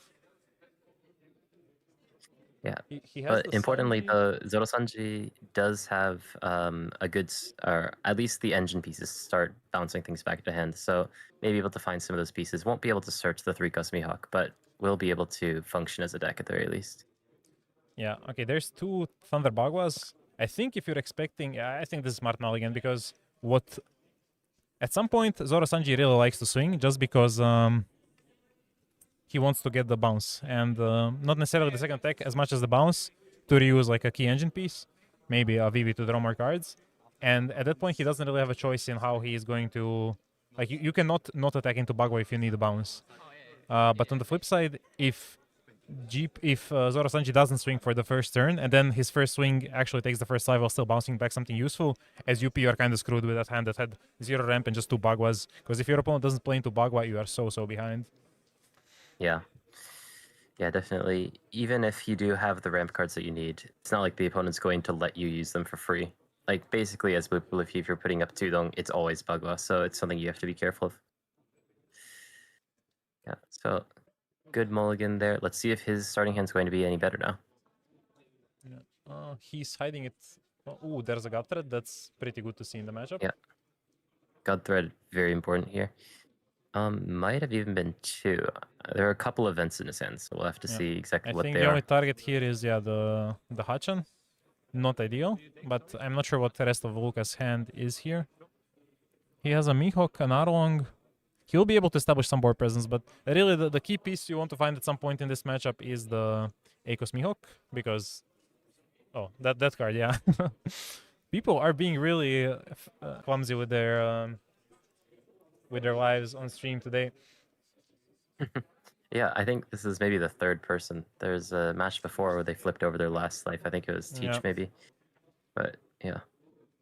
Okay, so for 3 Dawn, it's just gonna be Mihawk into. The only option I see is Arlong, which is, I guess, fine because you lock down the Luffy leader attack. The part that sucks is it gets God threaded. Or maybe he doesn't even have to do it, he can just swing and restand the Arlong. But then he's getting attacked into face by Up Luffy. The upside is then next turn he can swing Arlong, restand it by bouncing Mihawk, and then again with Mihawk play something for 3 Dawn if he draws into, for example, Cavendish or something. And yeah, it does appear he's not going to be using Arlong, valuing the actual cards in his hand.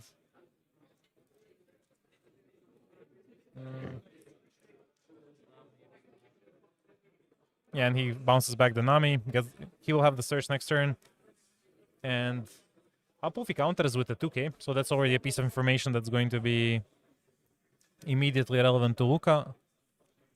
Yeah, especially that 2K being Usahachi is very important information to keep track of.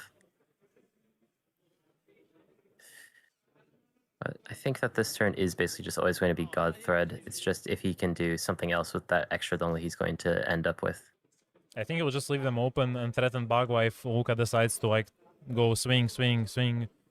Because Miho can swing as well. Like 2 Dawn, he still gets those 6Ks in. But it is going to be the God Thread that is most painful. And Luka is just digging for engine pieces. That's a Sabo. Not terribly useful once your board starts falling apart to various disruption. But despite the 2 Dawn open, Luka is still free to attack at least once because Gaetano is at 3 life. So the Bagua is not live. Yep. Yeah, at the very least, this first attack isn't at threat of the Bagua, but you will have to consider from the second one, maybe if you choose to go for it with the Mihawk. But Mihawk having 4,000 power, probably just going to end up being fuel for his leader effect instead of actually being an attacker. Yeah, the ideal card to play here, I don't see it in Luka's hand, is the 5-cost law, because 5-cost law can just bounce back the Mihawk, and Mihawk can then play the extra body anyways. And that's how you try to go as wide as possible in the matchup. Luka, once again playing the Nami, the East Blue pieces. We saw him top deck Vanderdecken. Vanderdecken comes up huge in this matchup if you're healthy enough to not get killed by the bodies that get rested as Apulfi plays the game. Might be a tad optimistic, but we see the Aron here solving kind of 2 problems at once, because now Gaetano does not get to hit Zorosanji, reducing the threat of Sanji Pudding. And the only way he can really get aggressive is if he has a Rush Luffy of sorts, either the 8-cost or the 9-cost, at which point they get immediately answered by Vanderdecken, and Luka can like kind of start gaining control of the game because he can do the Mihawk play into Vanderdecken. And another thing this Arong did is it reduced his hand size a little bit. It's not much, but it is another deterrent to Sanji and Pudding. Not just Pudding, the Blue Pudding whacking your hand away and removing that Mihawk, which, due to an unfortunate slip of hand, Gaetano does know that Luka has in his hand. The slip of hand has been an important factor all day today. Yeah. But yeah, that is a little bit of information that's going to be actually surprisingly useful. So the biggest obstacle for Luka is going to be whether he can have a body that he can restand every turn, because Mihawk is very valuable in letting you survive, but you need something to actually make use of the leader ability and get those hits in to finish off Apulfi. It's like a bunch of mini games you have to play together to navigate this matchup, and Luka is really good at those. Western Sim is, I don't know how much you guys test, but it's a sea of Apulfi. Like, I would say every second match is Apulfi at this point on Sim. And if it's not Apulfi, there's a strong chance it's just Bonnie. Yeah, well, I'm sure that going into this tournament, like, he was definitely prepared for this matchup. I think that, I mean, if you've come this far, you've likely hit one. So I'm confident that he knows how to play out this matchup. But he just really needs to get one of these cards to start sticking onto the board so you can start to snowball the game. Can you guys tell Hiroi to update his Saka guide? Okay, first things first, that was not a guide. That's what I always said. It's like more of me rambling about the deck's position in the meta, and eventually kind of giving up because of Apulfi. Because I was really happy with the build. I don't know how to improve it, but it's not a guide. Stop calling it. I know it's maybe on guide quality of some other guides, but I don't consider it a proper guide. I will throw up an update after PRB2 though, because there are some interesting cards in there. But after steering off topic, I think we will see some swings coming in from Luka. He doesn't have to go for any insane board protection on this turn yet. He can just go 3/6s even, or like 7/6/7 if he's not afraid of losing the 3-cost Mihawk. There's really no way for him to comfortably develop a another attacker besides what he already has. Oh, I didn't name any goes names, for the 7K Kepas. swing with the Mihawk.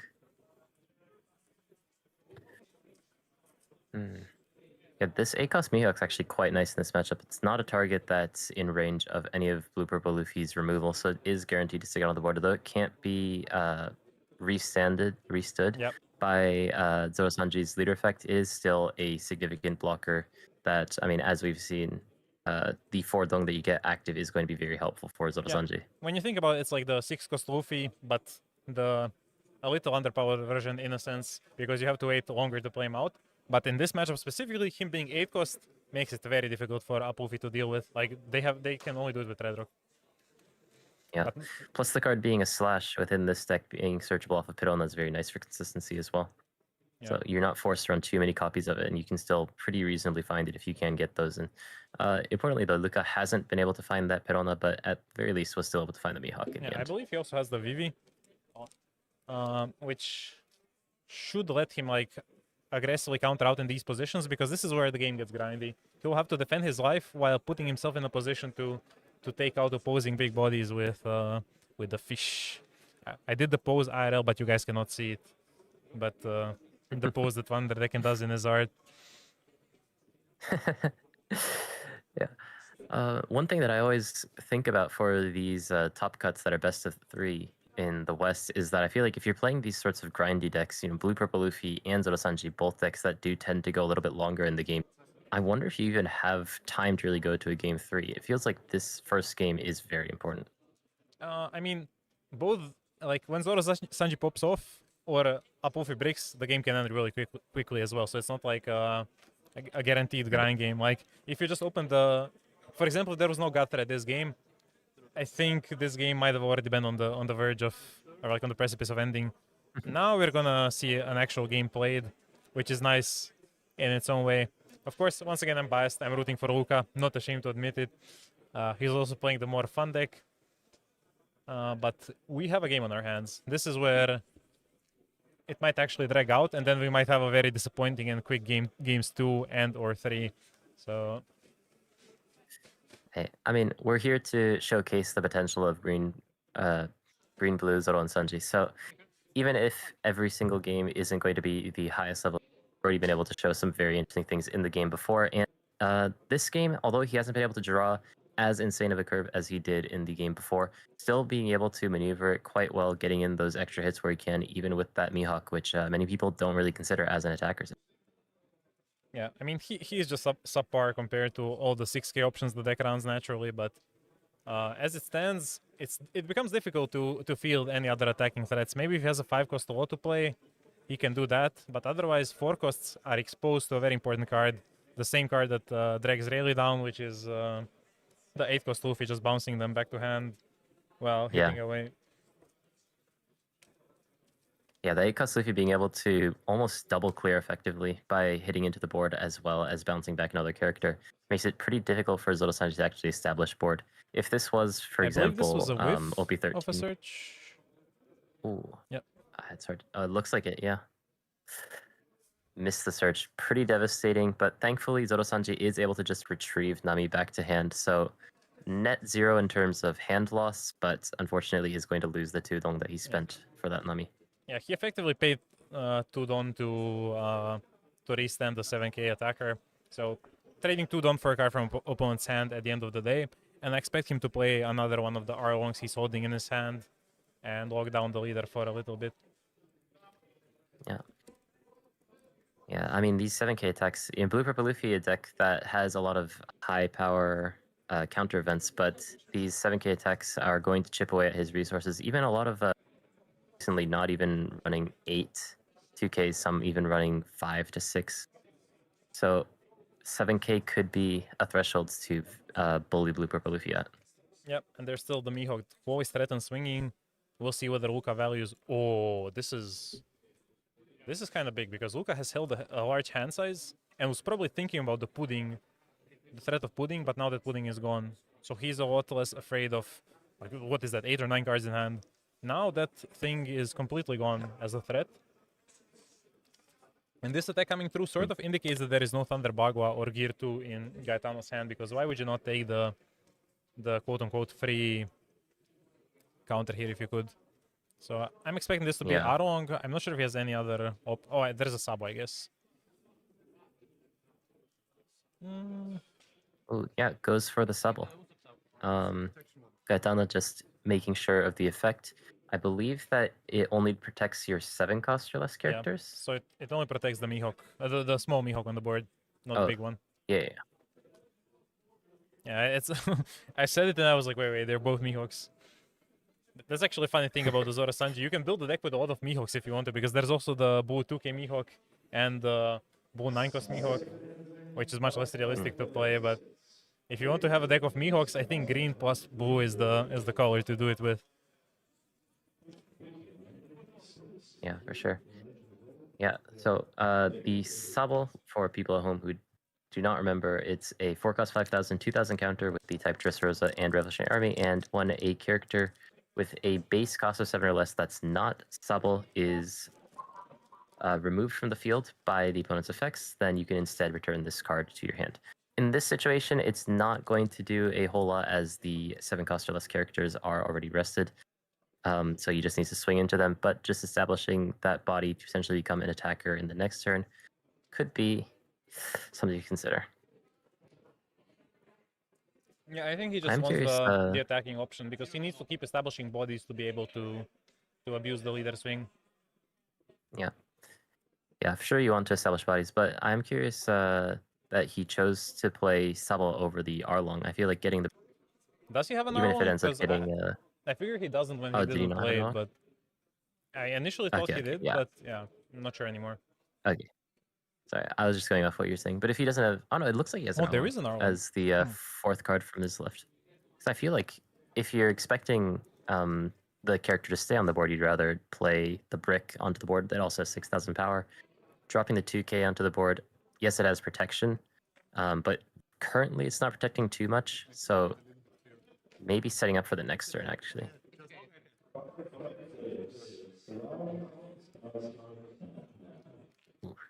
But regardless, it is going to be bottomed.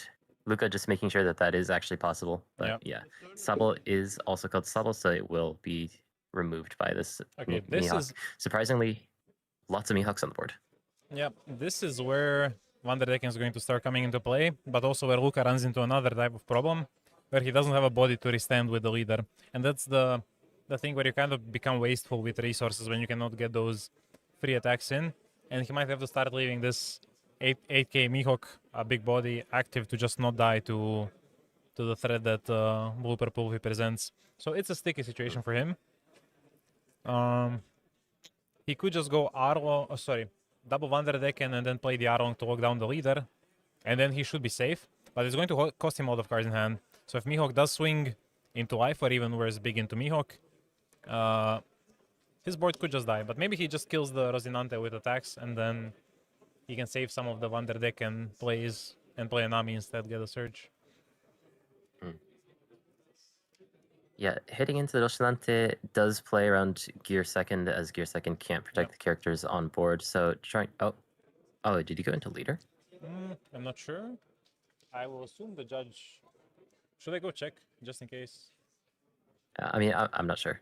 I assume that he must have went to leader. The fact that, like, I'm sure Luca also knows how Gear 2nd works. And okay.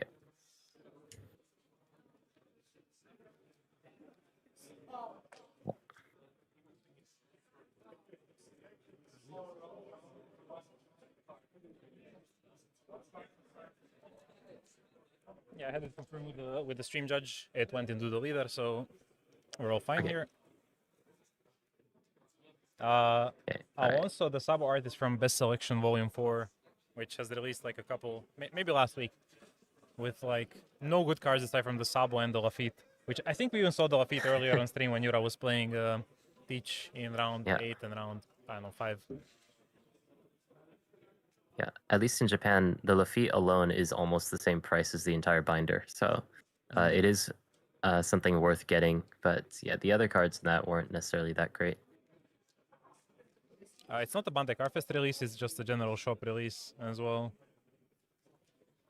I'm responding to YouTube comments. Okay, so Luca is deep in the tank. Perona found another Mihawk. That's actually really important. Yep.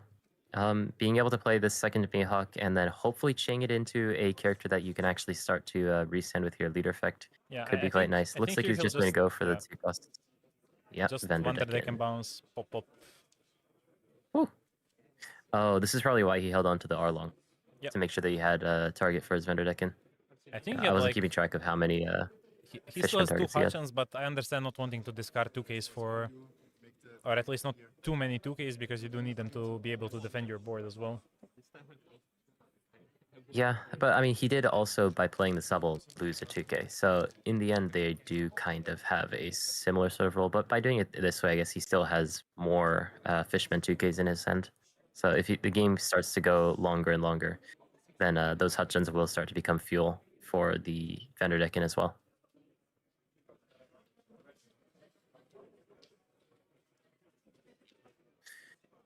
Double vendor deck in. Woo! Yeah, with strike and this time crushing the Hutchin. Still, this is not that dandy for Luca because he's really running out of resources.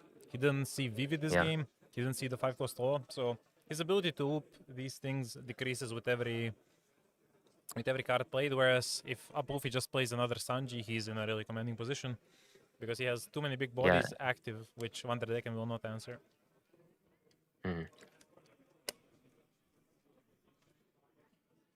Yeah, and Zorosanji still doesn't have a optimal target for his leader effect to restand, so can't really put the pressure on a blue purple V as well. Right now, he's just trying to, and he's slowly losing resources as he does so.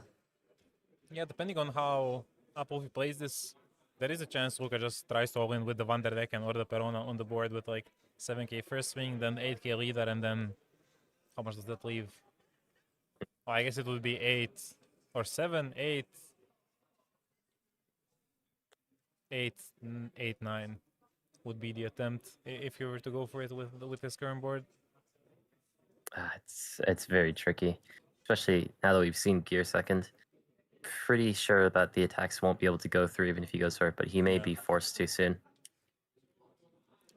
Well, one upside though is that we did see from up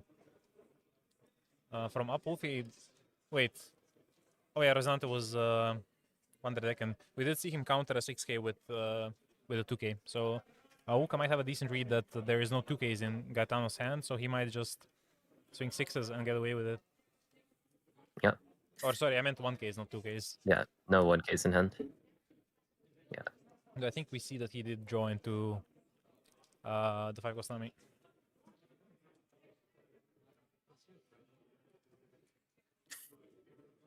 Yeah, blue purple Luffy, I mean, because he's able to basically choose the 2 cards that he draws a single turn, even if you are suffering for 1Ks or 2Ks, quickly mend that problem.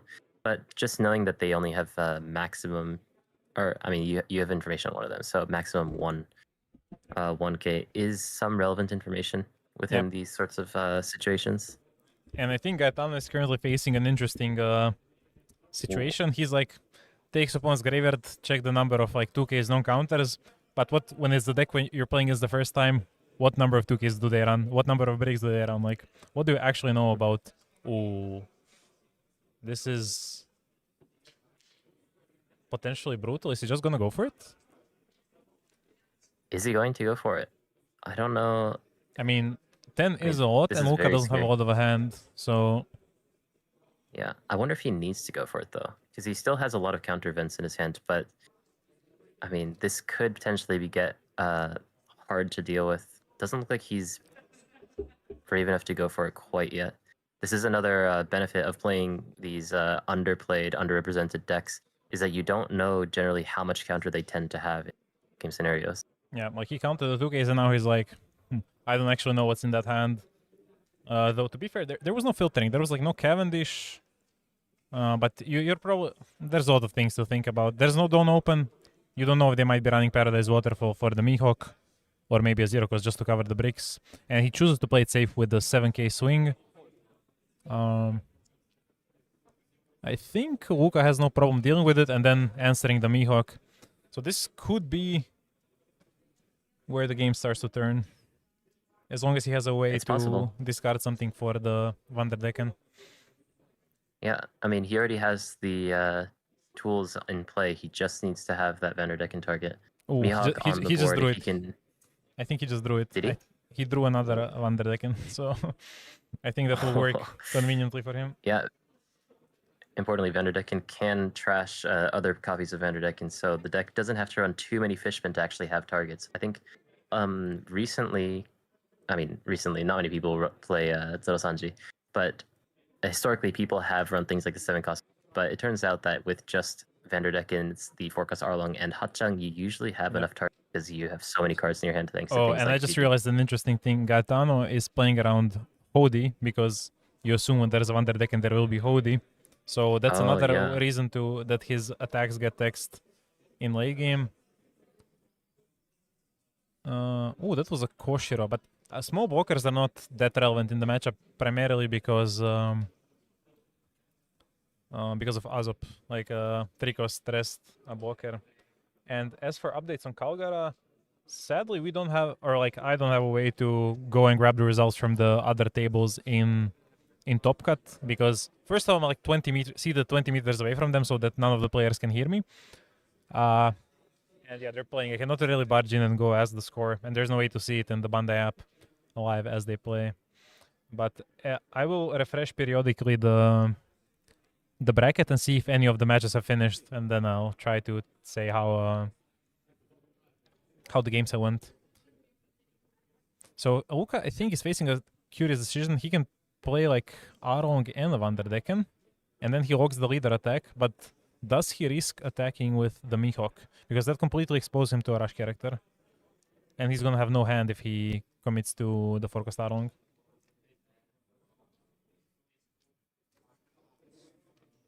Well, he is playing it though, just making sure that Luffy has no hits on the board. Just for the extra body. And it's kind of convenient that it's a 4-cost, because if there is a... What's his name? 8-cost Luffy played to rush, it's going to bounce the conveniently Fishman target back to hand for Vanderdecken to clear next turn, because all those rushers immediately tap themselves. So yeah, this is entering grindy territory. We're like almost half an hour into the match, and still no end in sight. At some point, it will probably be Luca who is forced to all in, just because up Luffy, he doesn't have to do anything special to get his resources. He just draws 2 cards. And the longer the game goes, the higher the chances he sees multiple Gum Giants. Meanwhile, Luca does have a limited number of Fishmen in deck, so that Vanderdecken cannot keep popping forever.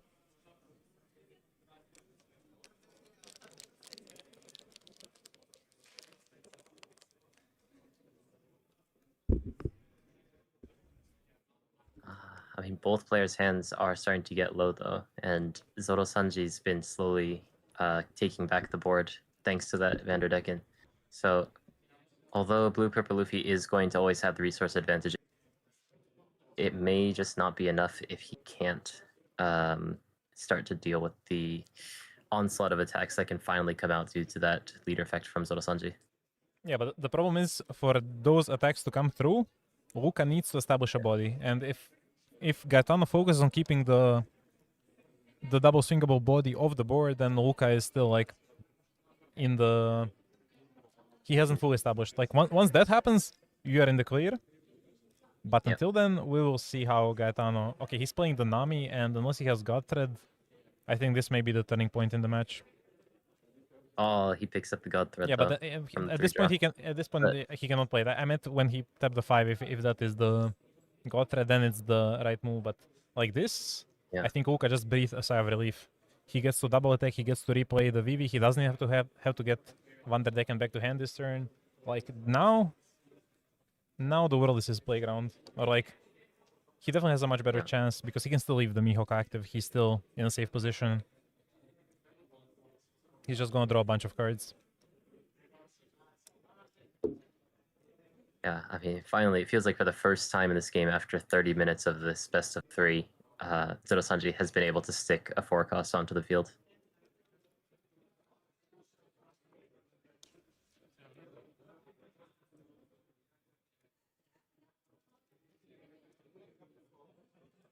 Okay, there is 2K.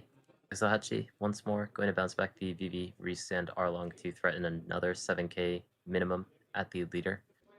Yeah, and I think Blue Luca's just gonna Berlufi's focus hand- on developing more and more bodies to make sure he can close the game. Because you usually finish this game with a bunch of small swings. It's not, you don't need the Yeah. big attacks to claw through.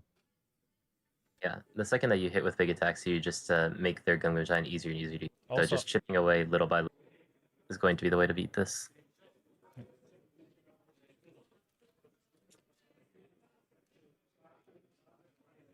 One upside for Gaetano is that next turn when he starts attacking, Luca is kind of forced to start with counters rather than getting the free block.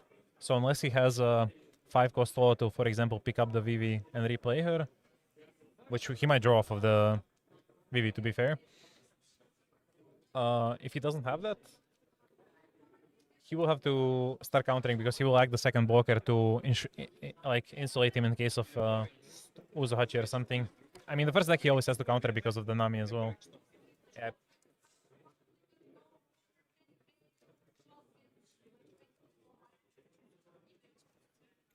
Okay, so here comes Vivi. Oh, he has the wall. Nice. Yep. Yeah, so that law is actually just going to generate a lot of resources and also establish a. Yep, casual draw for it. And more importantly, another attacker established. Oh, yeah. Wow. Zorosanji, who I believe started this turn with 3 cards in hand, is going to be ending it with 6. So Isn't it 7? Wait. maybe 7. He Sorry, bounced the Vivi, I played just the looked at the Vivi, cards. and then bounced her back to hand. Oh no, maybe it is 6. Maybe it is 6. Yeah, sorry. Okay, so the problem is, if the first game is going this long, if the second one also goes this long, they will not be able to finish it because the time rules are like if you enter time and one player is up, then there is no like extension. It's just actually don't quote me on that. I haven't entered time in Top Cut in a while. Like I too rarely enter time to know the rules to a T. But I'm pretty sure the player who is up a game, if a regular round timer ends, it's just auto win. So.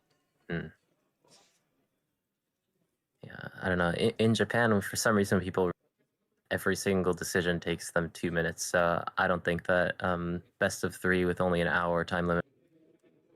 But definitely, if you lose this game 1, you're going to have to play out game 2 and 3 very quickly. Okay, this is where Luca counts his counters, and looks if he can survive Uzuhachi plus what would be 12k from Nami. Because if he can, maybe just take that gamble. Or like, you present that opportunity and hope your opponent just all-ins and you win on the spot. Because if you free block, no harm done.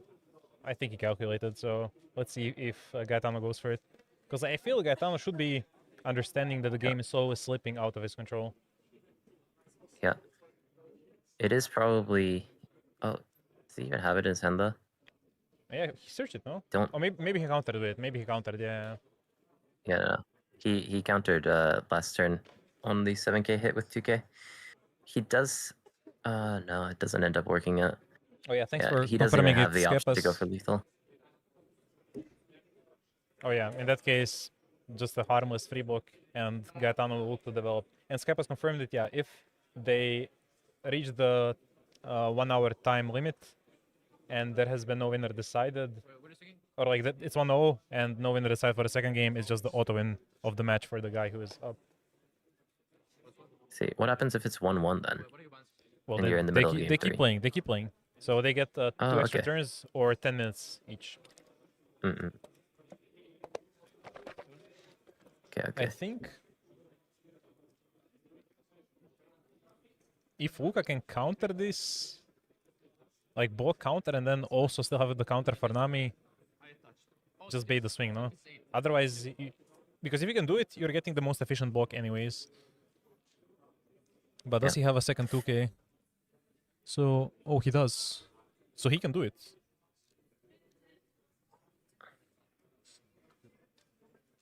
Effetto, ragazzi, getting some concerns from viewers. The Don to Nami is attached by the effect of Luffy. Okay, and Luca now has the game won. Nice. This was a very, very grindy and quite what's the word for it? Like the seesaw roller coaster game. And Yeah. we'll be going into game 2 after players don't even have a chance to take their breaths. But we saw the power of A-Cost Mihawk in the matchup. We saw the power of Wanderdecken. And once again doing the pose because that card is so good. So good. Yeah. No, it was looking really bad for Zorosanji at one point. We had the 9-cost Luffy, 9-cost Luffy, 9-cost Mihawk, as well as the 5-cost Oshinante on the board at one point. But thanks to Vanderdecken and thanks to all the resources that Luca was able to generate with his leader effect as well as the VV that came out, honestly, pretty late in the game, able to stabilize the game and eventually win game 1.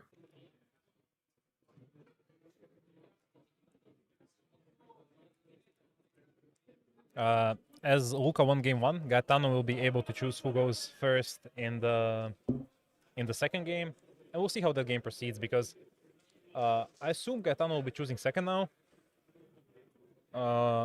But the thing is, even going first, Zorosanji has like a lot of foothold in the matchup because sometimes against these decks which run a lot of non-counters, you just kill them on like 9 Don. You just go, if your body survives, you just go like 6, 6, 6, 6, 6, 6, 6, 6, and they run out of event, or like they only have events to counter with, but not the Don for it, and then they die. And that happens a lot against Green Purple Luffy when you play as Zorosanji, so...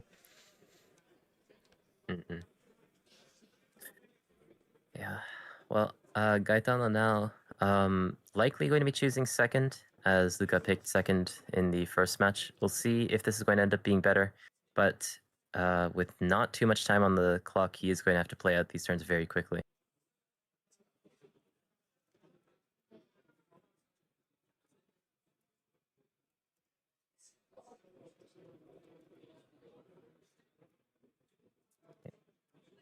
At their hands.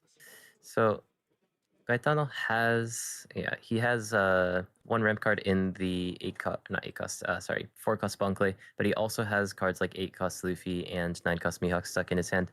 So probably too many top end you don't really want to be seeing in the early game. You do want to be seeing. So decides to mulligan. So Sanji wasn't able to see what he had in his hand, but decides to mulligan as well. So both of these players going into this game with potentially luck on their side, luck against them. We'll see. Yeah, okay, let's see what Gaetano choose. I assume he sent Luca first just because it's kind of the safer call. It's the 8-cost Mihawk that rules the matchup from Zonji's side. As we saw, he's basically immovable. Gaetano had one red rock, but there were 2 Mihawks. And Luca, I think, already has the Mihawk and the law in hand, so his opener looking pretty decent to start with. Yeah, and the nice thing about these best of 3s, we did see Gaetano in the first game potentially playing around 7-cost Hody, but after not seeing it for the entire game, he may be starting to think that maybe Luca just doesn't even run it, and maybe he'll change the way that he plays, leaves his Dong up in the later turns in the game. No. Actually, looking at the Luca's hand now, it doesn't look that good. Like, there's a lot of pretty dead cards. He could go for, like... No, there's no good option here. He can play down Wanderdecken, I think, and then next turn play Law for Mihawk for Arlong, and then Arlong lock the leader, and then you have at least one body survive a Godthread. And that's where you can start pulling off. But maybe he needs to play that, save that play for 7, so that on 9 he can play the Mihawk and... interesting. I just can't get used to this Mihawk card. I can't tell what it is in hand. Yeah, no, the art is beautiful. It looks so nice, IRL. It's one of the reasons I was like, after wanting to play Zorosanji for a while, I finally got the illustration box and I saw this Mihawk and I'm like, I finally own the card. I'm building Zorosanji straight away. And then I picked up like the Arlong extended arts and whatnot. Okay, what Gaetano just did, I think, is going to put him in a very bad position because he pretty much guaranteed that this Arlong survives and Luca gets to swing with it. And I think Luca also had the green Zoro, so he's really going to be able to like punish because he can play the green Zoro, attack it with the Mihawk, Arlong 6 face, leader 6 face. Oh. He didn't have a 2K besides the Mihawk. Do you think you just attach you just attach Dong to your Luffy and just swing into it to try to make sure you get rid of the Arlong? I think that would be a safer play, just so he doesn't get rushed down. It's by just pure luck that Luka doesn't have any 2Ks in hand to... Because this is really rough for Luka now that he pretty much is left to his own devices. Because he doesn't have Vivi, I believe, doesn't have Cavendish. There's no way to generate advantage in his hand. If he had a 2K and he could keep this green Zoro, then I think he completely takes over the board. But if he has another... Yeah. I mean, on the other hand, like Blue Purple Luffy kind of facing the opposite problem, where he has too many 2Ks, having to cut those Usahachis. Yeah, I would say that is a sweeter problem to have when your board is being attacked. But less sweet when it's your life being attacked. So, we'll see. I'm being delivered snacks. This regional is great. I just want to say, like, organization, I would say, I mean, I'm part of the organization, so I'm kind of self-glazing. But I would say it has been pretty good organization. And also people bringing me snacks, so I'm happy. Shoutouts to Tony Vaura. Yeah. Blue Purple Luffy's hand has a lot of bricks in it. You see, I think 2 Sanjis, a Mihawk, and maybe even 1 more brick. Although I may be mistaken because he's flipping through his hands very quickly. So he doesn't. He also seems to not have the God Thread, importantly. So these Arlongs are just going to do lots of chip damage very quickly.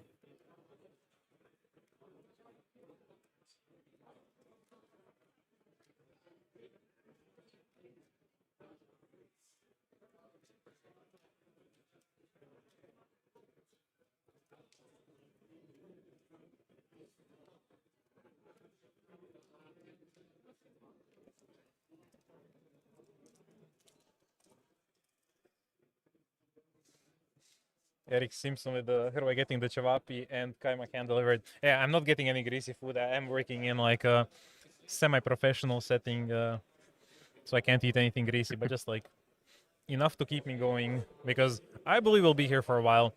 This match has been a grind fest and there's still 3 more rounds of Top Cut to go.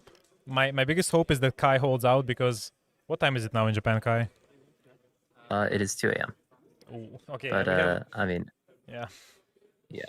I'll survive. I can survive as long as I need to, but I'm just worried about tomorrow. Well, actually, Luka still, if he has the Mihawk in hand, he still has like quite a nice line where he can attack with Zorosanji, bounce the Arlong, restand Arlong, play low, bounce Arlong, play Mihawk, play Arlong, discard the other Arlong, lock the leader, and then only what's his name, Bonkley can attack. So he can do like quite the ping pong on his board, which is part of the reason why 5 cost is one of my favorite cards in the game. Like, the stuff he enables is way too fun and addictive. Yeah, I understood that last part. The other parts, I'm just going to believe they're true.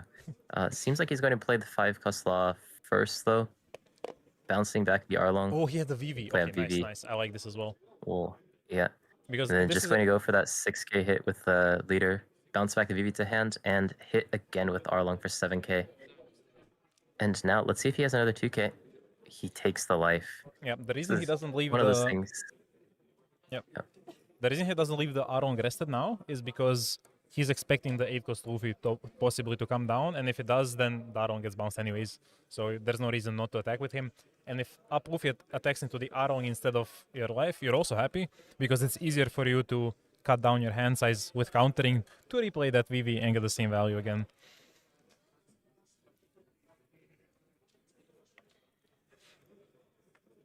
We have up Luffy thinking on the sequencing of his top deck, which makes me think he doesn't have a Sanji in hand, because usually... Is he sending it to the bottom? Oh, that's... He seems like he's thinking about it. Yeah, sends it to the bottom. Like, the ideal card for him to have here would be Gravity Blade, so... Because then you just clean up the active bodies, and then we enter the same grind game we had in game 1.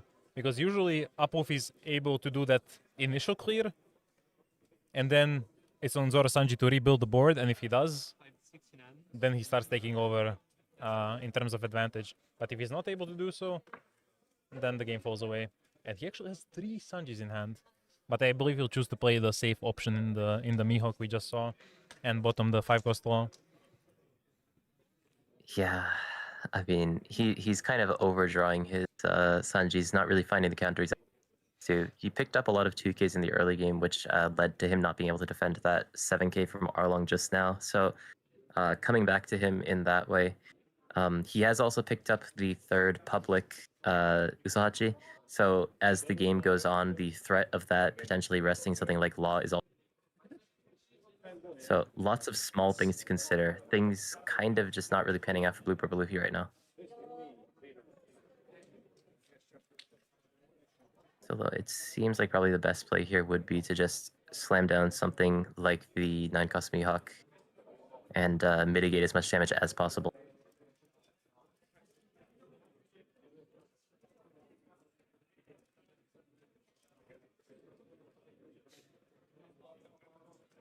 It has to be the Mihawk, right? I assume. Okay, once again, another card you have to consider besides the Hoodie is the Deadman's Game, which is a very cheap way to get some additional swings in. He's separating Dawn into piles of 5. I really don't like this. Because this is how the last game also went awry when, oh my god, he just keeps drawing the bricks. He keeps drawing the bricks. Yeah, he's finding every single target for Sanji, but not when he wants them. But yeah, now that he's not answering the board, the Green Zorosanji 6k attackers are sticking. This is where we also know the Mihawk is coming down next turn. So like Oka can play the 8-cost Mihawk, get 4 down back, play Vivi, swing 6-7, 6-7. Like, how do you keep up with that? He's just going to defend this like very happily. He's going to throw a 2k, 1k. I'm guessing the Kozaburo, and I don't see the rest of his hand. But literally any 1k, probably the Perona from what he has. Because you want to keep the Vivi.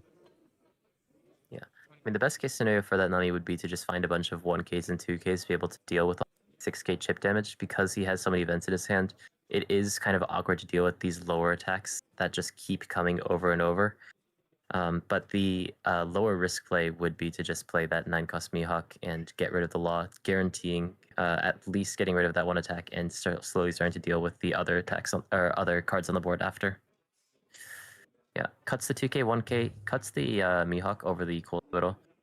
And now Zorosanji just trying to see how many potential hits he can make in this turn to just bully Blue Purple Luffy as hard as possible.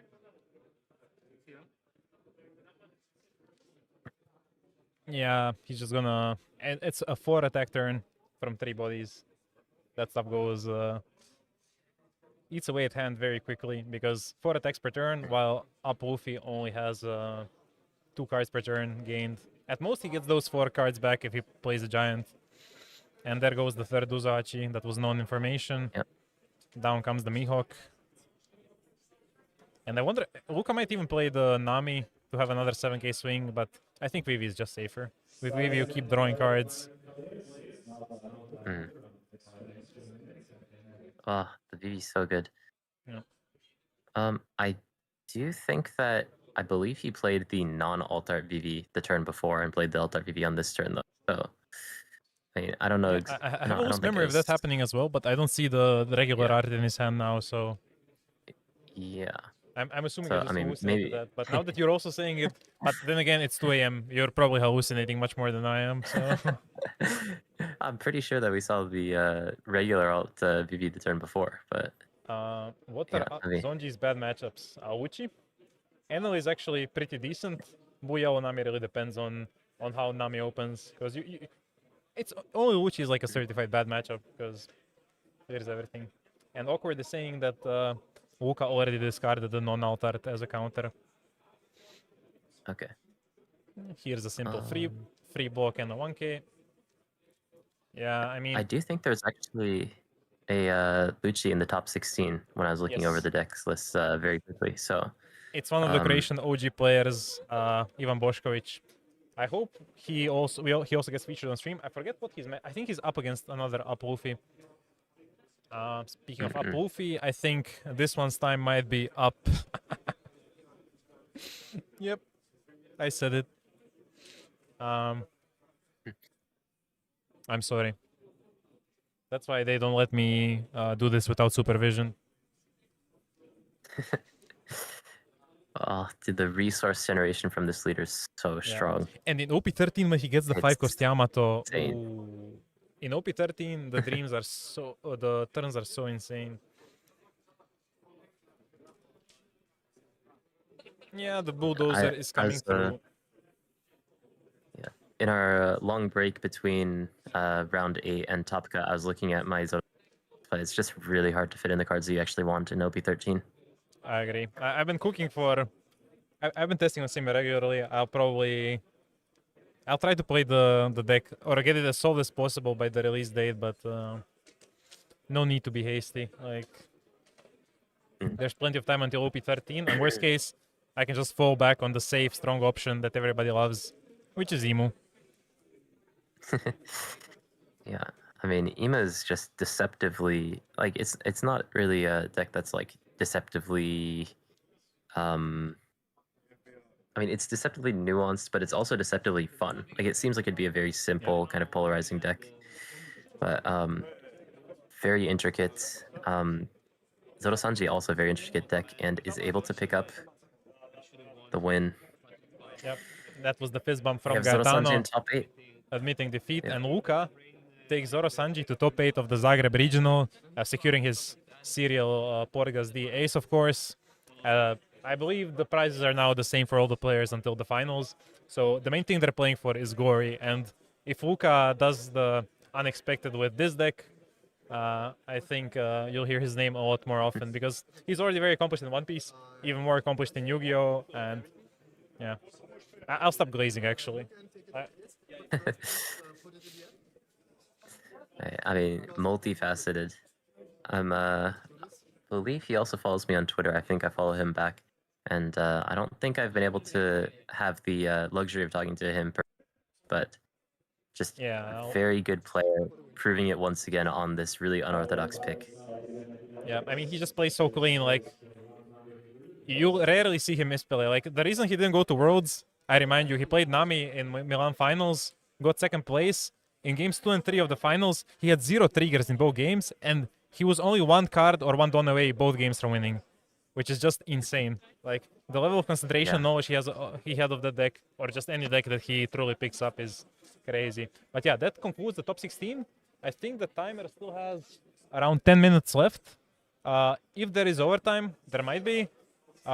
It will take around 20 minutes for the next segment of Top Cut to start. And let me see if the Kalgara lost. So I'm sorry, there will be no Kalgara on the feature match in top 8. But I believe we had a request for one of the Rayleigh players. It was I don't think so, but he's still playing. So we'll see how that pans out. And yeah, we're signing out now until top 8. And Kai, please try to stay awake. But we'll see how it goes. I'm here. Yeah. If I stop responding, you'll know what happened. But for now, I'm here. All right.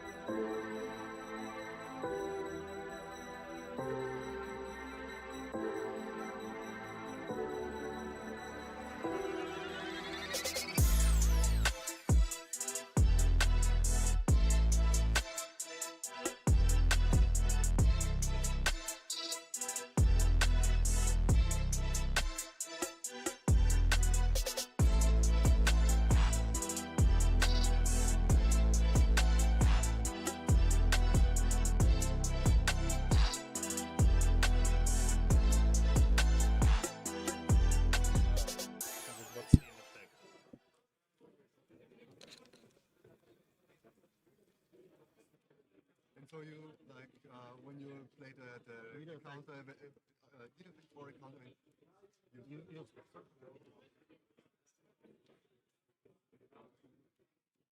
Not only for the opponent, also for the. It's not clear. All right, we started. Sorry, I missed that part. So yeah, we are back in top 8 of the Zagreb regional. Both players are now playing with pressure off their backs. They have won their serial ace and the top 8 shanks, so now they're just playing for glory and maybe the first and second place playmats. On the left side, we have Jura Kukets, who has been featured on the stream, I believe, twice already with his Teach deck, playing mostly cleanly. Like, he pointed out a small mistake he did in one of his feature matches against Zoro. I'm not sure if you remember, Kai. I will point it out. When Zoro attacked and he had a 6-cost Kuzan, he revived the 5-cost Kuzan instead of another Augur, which kind of lost him the potential draw off of the Augur's on-KO ability, because Zoro just killed the Kuzan when he used the 3-cost event. And on the other side, we have Johan Fink on Rayleigh, who just beat out Bull Purple Luffy in top 16. I believe Yura had a much easier matchup because he faced off against Bonnie, which, as we know, is pretty favored against... pretty unfavored against each. Yeah, some things don't change. But this is going to be a bit of an interesting matchup. Rayleigh isn't going to be able to use the on-play effect from Portgas D, a very powerful card within the deck. But still, aggro decks do generally tend to do well into Teach. How do you feel about this matchup?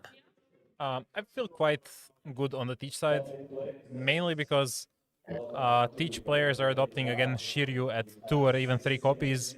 I'm not sure how many exactly Yura is on, but that card just goes nuclear in the matchup. It allows you to take over board control so easily because the body is 7k on defense. I think the players are just passing their deck to the stream judge to shuffle, just to have like all the extra insurance. And let me see who was higher seed, actually. I think it was Yura, but I might be mistaken. Well, I think Yura lost in the final round of Swiss, so I'd imagine that his standings would usually be higher. But I mean, he was 3rd in Swiss, so he was the higher seed, and Fink was. I'm saying Fink because it's his. Oh no, it's also his last name. Okay, it's his nickname and his last name. Yeah, he was 6th in Swiss, so placed quite high, but Yura placed higher, so he got to choose to go first, and he only had Tempest Kick. Once again, we're seeing him on stream with no stage. Does he have a Doku in hand? Because that's really the card you want to see early game to slow down Rayleigh as much as possible, and then chain that into Augur, or ideally, of course, Kuzan. And just ride that wave of advantage. On the other side, though, Fink is definitely happy with how he has opened. He has the double searchers, including the Nami, which is going to the buggy, which is effortlessly going to attack 5k on the following turns. So even Doku alone is not going to slow down Fink's onslaught. Yeah, so the fact that Yura was a higher seed means that he was able to pick, and he decided to go first, that means, in this matchup. Yep. Interesting. Yeah, I think he might be regretting the decision right about now. Yeah, I mean, it seems like both these decks generally prefer to go second, but I guess Teach does have a pretty solid curve going first if you can manage to get something like the Van and 7-cost Teach, for example. Yeah, I mean, I don't really know if that's exactly what you're looking for. Honestly, I would also lean towards second just because of the power of Shiryu. And you just get to see more cards in the early game, increasing your consistency to see the stage, to see the Doku, and so on. So yeah, I didn't think about it too much, but yeah, Yura did choose to go first. I mean, no, as really, I think I pick second. Always. It's a kind of unfamiliar matchup. Teach isn't a deck that we see too often, so Yura has more experience on the deck, so we'll trust his decision here. The 4-cost Shiryu, actually, I've basically never seen, or I don't think I've ever seen anyone in Japan use that card ever. So it takes me some time to get used to it because I just don't consider that card an option. Yeah, that's actually a bit odd because Japan had Doffy live in the OP10, and that deck as a whole shut down Teach rather well. But Shiryu was pretty good for the Doffy matchup to take out the Teach along the way while we try to play the game. He would get bounced usually, but... Or... Oh no, you just turn off the on plays. Yeah, I don't remember why Japan didn't play Shiryu. Like, we abused it against the weaker Dofi, though, with Jinbe, without Jinbe. But... Okay, this is where Yura is probably just going to start getting some board advantage and hoping to find, well, Shiryu to clean out the Sanji on the spot. And that's Karibo stage, and yeah. He just found his discard for leader ability, I believe. Oh, and he had him, so yeah. He's giving Rayleigh the draw, but slowing him down quite a decent bit with the fork of Shiryu. I need to find myself more water because I find myself like just running out of breath. Jack especially I know that commentator was. I'm not sure if he's referring to you or to me, but I'm glad to have you, Jack.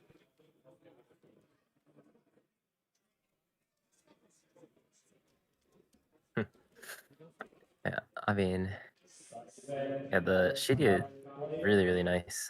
Also, just the sort of added benefit of being 2k on the or plus 2k on the opponent's turn is just going to be pretty influential. Makes it very difficult to actually take that card back. You can technically get rid of it with things like the mole pistol, but not really the ideal target for that. Yeah, now Rayleigh is just going to try to chip in, build as much of a board, and abuse the rushers which he already has. Yura did see the Kid and Killer, so he has to be careful, because if you take when he takes the third life, the Kid and Killer is, especially against the small swing, Kid and Killer is probably going to take the second, and then all it takes is like double to never doubt, and you're in the bin. So he's gonna have to tread carefully while Rayleigh uses the time to build his board. Yeah, that is a tricky thing about this matchup, is that Rayleigh does struggle to build board, but I mean, cards like this Kid Killer and the turn before, like we saw the 3-cost Sanji, being able to establish board without necessarily relying on Luffy, that this deck has become so, I guess, I can't use English anymore. I'm blanking, but very reliant on that 4-cost Luffy. Not needing it in this matchup at all, because it's just not going to do too much. Yeah, I think Yu keeps seeing every stage now, but he never sees them turn 1 when they have the highest impact on finding all the pieces on curve. He has seen, I believe this is the third already, and his search is showing Lafitte, and I think he's also thinking about the black hole to guarantee the kill on Kid and Killer should Thing defend it too hard. Yeah. I like the Lafitte, just if he can clean up both Kid Killer and the Nami, or at least basically, if the only target that Rail Leader can buff is going to attack into Lafitte, he's going to be feeling pretty good about his position. But he also kind of does have to guarantee the kill on Kid and Killer.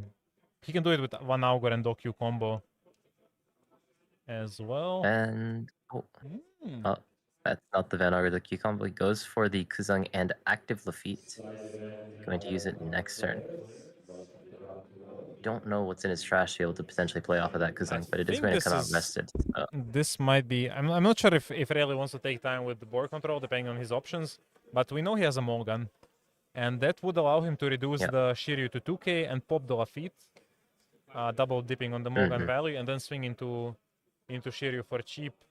And the problem is, if you or Yura decides to free block, for example, the Nami 4k swing into 2k Shiryu, then his life is exposed to Rayleigh and Kid and Killer leader swings, and that quickly puts him in a position where to never doubt just closes the game.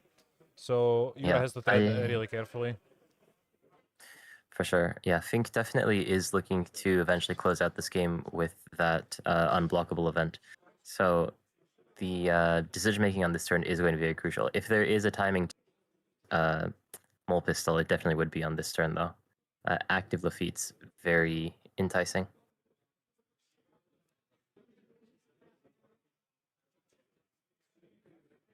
A lot of cheers in chat for Yura.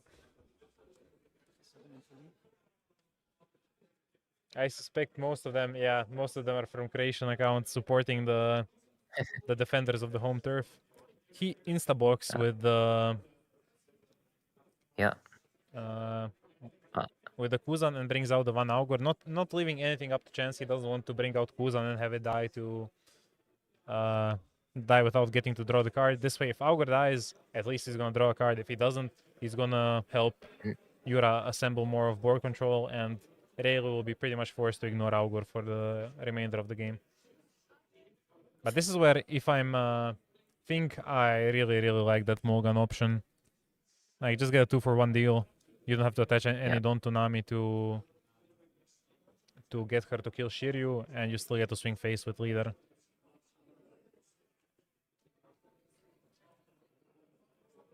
Oh, no, it's going Looks face. like he's not going to go for it though. Yeah, just goes face with the 5k. Insta 2k counter from Teach, going to give a little bit of information. I really like the way that Yura's messing with his Don cards. I don't know, it's satisfying to watch. But yeah, so has the really golden trying red to. Don.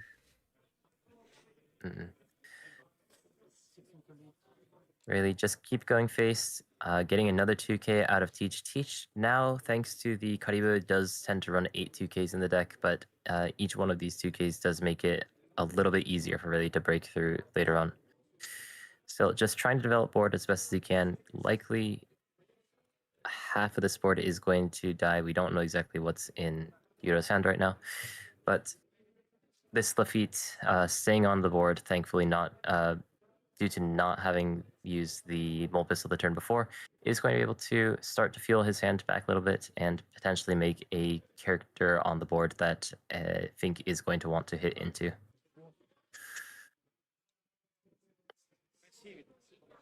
I mean, I respect this. Usually, as Rayleigh, my advice in this matchup is ignore the board. Don't try to control the board because it just gives Blackbeard time. I think this was a good opportunity to get like a cheap amount of board control, because that Lafitte is going to generate a card that you... Like, Nami took a card by forcing Yura to counter, but now Lafitte just gets that card back. So, like, you didn't really gain anything from that trade, but if you use your Mulligan to kill like both the Shiryu and the Lafitte, and you still get to play out the same... I guess you wouldn't play out the Nami, you would just play the Luffy, because it was Adon, right? Yeah. That he had. Okay, Yeah. he would just play down the Luffy, but Yura would also have 2 bodies less, and that's 2 bodies less swinging to your Kid and Killer. No 6 Koskuzan that he just added. Okay, he just tosses it. Was that the last card in his hand? It might be. It might have been, yeah. Oh, that's actually a bit crazy. I think I would rather let my opponent have the on plays and play the blocker than...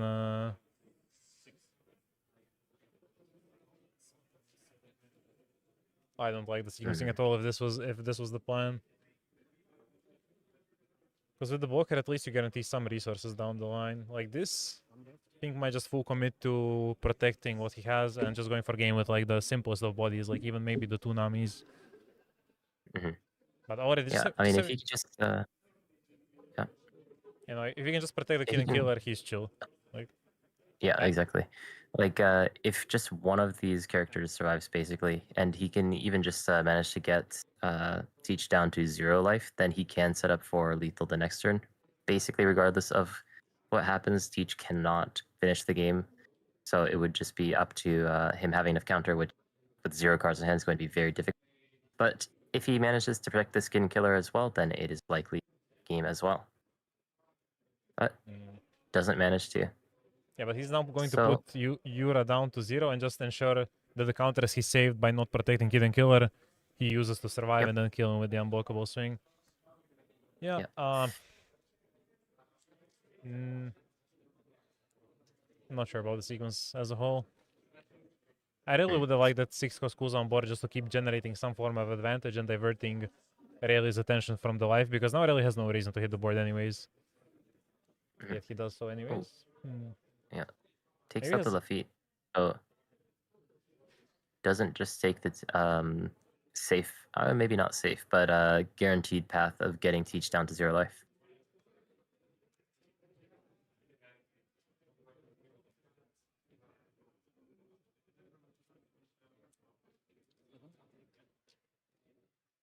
Yeah. I mean, taking the opportunity now to take back the board.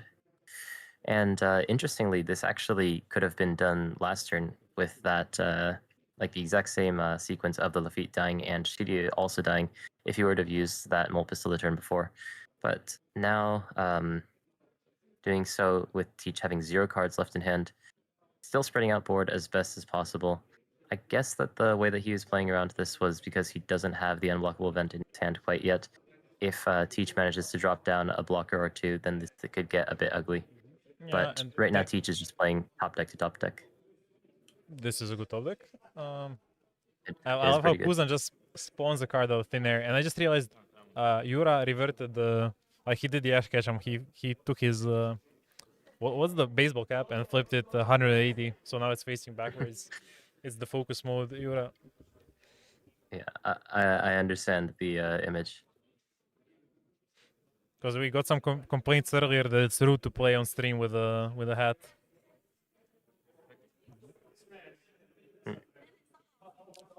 Did you maybe catch what he drew?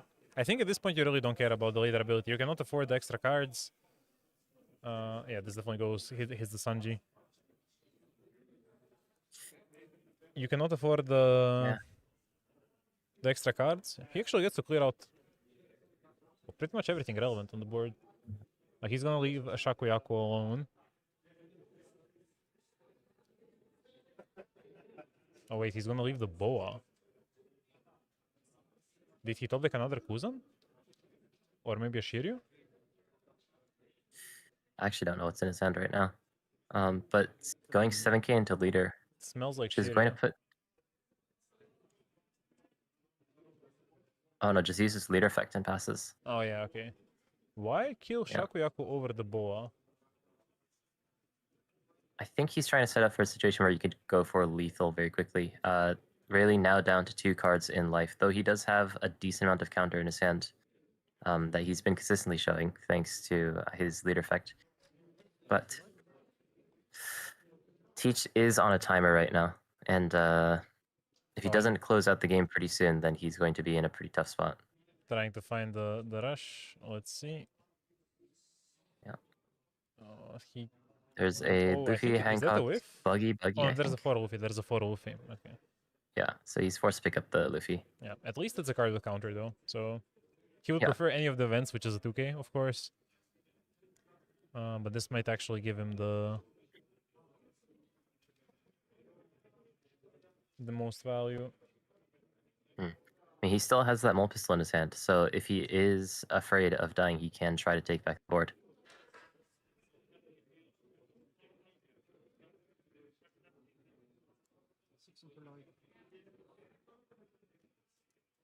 Although Teach doesn't really have surprise damage, so he can likely just map out how much damage Teach actually has and know if he'll survive or not. So, Yeah. hitting leader, baiting what he's going to do with the rest of his dong. Just trying to keep developing board. Yeah, because he doesn't have the unblockable event. Just make sure you have this extra body on the board, trying to get it to stick. Will be able to eventually be able to push through Teach as he doesn't have any cards in his hand. But at least because Teach has the stage, he will be able to have some sort of control over what he draws. Purely playing top deck to He top doesn't deck. have one plays, yeah. I'm not. It doesn't matter in any case in this position, but yeah, there is no on play for the Luffy. So I'm not sure why the plus 2k even oh, for Morgan, yeah.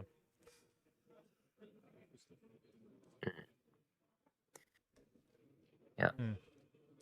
So now Yura is in do or die situation. For a second, I thought that Yura had 3 life, but his hand's just off in Narnia for a minute. I mean, the thing is, Yura is assuming there's a to never doubt, which we know is not the case, but he doesn't. I wonder if he's gonna gamble, because everything that Fing did would indicate there is no unblockable event. Like, why would you even care about playing the 4-cost Luffy if you had the unblockable? You would just like keep all the counters in hand, and then next turn go for it. So, I think Yura is weighing his odds. Because it's pretty difficult to kill Rayleigh from any number of life, even with stronger attackers than the Dokyu. So if he just clears, sets up a blocker, good chances for him. Well, assuming, of course, Fing doesn't top deck or get from live the counter. Yeah, I mean, but he can't search for it either, thanks to Teach stopping all the leader effects. I think that it is pretty clear the way that Rayleigh has been playing out the last 2 turns, not only not hitting the leader the two turns before and also playing the Luffy on this turn, has made it clear that he doesn't have the unblockable event quite yet. So Teach still has a chance. Did he see another 5-cost Kazan just now? It seems like it, the fact that he's looking through his trash.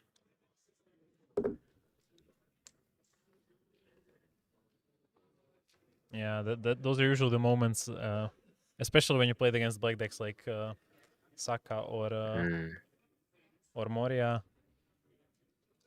Or which, yeah, whatever. They find the Rebecca, they find the Ecos Moria, and they start looking through the trash. And there's a blocker, so he's going to commit to the strategy. I like this. I like this. The only thing he has to make sure of, though, is that his attack into Boa kills the Boa. Because Rayleigh will be incentivized to defend it, so there's no reason for Yura to spare any Dawn.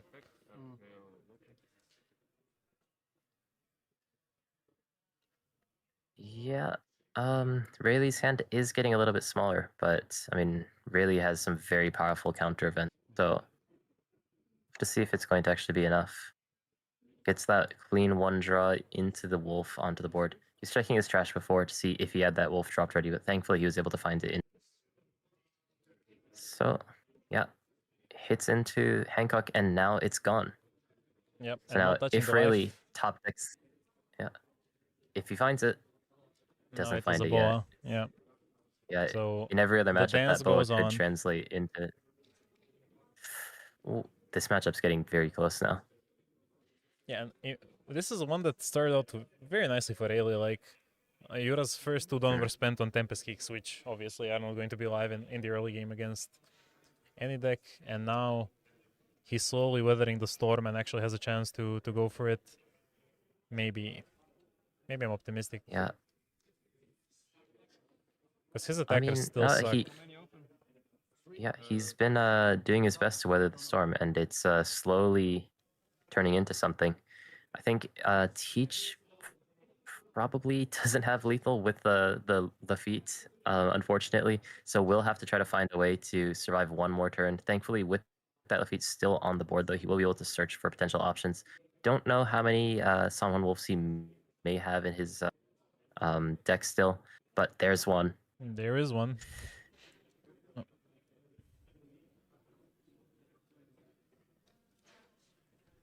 I think at this point he might have actually gone through his entire deck, because this is like he did several feat searches, he did a lot of stage searches this game. Yeah. In theory, he might already know the bottom of his deck if he has been paying attention. But I know Yura, and I doubt he was paying attention to that in the early game.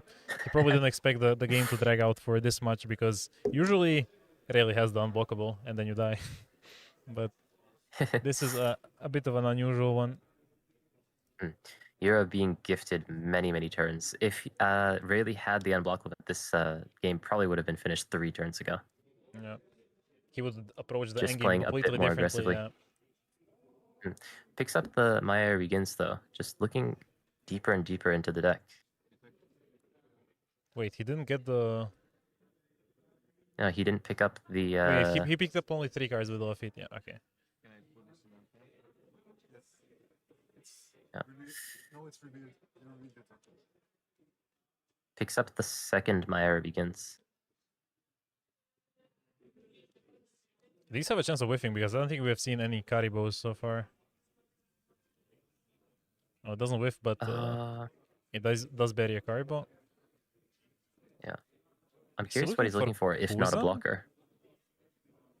I mean, I would imagine it'd be Kuzan, but I mean, he should probably know what the cards are in his deck still, or at least be able to make some educated guesses based on how long ago he saw this Kuzan and how many trash. Why would he not take the Sanhwan? Yeah, I think the Sanhwan Wolf is, I mean, it's just the safer play, if anything, if he's not sure exactly of what's in his deck. But likely wasn't able to see it, so may just be in a spot where he gets a bit greedy. Picks up the 2K.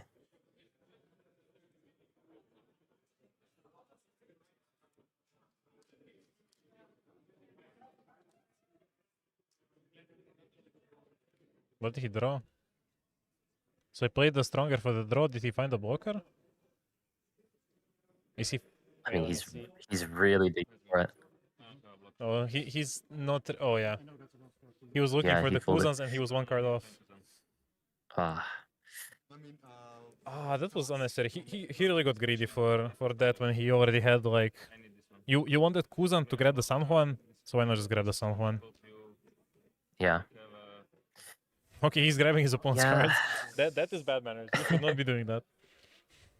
But okay, his opponent would find the Rush Zoro, so I guess in the end it would not matter Ah. unless he went for game actually this very turn. Yeah, I mean, at least with the current board state, though, picking up that Song of Wolf there would have been the correct play. Just hoping that he, Rayleigh, in this case, not able to find the unblockable event. I guess in the end, it maybe wouldn't have mattered, but still a very greedy end game for Yura that he maybe didn't need to necessarily try to go for. Yeah, and he would still.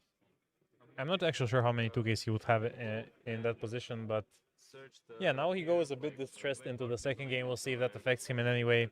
He gets to choose the starting order again. It'll be interesting to see if he decides to go first again. Yeah.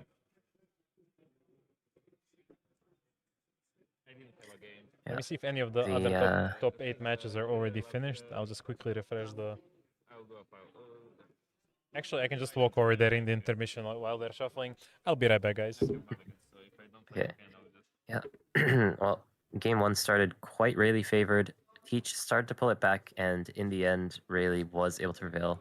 So, nice endurance from Fink in the end. Yura, maybe going to be a bit more careful, considering the cards he's going to be sending to the bottom of the deck this time around, but we'll see how these players end up adapting in this second game. Curious to see which side is actually going to be taking first and second this time around. If Yura is going to potentially play more towards that Shiryu that was key in game 1, or if he's going to stick to his original game plan where he decided to pick first. We'll see. Did he keep the hand or did he mulligan? I was checking the other top cut tables and they're all still playing. I didn't want to bother any of the judges or the players about the result. We'll find out eventually anyways. Yeah, I could be mistaken because I was looking away for a second. I believe that Yura kept his hand and Rayleigh mulliganed. I like how Yura has the little power marker ready at minus 4k for the Black Vortex, and even the colors are like matching. Wait, what? What just? Oh, he decided to mulligan. Okay. I think he just decides to mulligan in the end. Yeah. Oh, did he just lay out light out of habit? Because that's something that's happened to me in testing. I was like, I draw the first hand, and before mulliganing, I'm already laying out the life, and I'm like, wait a minute, I mean, this hand sucks. Yeah, I think that although it's something that not every player really plays by, but technically by the rules, the player going first does need to choose if they want to mulligan before the player going second, by the rules. And Rayleigh did decide to mulligan first. I don't necessarily believe that ensures that he did go first, but Yura deciding much later on to end up mulliganing even after he'd already set his.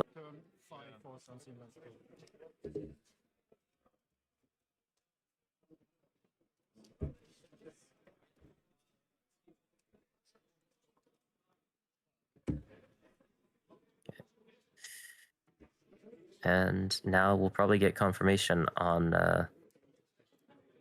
which side decided to go first or second. Both players mulliganing their hands. See what they start with. Really? Oh, for the first time ever, Yura actually starts with stage in hand. So that is definitely what he's going to be looking for if you've ever played Reiju as well. The stage is really what you're looking for. And Teach, just starting to fill up your trash, starting to cycle through your deck early on is going to be very helpful in terms of consistency. Rayleigh, on the other hand, I don't know exactly what you're looking for within this specifically because your key card in Portgas Luffy is going to be turned off, but did have a lot of searchers in their starting hand. Yeah, the more rushers, the merrier. Yeah. Oh, but also, oh yeah, Tukos is actually the most important thing to have. I completely forgot about that, but every time we discuss this matchup, it's like, Ezreal, you just find the Tukos, and that's not something they can immediately answer. So you just get to start hitting face. Or you don't even have to... Point is, it's a body that stays, so you can start building like wide without even swinging any of the boards. So you can, depending on how your hand looks like, choose whether you want to keep building before tapping anything, or if you just want to start attacking right away.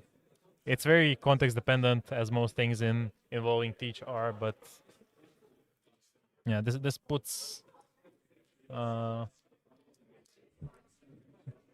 Rayleigh's board in a safer position where he's going to be able to create more bodies despite not having 2/1 costs immediately. Yeah, that Dokyu that he just added to hand isn't going to be able to take out that Hancock, importantly. So, yeah, a bit awkward. We even saw things like the 2-cost Luffy within Rayleigh's deck. So that being able to come out can be very influential in this matchup, as it's effectively a 2-cost 5,000 character. That also helps you reach the condition for things like 4-cost Luffy, should that stick onto the board. Yeah, and one thing, Rayleigh, I mean, all players here are experienced. Think should sniff out that there's a Kuzan looming to grab that Shiryu that was ditched into the graveyard. And even if there isn't one, the odds that he finds him with stage at this point after going through 2 stage activations and Lafitte is, yeah, that's gonna pop out and kill something. So if you want to minimize the value of that Shiryu, you probably don't want to develop a 3-drop. Just go for a 4-cost instead, which forces Rayleigh to, or multiple 2-costs. I guess that is just as valid. Yeah. Ooh, has 2 Luffys, yeah. He's only going to have one of them survive the turn, though, if there is in fact a 5-cost Kuzan. Did you win? Yeah, is going to end up being the play. We have for news sure of our here. first top 8 match. Statis won on green purple against Luchi. Oh wait, Luchi won. Oh, sorry, I got it. Sorry, guys, misinformation. Luchi won.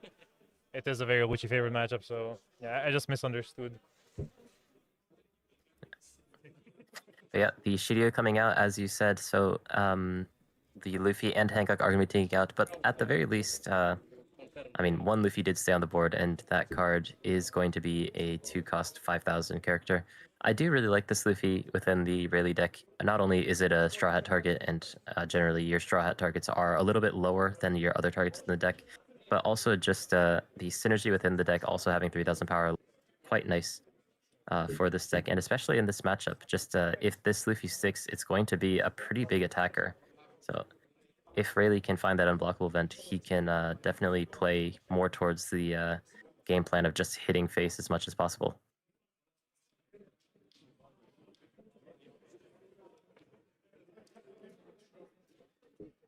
Oh, we have a result of another match. Mage won against Sleeping Genius. I believe that means we have Up Wolfie and Luchi so far in top 16, in top 4.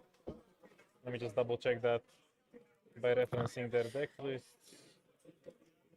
Yeah, Luchi never dies. Yeah, Mage is on Up. So the matches we still have playing out are Rayleigh against Teach here, and Rayleigh against Zorosanji over on one of the top cut tables.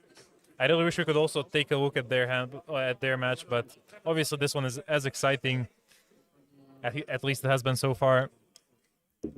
And we see things going just super wide with all the searchers. It's similar to what Doflamingo used to do in the matchup, where you just drop all the Peronas, all the Sengokus, and you can just go 5/5/5, except Rayleigh has it easier.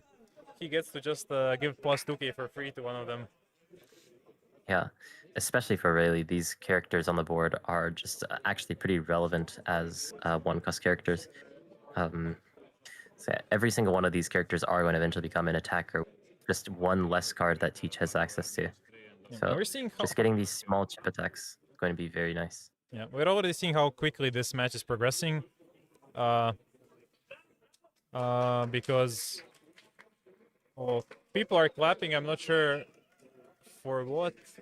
Okay, it's not related to the main event. Because at this point we were still in game 1 of the Up Luffy against Zorosanji match. And the game 1 of this one felt quite grindy with how many turns Teach got without the unblockable event killing him. Yeah. But even then we're only 33 minutes in compared to the lengthy match we endured in top 16. Or that you endured mainly, because for me it's normal time, for you it's like 3 a.m. at this point, I believe. It's okay. The Red Bull's doing a lot of work for me. But yeah, really deciding to take out the Doc Q. Just trying to make sure that he can keep these one costs on the board for as long as possible. And yeah, just going to buff up the buggy. Just try to get these chip damage at leader where you can, to make sure that Teach's hand is low enough that it makes it awkward for them to use their leader effect and also Oh, and this end up gets a 2K. eventually taking their life. This is where this search event really starts coming in handy. Its best targets are obviously the rushers, the Zoro, the Kid and Killer. They just amp up the pressure, and once you turn up the heat, it becomes really difficult for Teach of all decks to dial it back down. He will just be putting in 7k and more swings. Oh, never mind. He's just developing.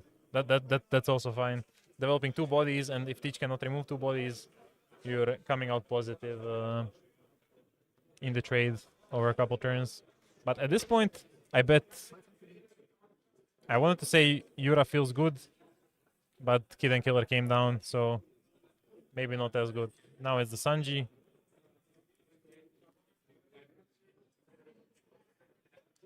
Yeah.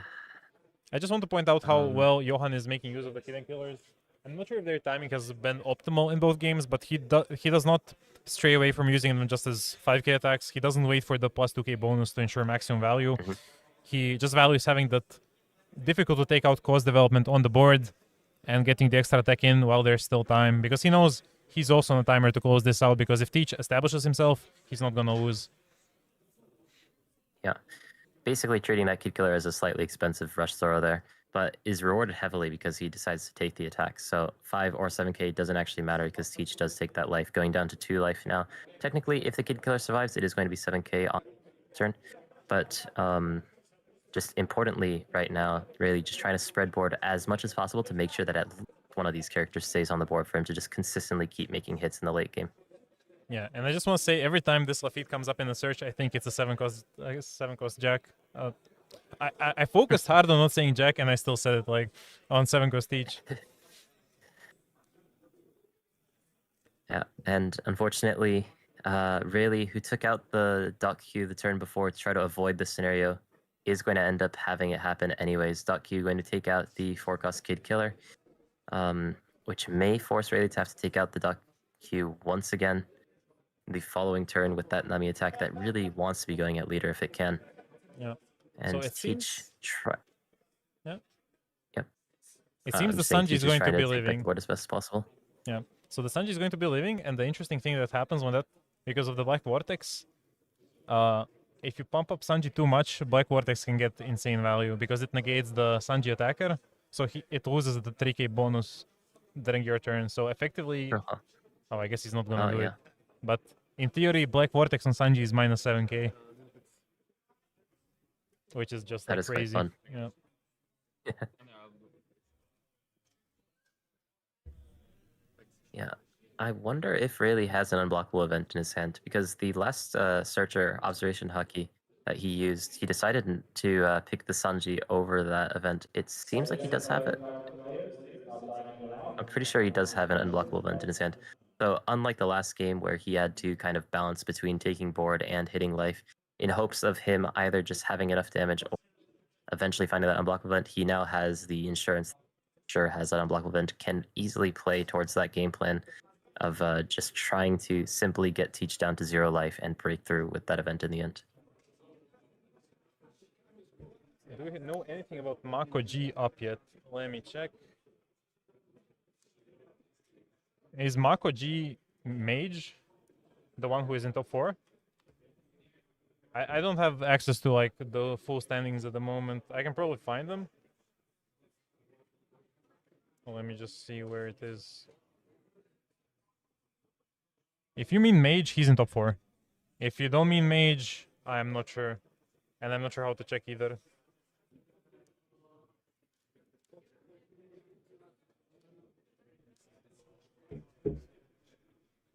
Yeah, Mage is in top 4.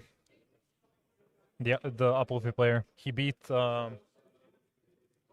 forgot what he was matched up against. I believe Ray. No. What did he play against? I listed it somewhere. Let me check in the comments. Ooh, I believe he Teach played is against green starting to purple. get control of this game. So both green purples actually lost their top 8 matches. And yeah, Peach is feeling quite comfortable. Is there any like he can I guess minus power the Van Augur to not eat a hit, effectively making Morgan a counter 2k. Not the worst option if he doesn't plan to use Morgan, and if he's not going to be able to keep board, there's not going to be any value to that Morgan anyways. Yeah, I mean, I don't think that he's really in a situation where he has the time to use Mulgam anymore. So if it is that, Wait, it's that's the King Kong KO. battling. Is it 5k or 6k? In any case, enough for I anything. believe it's 5k less. Yeah. Oh, I'm actually not sure if this is a net positive for Rayleigh, because now, if Yura didn't have the... I'm forgetting the name of the character. Shiryu in trash now for Kuzan, now he does have it. That's like one of those things that also was relevant always at Uchi and Sakazuki against aggro decks. When you play the Uchi and then he attacks and then they kill it, either with an effect or by attacking into it, and then you have it for Rebecca and then you do it again. Like, even if you had the only Uchi, sometimes they just let you have the second one by killing it when they shouldn't. And I'm wondering if this might be a case of the same, because I wasn't following Yura's trash throughout the game. It could potentially be so. I don't think that teachers tend to run too many copies of that Shiryu. So having that back in trash, if he does have the 5 Kasukazan, which we do see in his hand, then he could have that as an option. Yeah. Setting it on top of his trash, indicating he may be thinking about that as well. But also thinking about the Sanhon Wolf, there is also the other angle. I mean, really did end up triggering the card to get rid of the Shiryu, but just holding onto that card for the extra damage to just pump up Shakuyaku into range that it's actually going to be very threatening as an attacker, as it could potentially stay on the board should the Shiryu not come out. Could have also been a nice angle as well. But...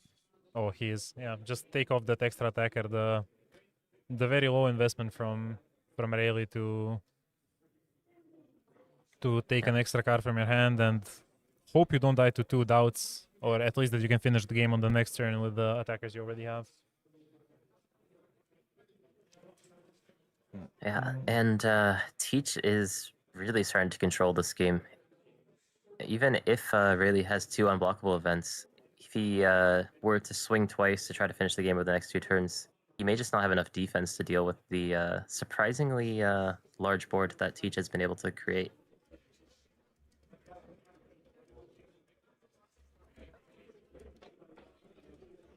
So think about what he's going to do. He does have the 4-cost Luffy and I believe a 3-cost Sanji in hand. So, oh no, it's Kid Killer. So actually pretty nice here. Just trying to create as many hits as possible to try to break through to get him to 0 life to eventually finish out the game with that unblockable event next turn.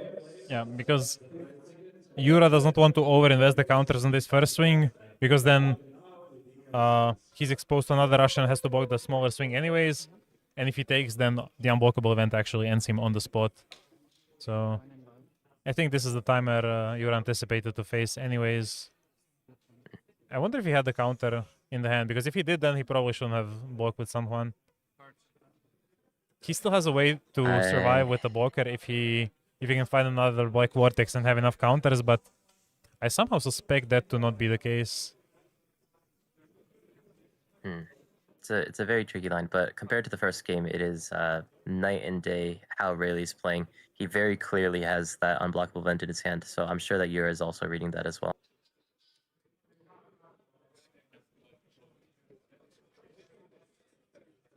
He does have a Black Vortex in hand.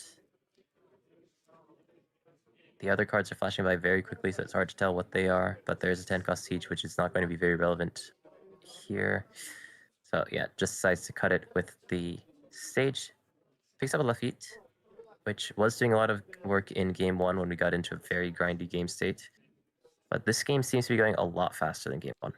Yeah, this is the point where he needs to calculate, because if he can find another Vortex, maybe he can get away with not even bothering with the blocker, just having enough counter in hand to guarantee survival. But he needs to decide that fairly early in the turn whether he commits the Dawn to the Lafitte or not. I guess at the very least he can always swing Shiryu without knowing that he's not going to be resorting to any other options. But if he's going for game, I'm not sure about the 7k start, because that just plays into Conqueror's Haki perfectly. Yeah. 7k start is always a bit awkward versus Rayleigh because it just makes it's just free value essentially for Rayleigh. It Now all the breaks my characters on board heart. are -1k as well.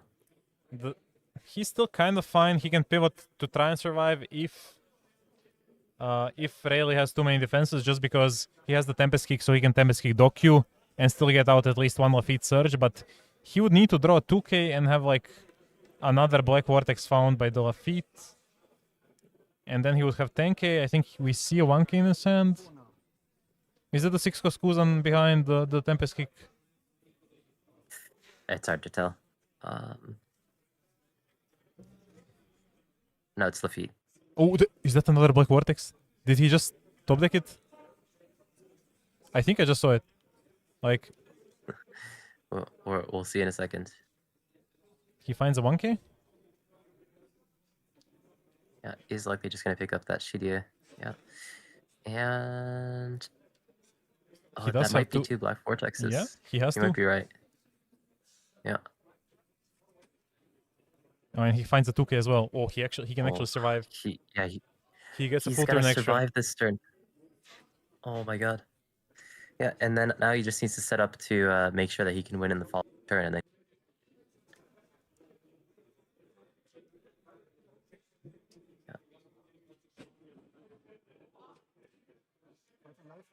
Neće ostati komentirati sa mnom kad kaj ode spavat.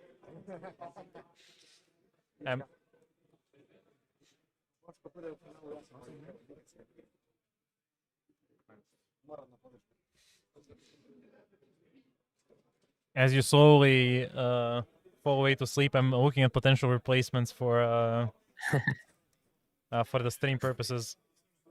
So yeah, he had to leave 2 Dawn open for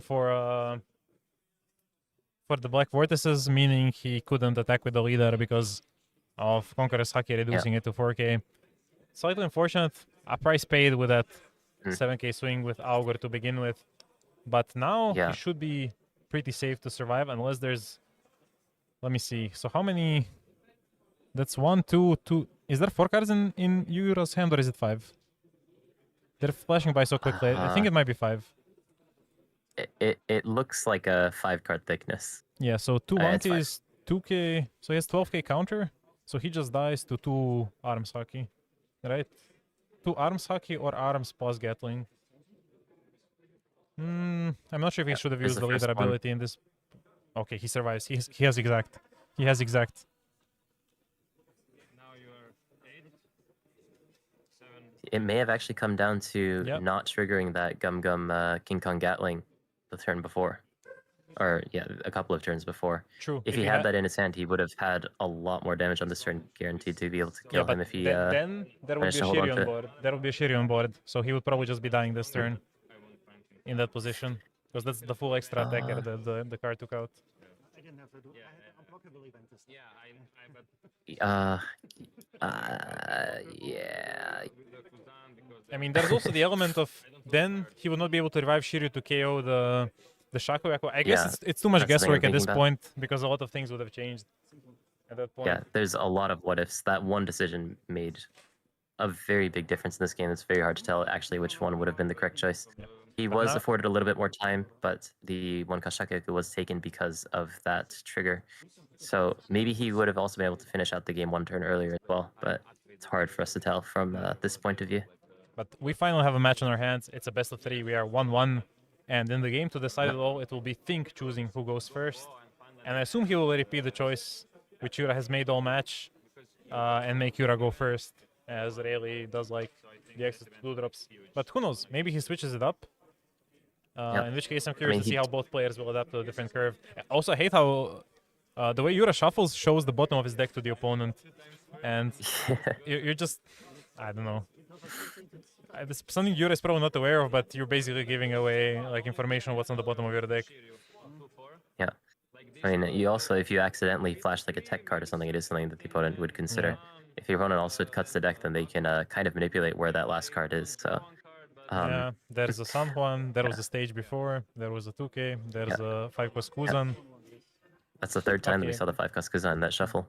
The judge is going to shuffle their decks. I'll go quickly take a look at how Luca is doing in the remaining top 8 match. Be right back. Yeah.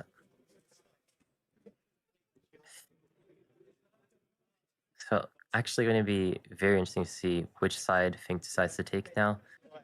After playing 2 matches against Yura, does he decide to pick up first, or does he stick to going second?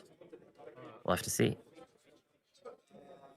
Both matches, no, actually, the first match seemed quite good for Rayleigh, the way that he played it out. He was able to play the 3-cost Sanji on the 4-cost Kid Killer on 6. The game after that wasn't able to do exactly the same curve, had 4-cost Luffy weaving in there, but thanks to Van Augur and Duck Q, those cards were dealt with more efficiently by Teach. So which side are they going to take now? Is Rayleigh going to take the aggressive stance, going first to just get that extra hit in earlier, or is he going to just stick to what he's been playing this entire time?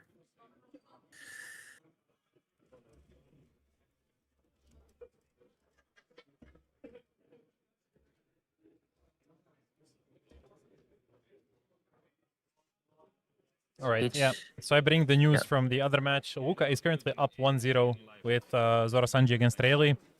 Their match, I didn't take a good look at the board, but it seems like both have a bunch of bodies on board, and I'm not sure who that favors. Usually I would say Rayleigh because of the Conqueror's Haki. And I still haven't finished the mulligan here. So, taking another shuffle by the judge.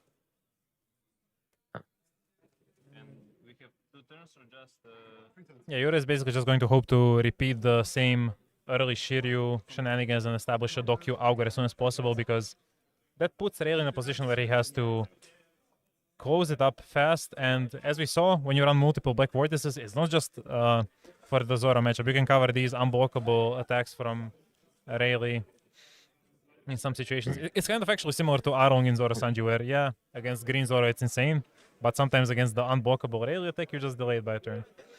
Oh, I like how he grabbed the Dokyu before even seeing the third card. Like, that's classic Yura mannerisms. It almost felt like a speedrun strat. He just did like a big time skip there. But yeah, Rayleigh deciding to go second here and also decided to keep his hand well his. So feeling pretty good about this early game despite losing the last game with this exact opening. But still, the 2-cost Hancock is probably going to be the best thing that you can play on this turn, because the turns after this it's not going to be able to use its on-play effect, and as we talked about in game 2, these 2 costs like that Luffy are going to be very, very nice. I think he's actually going to have the exact same curve. I think he has 2 2-cost Luffys in his hand and none of the 4 costs, so we'll be seeing some repeat of history. And I'm wondering if Yura is going to be more partial to keeping those Black Vortices around in this match, simply because of how they won him the previous one. Yeah, it's tricky to say, because I don't know how common that scenario is where you actually go down to 0 life and need to counter out of hand. Oh, a lot of times when you have blockers on the board. Yeah. Well, he's debating between the Kuzan, but you always take the Kuzan. Yeah. What I wanted to say was to really give props to both players. It has been a long day, especially for them as they're playing Top Cut, and they're both playing very mentally taxing decks. Like, we played 2 games, and they have both been quite the grind. And they're still holding up, like, not making any major mistakes, sticking to their game plans, to their testing. So yeah, they've both done quite well today. They won the big prize, the cereal, and now they're mainly playing for honor, and maybe if they won the winner playmats. I think Yura especially wants to get to the second place playmat featuring all the Blackbeard cards, but we'll see how that all ends up going. See, I wonder what happens if, as Rayleigh, you just give 2 cards to defend here, and you just go face, because even if you don't achieve the win condition, or like, if you completely lose control of the board, you are very near time. You're 7 minutes from time, and these games have been going on for quite a while. So if you can just get the opponent down to 0 and put him in a position where he has to like play defensively and cannot touch your life, maybe you can just win off of the time drawing near. That's why a part of why Yura is playing so fast. He doesn't want to suffer by the time rules. So I'm a bit surprised he picked to remove the Boa and not the 2-cost Luffy, who makes himself 5k for basically free, meaning a 7k swing at least.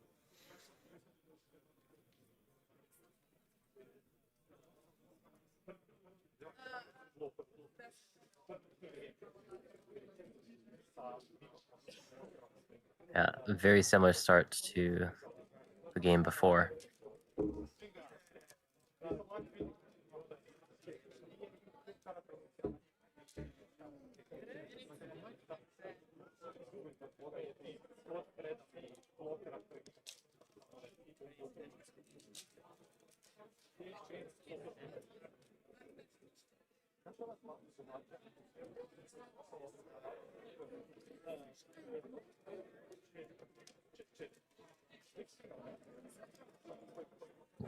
And here's the 7k swing, but yeah, the problem is now Kid and Killers Yeah. can start coming in and wreaking real havoc. On the flip Yeah, side, I actually really like. I like that he left the duck on the board because he played 2 buggies and a Luffy. So even if he takes out that duck queue, or if he doesn't take out the duck queue, it's really difficult for Teach to actually manage to deal with all of these. So using the big attacks while he has them and Teach doesn't have blockers to just try to get Teach as low as possible in the early game to hopefully close out the game faster than he did the game before. I'm surprised he doesn't opt for the 6 cost Kuzan, but I guess he's just not going to play it at all. He's looking at going for full board control. Like, coming out. Yeah. What's interesting is now Rayleigh is on a complete hit face mission. He can just go 7 with Buggy, 7 with Leader, and then 7 with Kid and Killer, and just probably put Yura to 0 and finish the game next turn with an unblockable. Because when this is on board, you just ignore the board. There's no point even trying to contest the triple on KO effects. That's why I was surprised that Yura opted not to just go for 6 cost Luffy. 6 cost Kuzan. When he dies, you revive the 5 cost Kuzan and you redirect at least some of your opponent's attacks into the 5 cost Kuzan, effectively getting a double block. Because if they don't do that, at least the Kuzan is going to throw you an extra card. This Teach is never getting touched, and there's no way you win the race off of just the bodies you have on board at the moment. So I'm not sure I like this approach taken by Yura. But as I said, it's a very mentally taxing deck to play all day. We're sitting here just talking, and backseating is a lot easier than playing the tournaments. Yeah, for sure. Potentially Teach maybe having the read that really surely 3 games in a row won't be able to find that Kid and Killer. So potentially relying on that as well. Will defend the first one with 2 2Ks. Ooh. Okay, But this will is some be put alarm down bells to 1 ringing. life. Because he will be trying to close out the game with the unblockable as soon as possible, but Yura can just hit face as well. Like he has the attackers, and when I said you cannot win the race, I assumed in that Rayleigh is building a board as he plays. But if Rayleigh is just passing with the same buggy he already had, wait, he just resolved it wrong.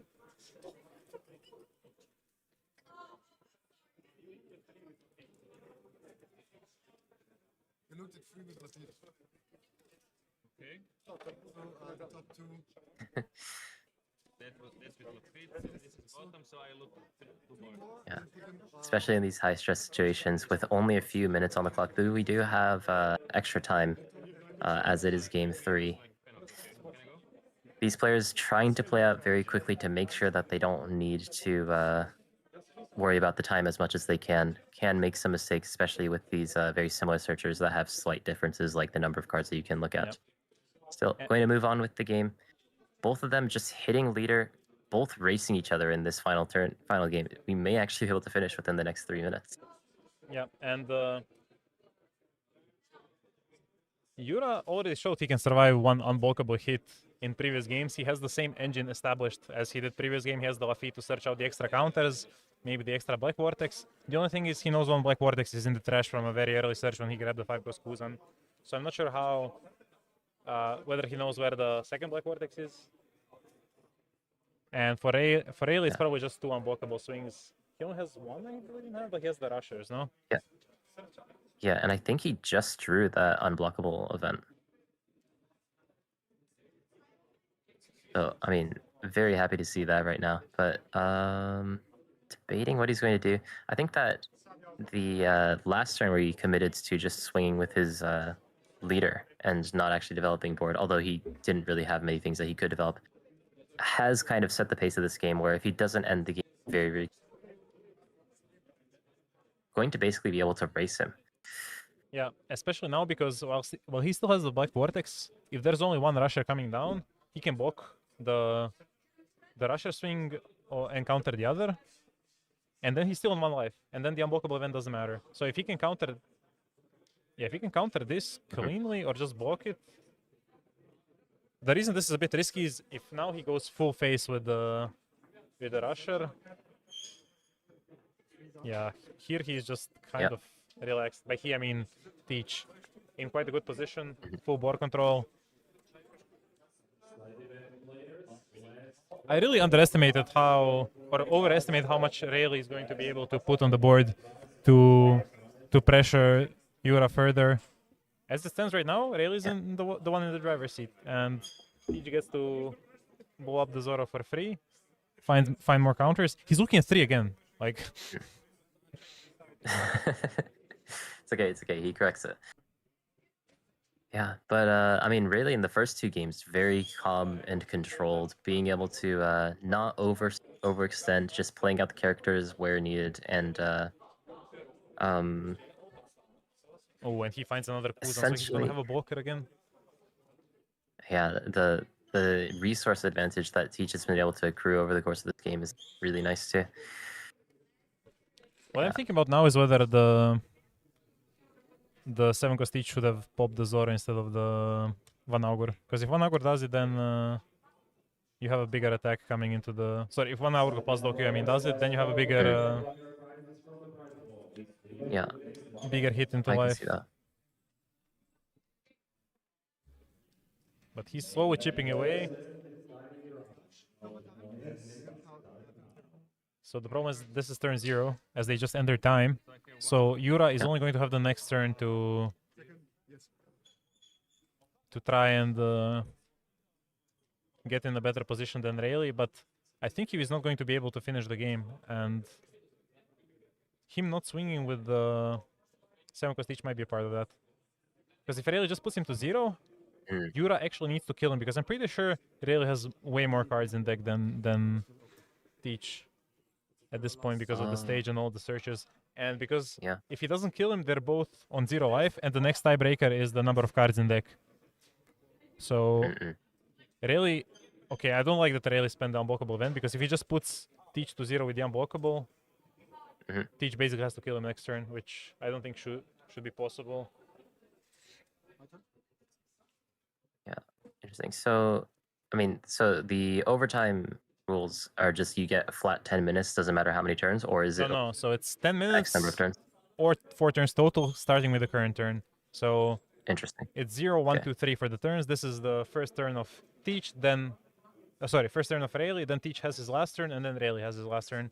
And at the end of Rayleigh's last turn, the then it comes down to life, deck. Yeah. Okay, yeah, then if you were to, I mean, it is a very maybe underhanded tactic to just put Yura down to 0 life and win that way. But I mean, it is an option, and if you're trying to win the tournament, that is within the rules. Yeah, I mean, that's how the rules define it. There's not really much you can do when playing at this point. Yeah. So Yura very clearly committing to going for game next turn. Yeah. Though, to be fair, if he can just block 2k here, which I believe he can, he's not in that bad of a position to actually end with this massive Burgess looming over the board. Yeah, I mean, that is a really, really big Burgess. So, yeah, I mean, defends it out of hand anyways. Is going to try to finish the game next turn. Really, with 3 long up, is going to try his best to survive. But Burgess at seems like 10k, but he's recounting his trash to make sure. And also 4 other really big hits on the board. Yeah, and he's gonna use stage, dump the hand. Yeah. And you could even use your leader effect just as many times as you can to just he's just gonna dump the hand. So.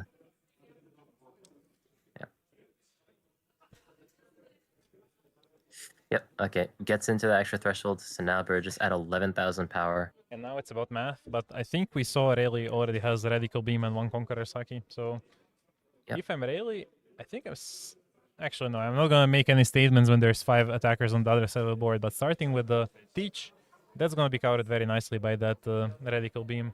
I believe. Yeah, definitely really wants to use the Conqueror's Haki early on so that he gets the full value out of that -1 to the entire board. But hitting at 8 makes it very awkward, but it is very cleanly within the range of Radical. So maybe looking to do that. Oh, he decides to Goes use for the Haki Conqueror's Haki. immediately. Yeah. And So, the I mean, 1K? -1 to the entire board, and will need to cut 1 extra. Oh wait, this That's is a 2K terrible now. counter. What? Why would you do it like this? Yeah. Because now you Okay, don't have. so now... now Teach just needs to kind of chip away at really. Yeah, now he just has to calculate. So 2, 2, 3. Depending on whether he wants to attack with Lafitte, he just goes 7 here, no? Oh, he's going 8 again. So he is playing into the Radical Beam. Yeah. I am unhappy with this development. But maybe he's I mean, expecting... he's expecting really to just have another Conqueror's Haki in hand, but he is playing into the Radical Beam in doing so.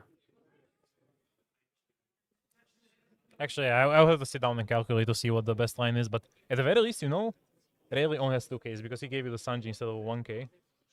So it makes more sense to abuse the line which punishes 2Ks. So maybe I wouldn't even be mad if it was a 5K swing at this point.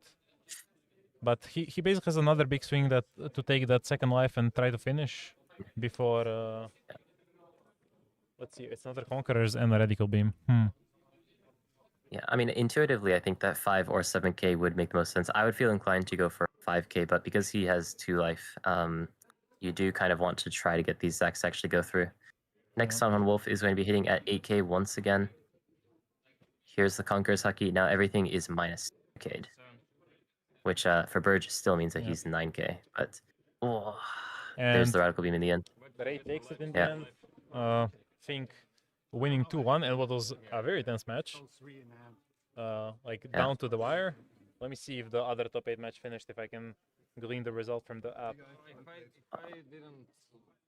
Did he have the Conqueror's Haki from the start of Ulka that? won, so we'll have Zorosanji in top 4. Just yeah, he had the second Conqueror's Haki in hand. Okay. I think I mistook that with Armament, or no, Armament. The Searcher Haki. Yeah, observation. Observation, yeah. All right, all the top 8 matches are finished. I need to take like a 3 or 4 minute break. I assume they will be starting soon-ish. I will make sure Zorosanji is on the feature match. We will watch Luka again. I'm not sure who his opponent will be, but yeah, you'll hear back from us very soon. We're taking a short break.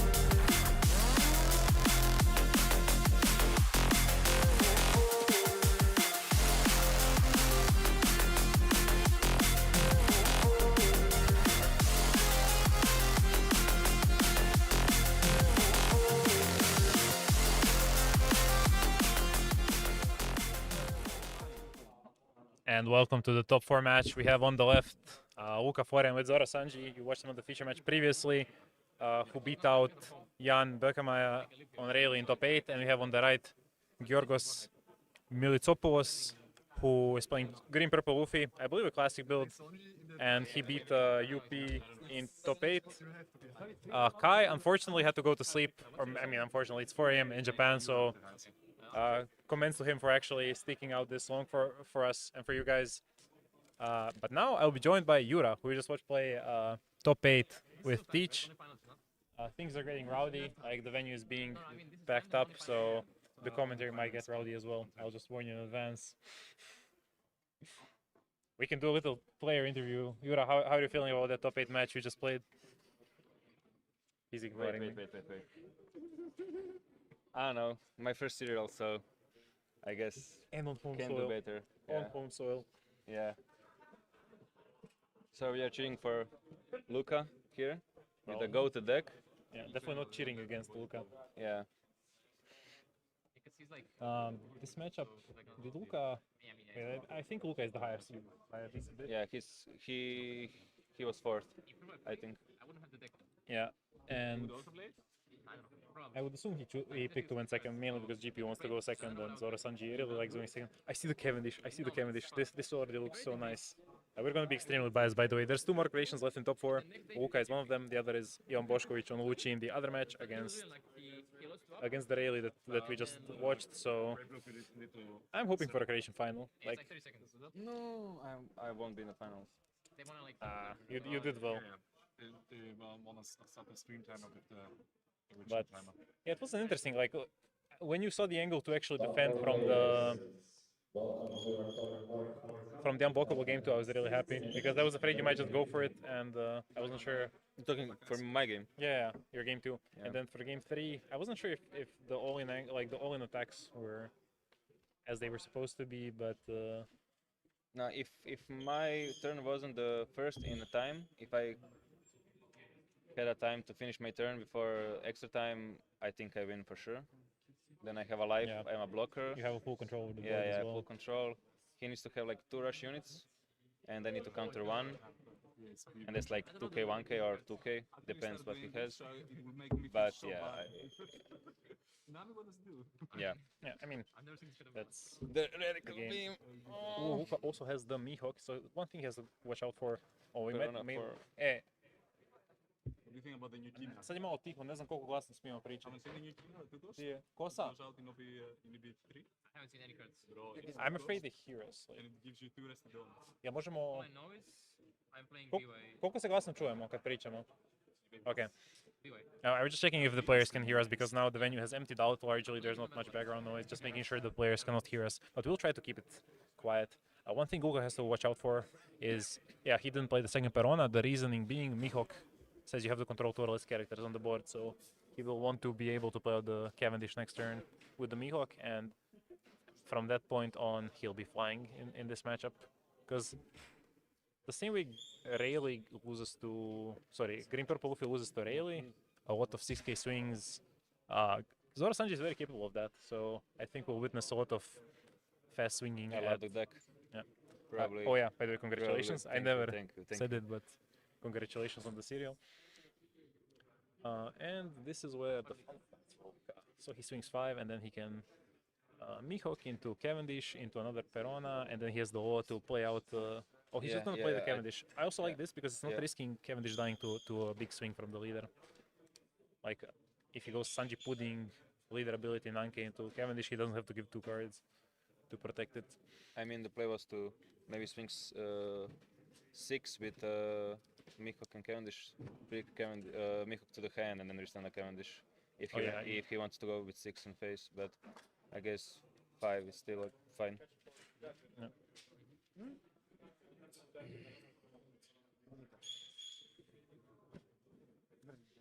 Oh, finally somebody who immediately marks all the power buffs and stuff, and even has a cute little cost power up. Is that?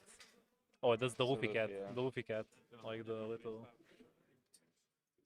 Yeah, there's no punish by Green Zoro-san, Green Purple Luffy from taking too much life, except dying at some point. So as long as Luka is sure he's not gonna die, he gets to develop cleanly here.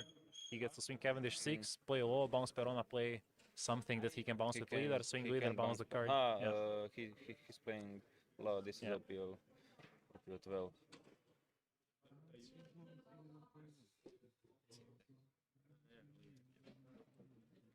I mean, regardless of how this match goes, of how the top cut goes, I think Luka is the one having the most fun with the deck he's playing in the tournament. No, I'm alone now.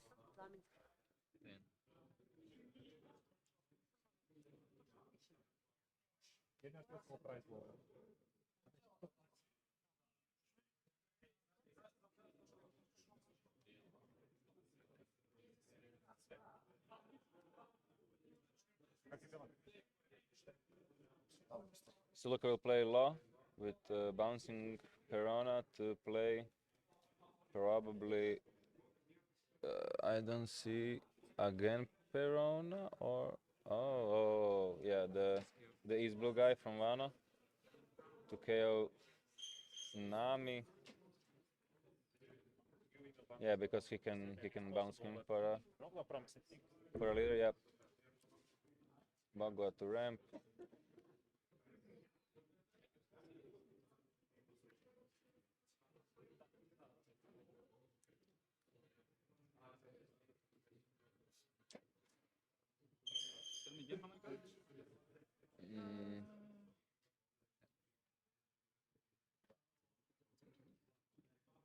How many don't you have? I'm 6. I'm gonna be 8. Otherwise, this would be super mistake. For 5, another or not. You can see Sanji pudding, so will he go for that angle or something else? But I don't see what he'll go for. Sanji pudding, probably. Let me see. What did Luka play with The East Blue guy to KO Nami because he's like the only Oh, the only- higher he I see, had. I see. Yeah. That's a bit unfortunate, but he has a lot of counters now, and does he have Wonder Deck in hand? Yeah, he has 2 of them. Nice. So from the next So turn, the- as long as he doesn't like get in a position where he risks dying, he'll be inflicting a lot of pain. But I mean, how the does -4 is wait? better for you, right? How is the Luffy on? Oh, did he have Bagua in life? No, he had 2 downs open. Oh, right, yeah. Okay, makes sense. But then he didn't draw for the Sanji pudding, right? That's the only downside of having so many I down. didn't work that closely. So he has the Zoro Juro that he showed with the search earlier. I assume he's going to be playing that and swinging probably 7-7. Because you want to have all the bodies available and you want to find a counter. Because 8 into 7. this is the easiest counter of all Yeah. time. I think this is, for the record, not optimal. He should have Yeah, just went for because face. those cards that will Luka give him for the Cavendish will just be drawn. Yeah, and the thing is, if you go twice to face, he can only buff. He only gets like base 6k on one of those swings when he taps the blocker. But now, even if the second swing goes face, it's all block plus counter. So it never made sense to swing face if you want to demand maximum counters from the opponent. And since Luka is on 2 life, you would want to swing face twice, just so that one of those swings goes into a 5k base. Wait, no sound? Can you guys not hear anything?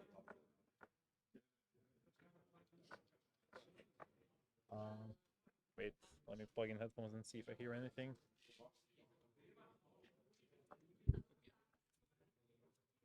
I can hear sound normally. I'm not sure if there might be another problem, but yeah, I had to leave. It's 4 a.m. in Japan, so you can probably figure out why. But he held out for quite a while.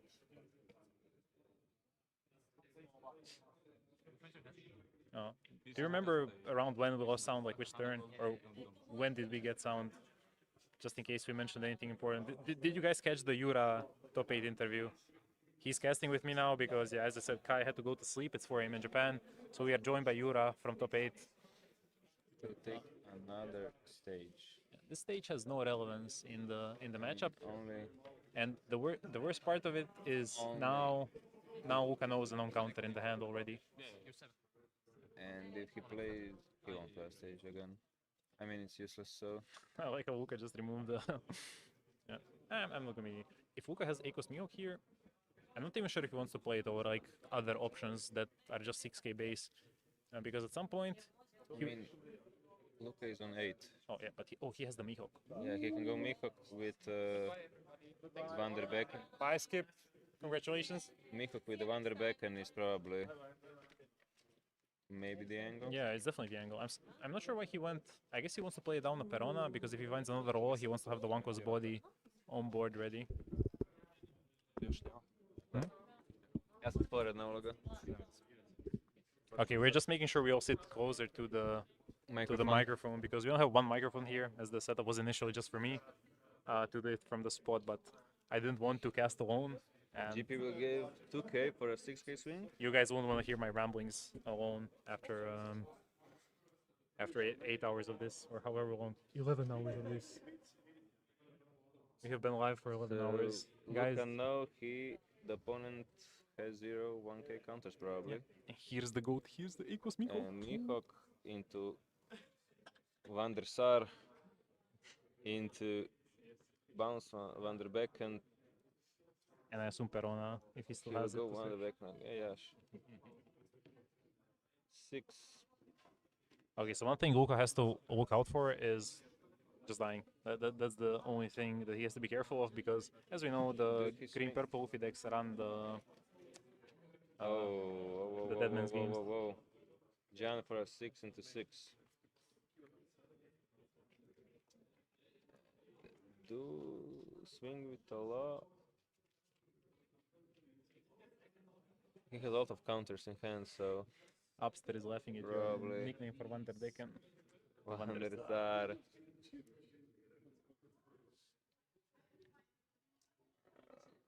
I see all the local names in chat. I see the 6 uh, and probably Perona the for supporters search. from Give him surrounding 1K. countries as well. Happy you guys are all here. we- Perona for search. You don't have to narrate every action. No, I need to. And Oh, I saw the Mihawk in the search, but I hope Luka doesn't get baited into it. I don't think you need a second Mihawk in this matchup. he'll take Vivi because it's the Yep. first one. Giga grind. Giga grind. Guys, I don't know we're what to say, cooking. We're cooking. so Yeah, I noticed. maybe I'll just repeat what they do. Maybe someone But blind we is have to be watching, kind so of quiet. Yeah, the venue is pretty much empty aside from some organizers, the featured, the Top Cut, and I don't see any of the players in the room anymore. Like just some of the players picking up their top 8 pricing before they leave. So we will be quiet. Dude, triple Sanji pudding, like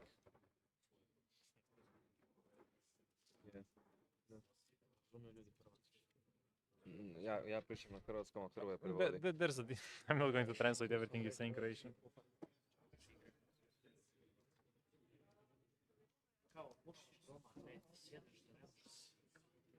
There's actually a number of people just randomly playing in the venue. I like that. I wish they made more noise though. So yeah, Vivi slash because of her like what's the No, thing called? I don't know. Как се лепе кажеш на английски? Fan. And because of her fans, yeah, fan blades that she used in Baroque works. So I quite like that. You just get to search Yeah. her with Perona.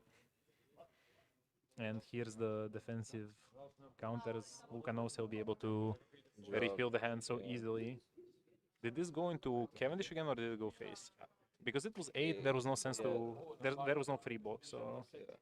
He went to Cavendish. He focuses the Cavendish too much. I'm not gonna complain because I want Luka to win, but... You should not be focusing Cavendish this much. He didn't even take the free block. But I assumed it was going face because he gave it 2k, so... No, he went into Cavendish.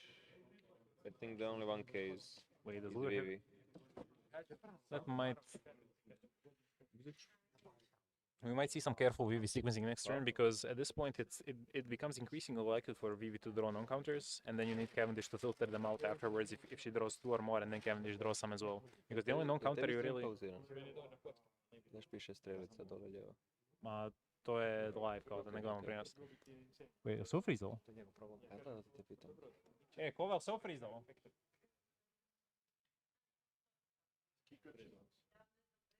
Aj nemojte dirat kameru, please.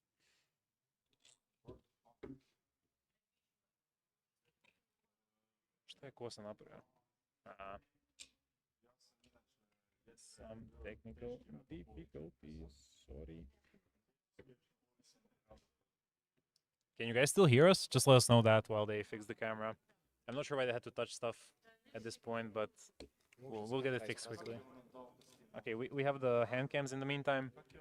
They still show a good enough perspective of the board. Like, worst case, we can employ one of them as a over-the-board camera. Lucas turn? Yeah, it's Lucas' turn. Did he already... No. Me is blue. I will assume. Okay, I'm not sure. Please don't focus them on the hands now, because we don't really care for the hands as much as the board.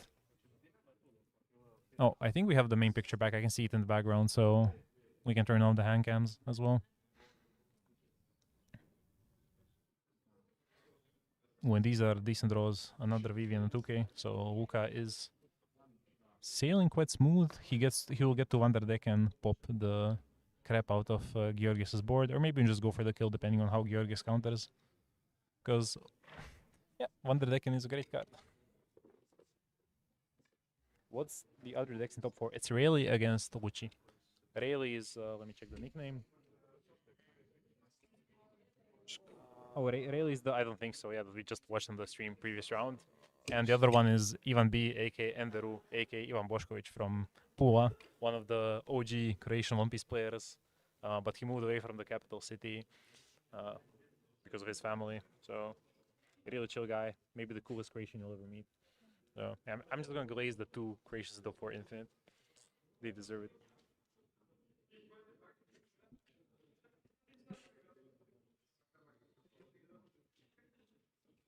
Yeah, Lucci went through, what was his bracket? I think up in top 16, Yeah. GP in top 8, and now he's up against Rayleigh, and we hope he's going to be up against Green. Zonji. Yeah. And by the way, that matchup is unplayable for Zonji, so the finals is probably going to suck if that is the case, but I'll take it if it's a Croatian final.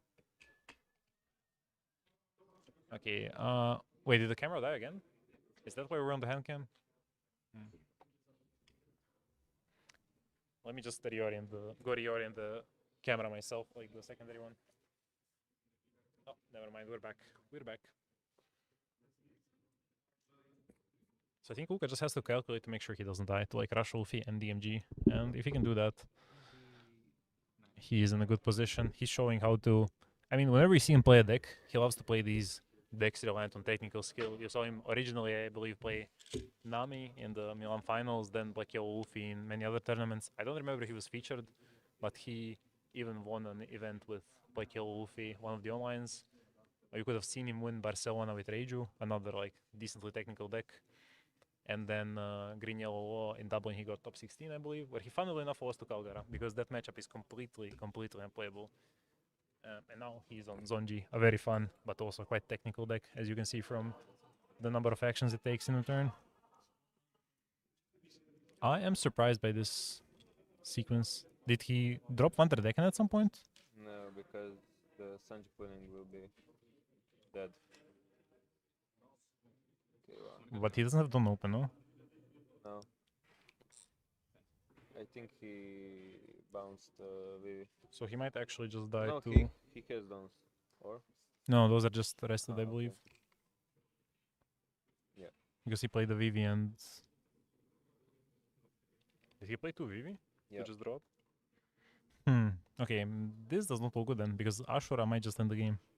That's a lot of swings coming after resting 2 blockers, and because of the Sanji puddings, the third one, Georgios still has a lot of Dawn. This might be crushing teams. Oh. But does he have Ashura in the last 2 cards in hand? Or maybe he just has the Rush Luffy, which in itself is 2 more attacks. And currently Luka can only cover 3. So he has to be able to counter out of... Do we know how much Dawn Georgios has? Is that 8 or 9? That looks like 9 to me, so... If he goes Luffy, he has 8 Dawn to distribute. 2 have to go back, so... It's like 7, 7, 7, 7... I guess there's a lot of 8s mixed in, or a 9. So this might be the weakest swing he actually presents with his board at the moment. I don't know what the full contents of Luka's hand, but I'm pretty sure he had decent amount of counters. But Georgas has to go for game because of no hand size. He either kills or dies. And wait, Luca has infinite in hand. Ultimate 2 case. But is it enough? So he can now go 3 9s, I think. Or sorry, another 7 and then 3 9s. I think that should be. Wait, 2, 2, yeah, 7, 9 and 9 or 8, 8, 9, 9 are the swings that GP still has open, but I don't think those are enough actually. Like, Luca has a lot of counter in hand. I think there's still like 3 2Ks remaining at least. You can see 3. 1, 2, 3. Yeah, 3. 3 2Ks to 1 case. Let's just not be too loud. Yeah. But against only 3 swings, that should be enough. Yeah. And Luca will be happy to see this because this means he will be winning game 1. And he still has 2 cards in life and a deck that runs a lot of counter. Like, there's so few breaks in the deck. But Georgas has no choice. With only 1 card in hand, he's a dead man walking. So it's all or nothing. It's just about picking the best numbers to go with. He bumps the cost to protect from... I'm not sure which trigger can even rest a 6 cost, but cannot rest an 8 cost. If it exists, somebody... Oh, I guess there can be a blue bounce 7 cost or something.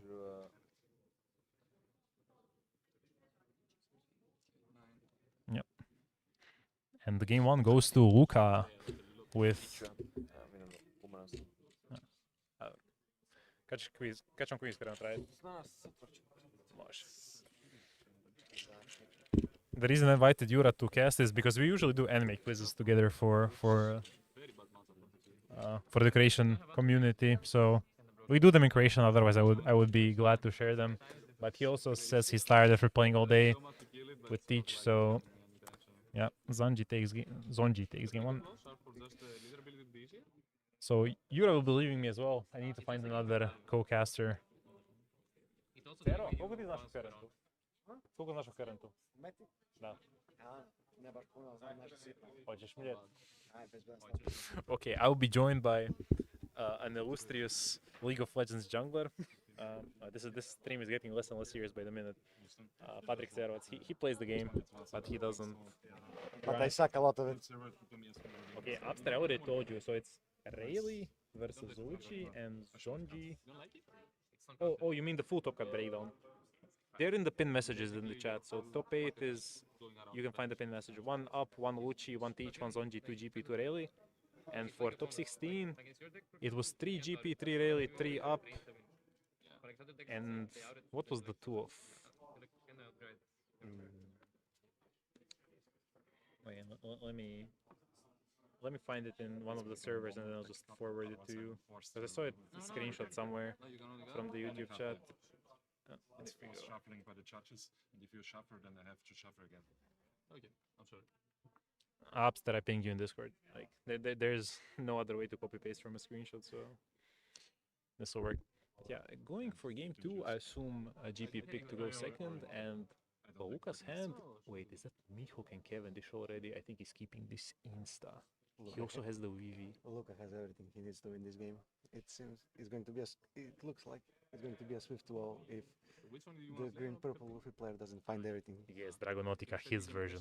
Okay, let me just. No, I build the decks. Okay, Luca just plays them and wins with them, but I build them. So now we know who is the deck builder and who is the better player. yeah, exactly. Like I only got second at Worlds, and he got first at Master Duel World Championship. So he's the World Champion. I'm not. Yeah, watch that. It was nice. He played them. But for OP13, I have no idea. No, Luca is too. It's gonna get to his head. It already did. Like That doesn't look nice. I don't like it. you don't get it.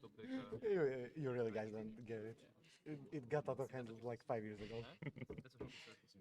When he was the GOAT of Yu-Gi-Oh, Croatian Yu-Gi-Oh, like the only person to top pretty much ever. And then he did back to back to back. Like he had, I think, one of the most successful 2018 or 2019 seasons like in the world in terms of like topping YCSs and converting results. And it took me so long to tell him to play One Piece, and now he does, and he's one of the like best players immediately. Like he's already one of the top rated on Limitless in just a year of playing. Because when was Liverpool? OPOs. Oh, maybe it has been a year, 7? but it was September, right? So it was like Yeah. a year and like a I couple mean, weeks. he started playing at like OPO 6 time, or because he. No, he had a little bit of OPO 4 gameplay with Zoro, but then he lost to Gligi on Blue Crocodile twice in a row, and he was like, I'm not playing this game. But how the turns table, here he is playing the most fun deck in the room and winning with it. doing nicely for himself. Okay, Nami adding Uzaji is usually not what you want. I'm not sure if he doesn't have better options or if he's just prioritizing adding counters. I see Zoro Juro, But I don't see Sanji and Oh. Pudding. and he insta-takes. There's no ramp, so... With the one benefit of 4 was you can just play for ramp and... Oh, this looks nice. This looks nice. Dude, Cavendish Altart looks so nice. The Mihawk Altart looks so nice. Vivi Altart is beautiful. Like, I need to get 2 more of those because if you guys only didn't have notice... 2. Yeah, but you see he's holding, like... He played the normal Altart so many times this game. There's no day 2 to this. Oh, hi Gerard. No, there's no day 2. Top Cut and Swiss same day, and this is top 4 that's currently being played. We So... see the rush Luffy in Luffy's hand. It's like I'm playing Lin. That's Uh, the only thing we see, sadly. The other match is Lucci against Rayleigh. I have no idea how that is progressing. I should have checked while we were in the intermission between games, but if there's an intermission between game 2 and 3, I'll go check it out anyways. Hate that deck. We all wish, my friend. We all wish. But sadly, some of us are here Yeah, spitting bullshit. yeah. For language, we're keeping this family friendly just in case, I don't know, YouTube decides to use some AI thing to murder us. It's not monetized, right? I'm not sure if you guys are getting ads. If you are, we are not getting paid for those ads. Just letting you know, like, it's not our fault. We're getting scammed. Zero, did you play in the main event in? Yes, but I had the late start because I didn't have the Oh, ticket. you entered the 0-1. Yes. And how far did you go? Not far. I lost the Wait, fourth Strepenko round. in the chat as well. Wait, Gerard, you have K-pop profile pictures everywhere. How do I open your channel? So good actually. Go to channel. That is K-pop, right? Yeah, I have no idea who that is though. Keyboard builder based in Singapore. Okay, now I have lore about Gerard for reviewing various keyboards. I was on up on main event, but Oh, look, he's not much chilling. luck. The Cavendish made it through the turn, and this is going to be a world of pain now with the VV as well. If he a chooses world to of play. advantage. Oh, he drew another Cavendish. But does he have the 5 cost law? Or? But you don't play the 5 cost slow is really good on the second curve and on the first curve going on 7. But on 5 it's only good if you have a slow start. And it's really good if you have a slow start, especially against removal decks. But in this situation you're already like you just want He to get has it. a wave in hand, he has the 2k on the board, he can maybe shuffle something. But he doesn't need to. Like But freeze free. oh wait, GP is trying to starve. Okay guys. A deck that plays Cavendish and puts it on the board and plays Vivi, you do not starve. It doesn't work. Just putting that out there. Like I appreciate the optimism, but it does not work.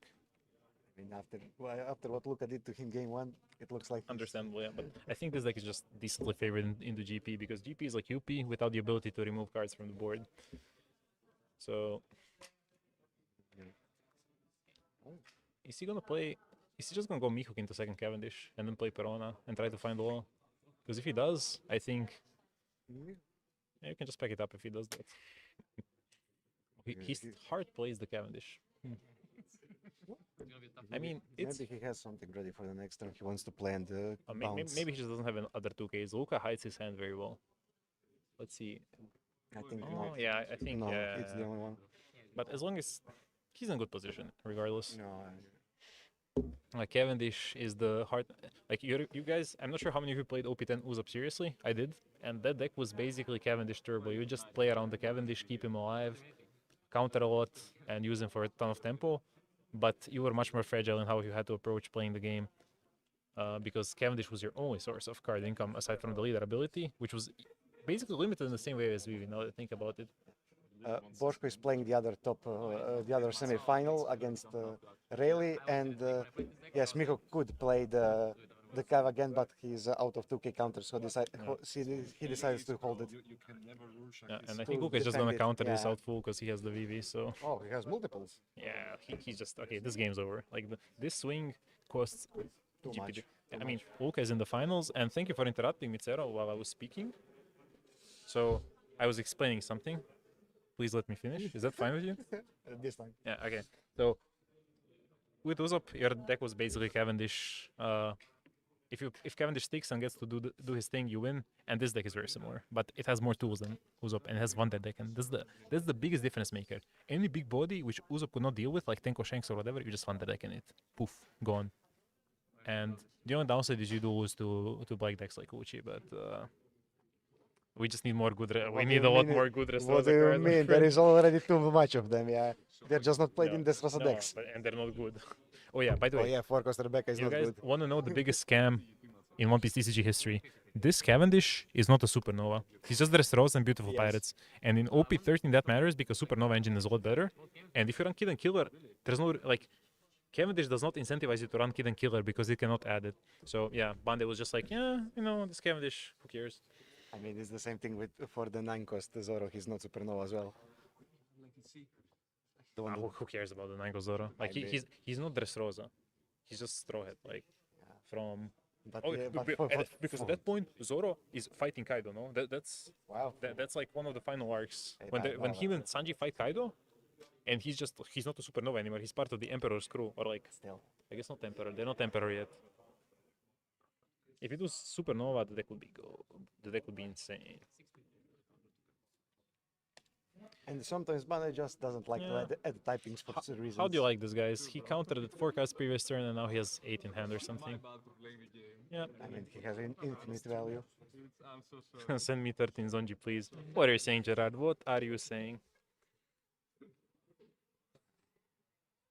Oh, OP13. Yeah. Don't worry. I'm working on it. Like, I'm testing. It's just organization of this event took a lot of time, and I also need to test some other card games, which I will not mention on stream for sniping reasons. marketing reasons. Like, if when Bandai sees this, I don't want to hear them mentioning their competition too much. Like, What was Yu-Gi-Oh is fine. Yu-Gi-Oh is not a competition. But like, what- Yu-Gi-Oh is a terrible game. If you play Yu-Gi-Oh, I'm sorry. Don't I'm listen sorry. to her. But what if you mention under Bane games? This time you killed for sure. I mean, Gundam is kind of fun, but there's no reason for me to test Gundam because there's other card games as well. How did life end up face up? Because it was a trigger of when you're at sea searching the card. So he just flipped the life while searching. Yeah. They moved it to the trash eventually.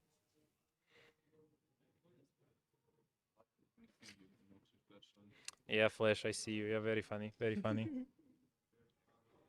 Just shows up in chat to trash talk me. He's been doing this all day. Something. Okay, to be fair, he did trash talk Luka at one point as well because he saw Kalgara was doing well and he was like, oh, Luka cannot win against Kalgara. Well, guess what, Flash? This deck is not like green yellow. It actually beats Kalgara. Unless you get Zeused into nothingness. Still 8 cards in hand. Deck builds One Piece and play. Yeah. I'm a man of many talents. Skepas. But not a man of many skills. Yeah, not a man of tops though. My time hasn't passed. I believe I'll be back in 13 because the format will be a lot more fun. Because I did take this Zonji deck to Athens last week. I think it was 1 card difference from what I gave Luka, but Actually, I don't have the envelope. I It kinda was just clearly got- some skill issue. No. Round 1, like blue purple Luffy kind of high rolled me. He had like Red Rock into Gravity Blade into Mihawk into Sanji played Doffy play Rosinante, and round 2 I ran into Uchi. And I'm 0-2 drop. Like what do you do? I knew the deck is good, but I just died first 2 rounds like You with no tried. chance. Yeah. He used the restanding ability, no? He bounced the what you probably missed is he played the Vivi, drew 2 cards, swung Cavendish, then bounced the Vivi, swung Cavendish again, and then played the Vivi again. That's why he drew so many cards in the turn. Like he drew 8 cards in the turn and discarded 2. Okay, on the other top 4 match, unsurprisingly, it was Uchi who won. So Ivan Bošković is making it at least 1 Croatian player in the final. But let's be real, like with the way this match looks, Luka is at 4 life and he has bigger hand than GP Luffy, who is on 1 life. We Yeah. know how this match is ending. It's gonna be a Croatian final, guys. So home soil defended. Yeah, I see the chat is, despite all my hard work today, people are flocking in to mock me. People I consider friends. Incredible. Skepas, you feel me? Like, what are these guys saying? What are friends for? Except to flame you when you're down. No, Skepas is in chat, so I'm just talking. Skepas G in chat is Skepas. So Sanji plays neither Hoodie nor Deadman's. That is correct. That is correct because those cards are kind of ass. Like no other way around it. Hoodie forces you to push games to an end instead of playing a control-ish game plan, which you love when you can draw infinite cards per turn. And Deadman's is decent, but you need your board to survive, and Deadman's does not protect the board. So They are good finishing cards, but this deck wins if it survives a couple of turns. You just out advantage your opponent.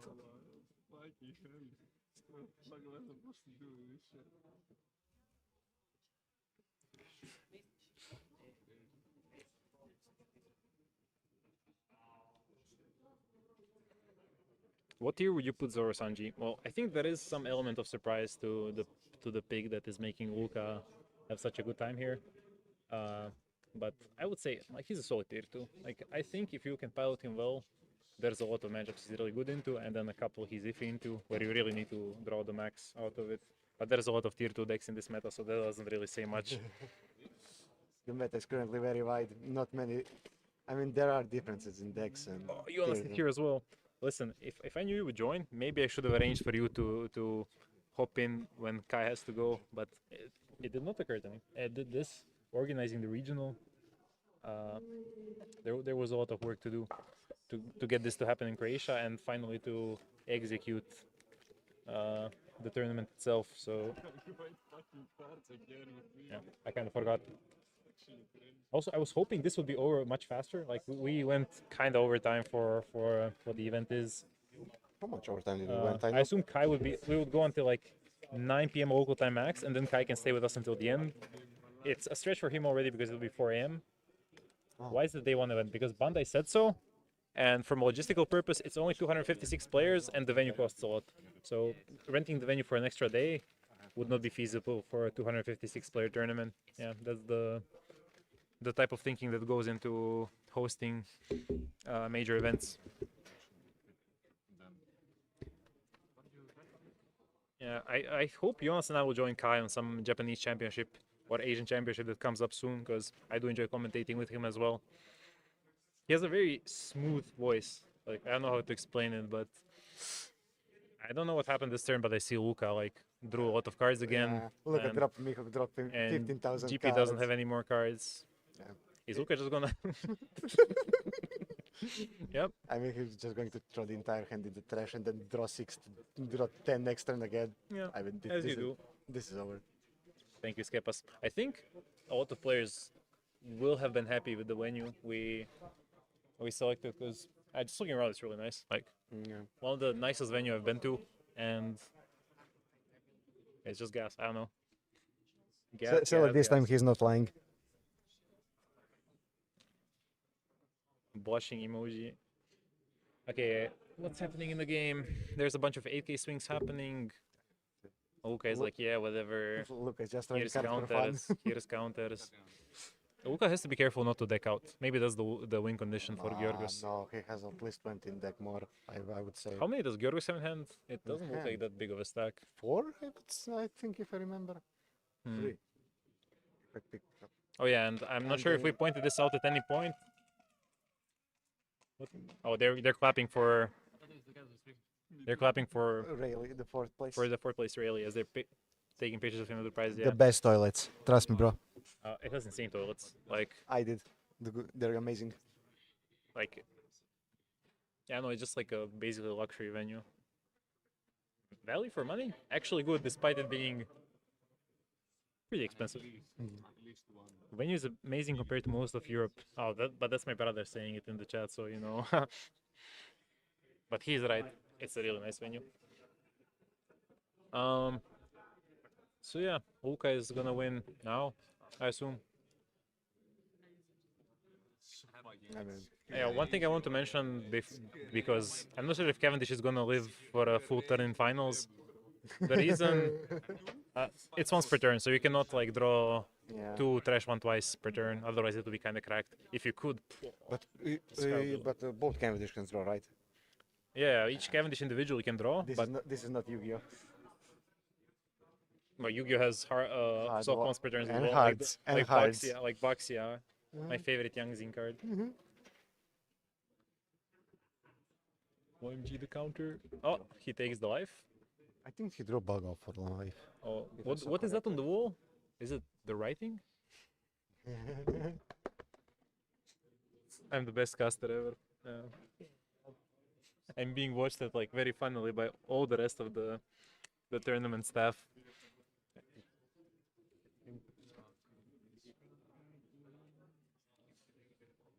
All I'm saying is that the viewer number is going up, and a logical conclusion would be because we're nearing the finals and people want to see the finals.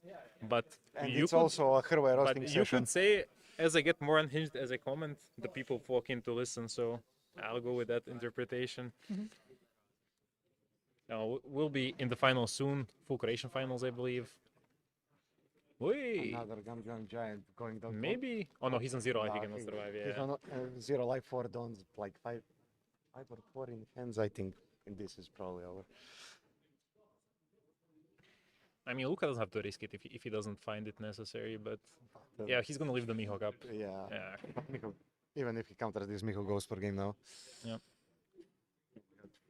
Giganto. He's gonna have like 2 don left. Yeah, he has 2 don under puddings and 2 for turn extra. Oh.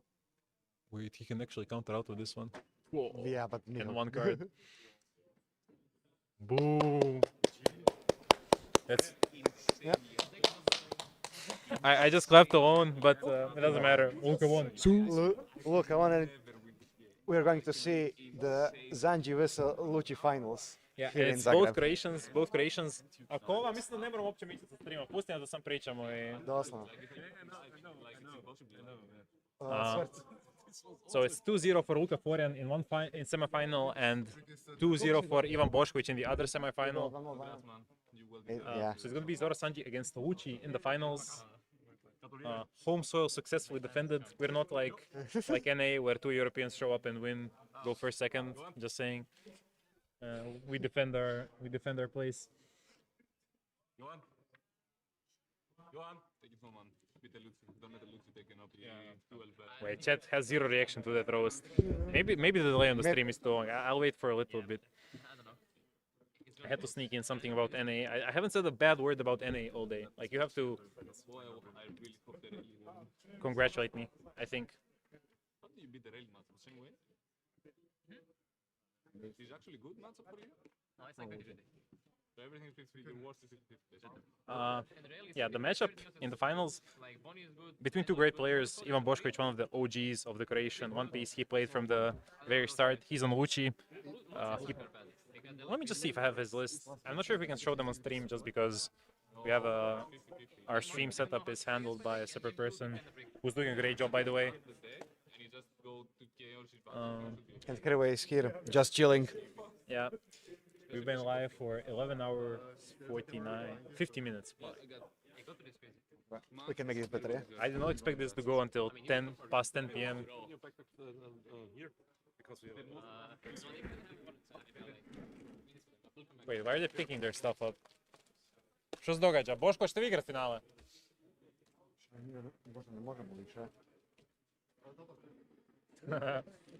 I agree with Flash. NA is the most welcoming region. Amazing, unmatched hospitality.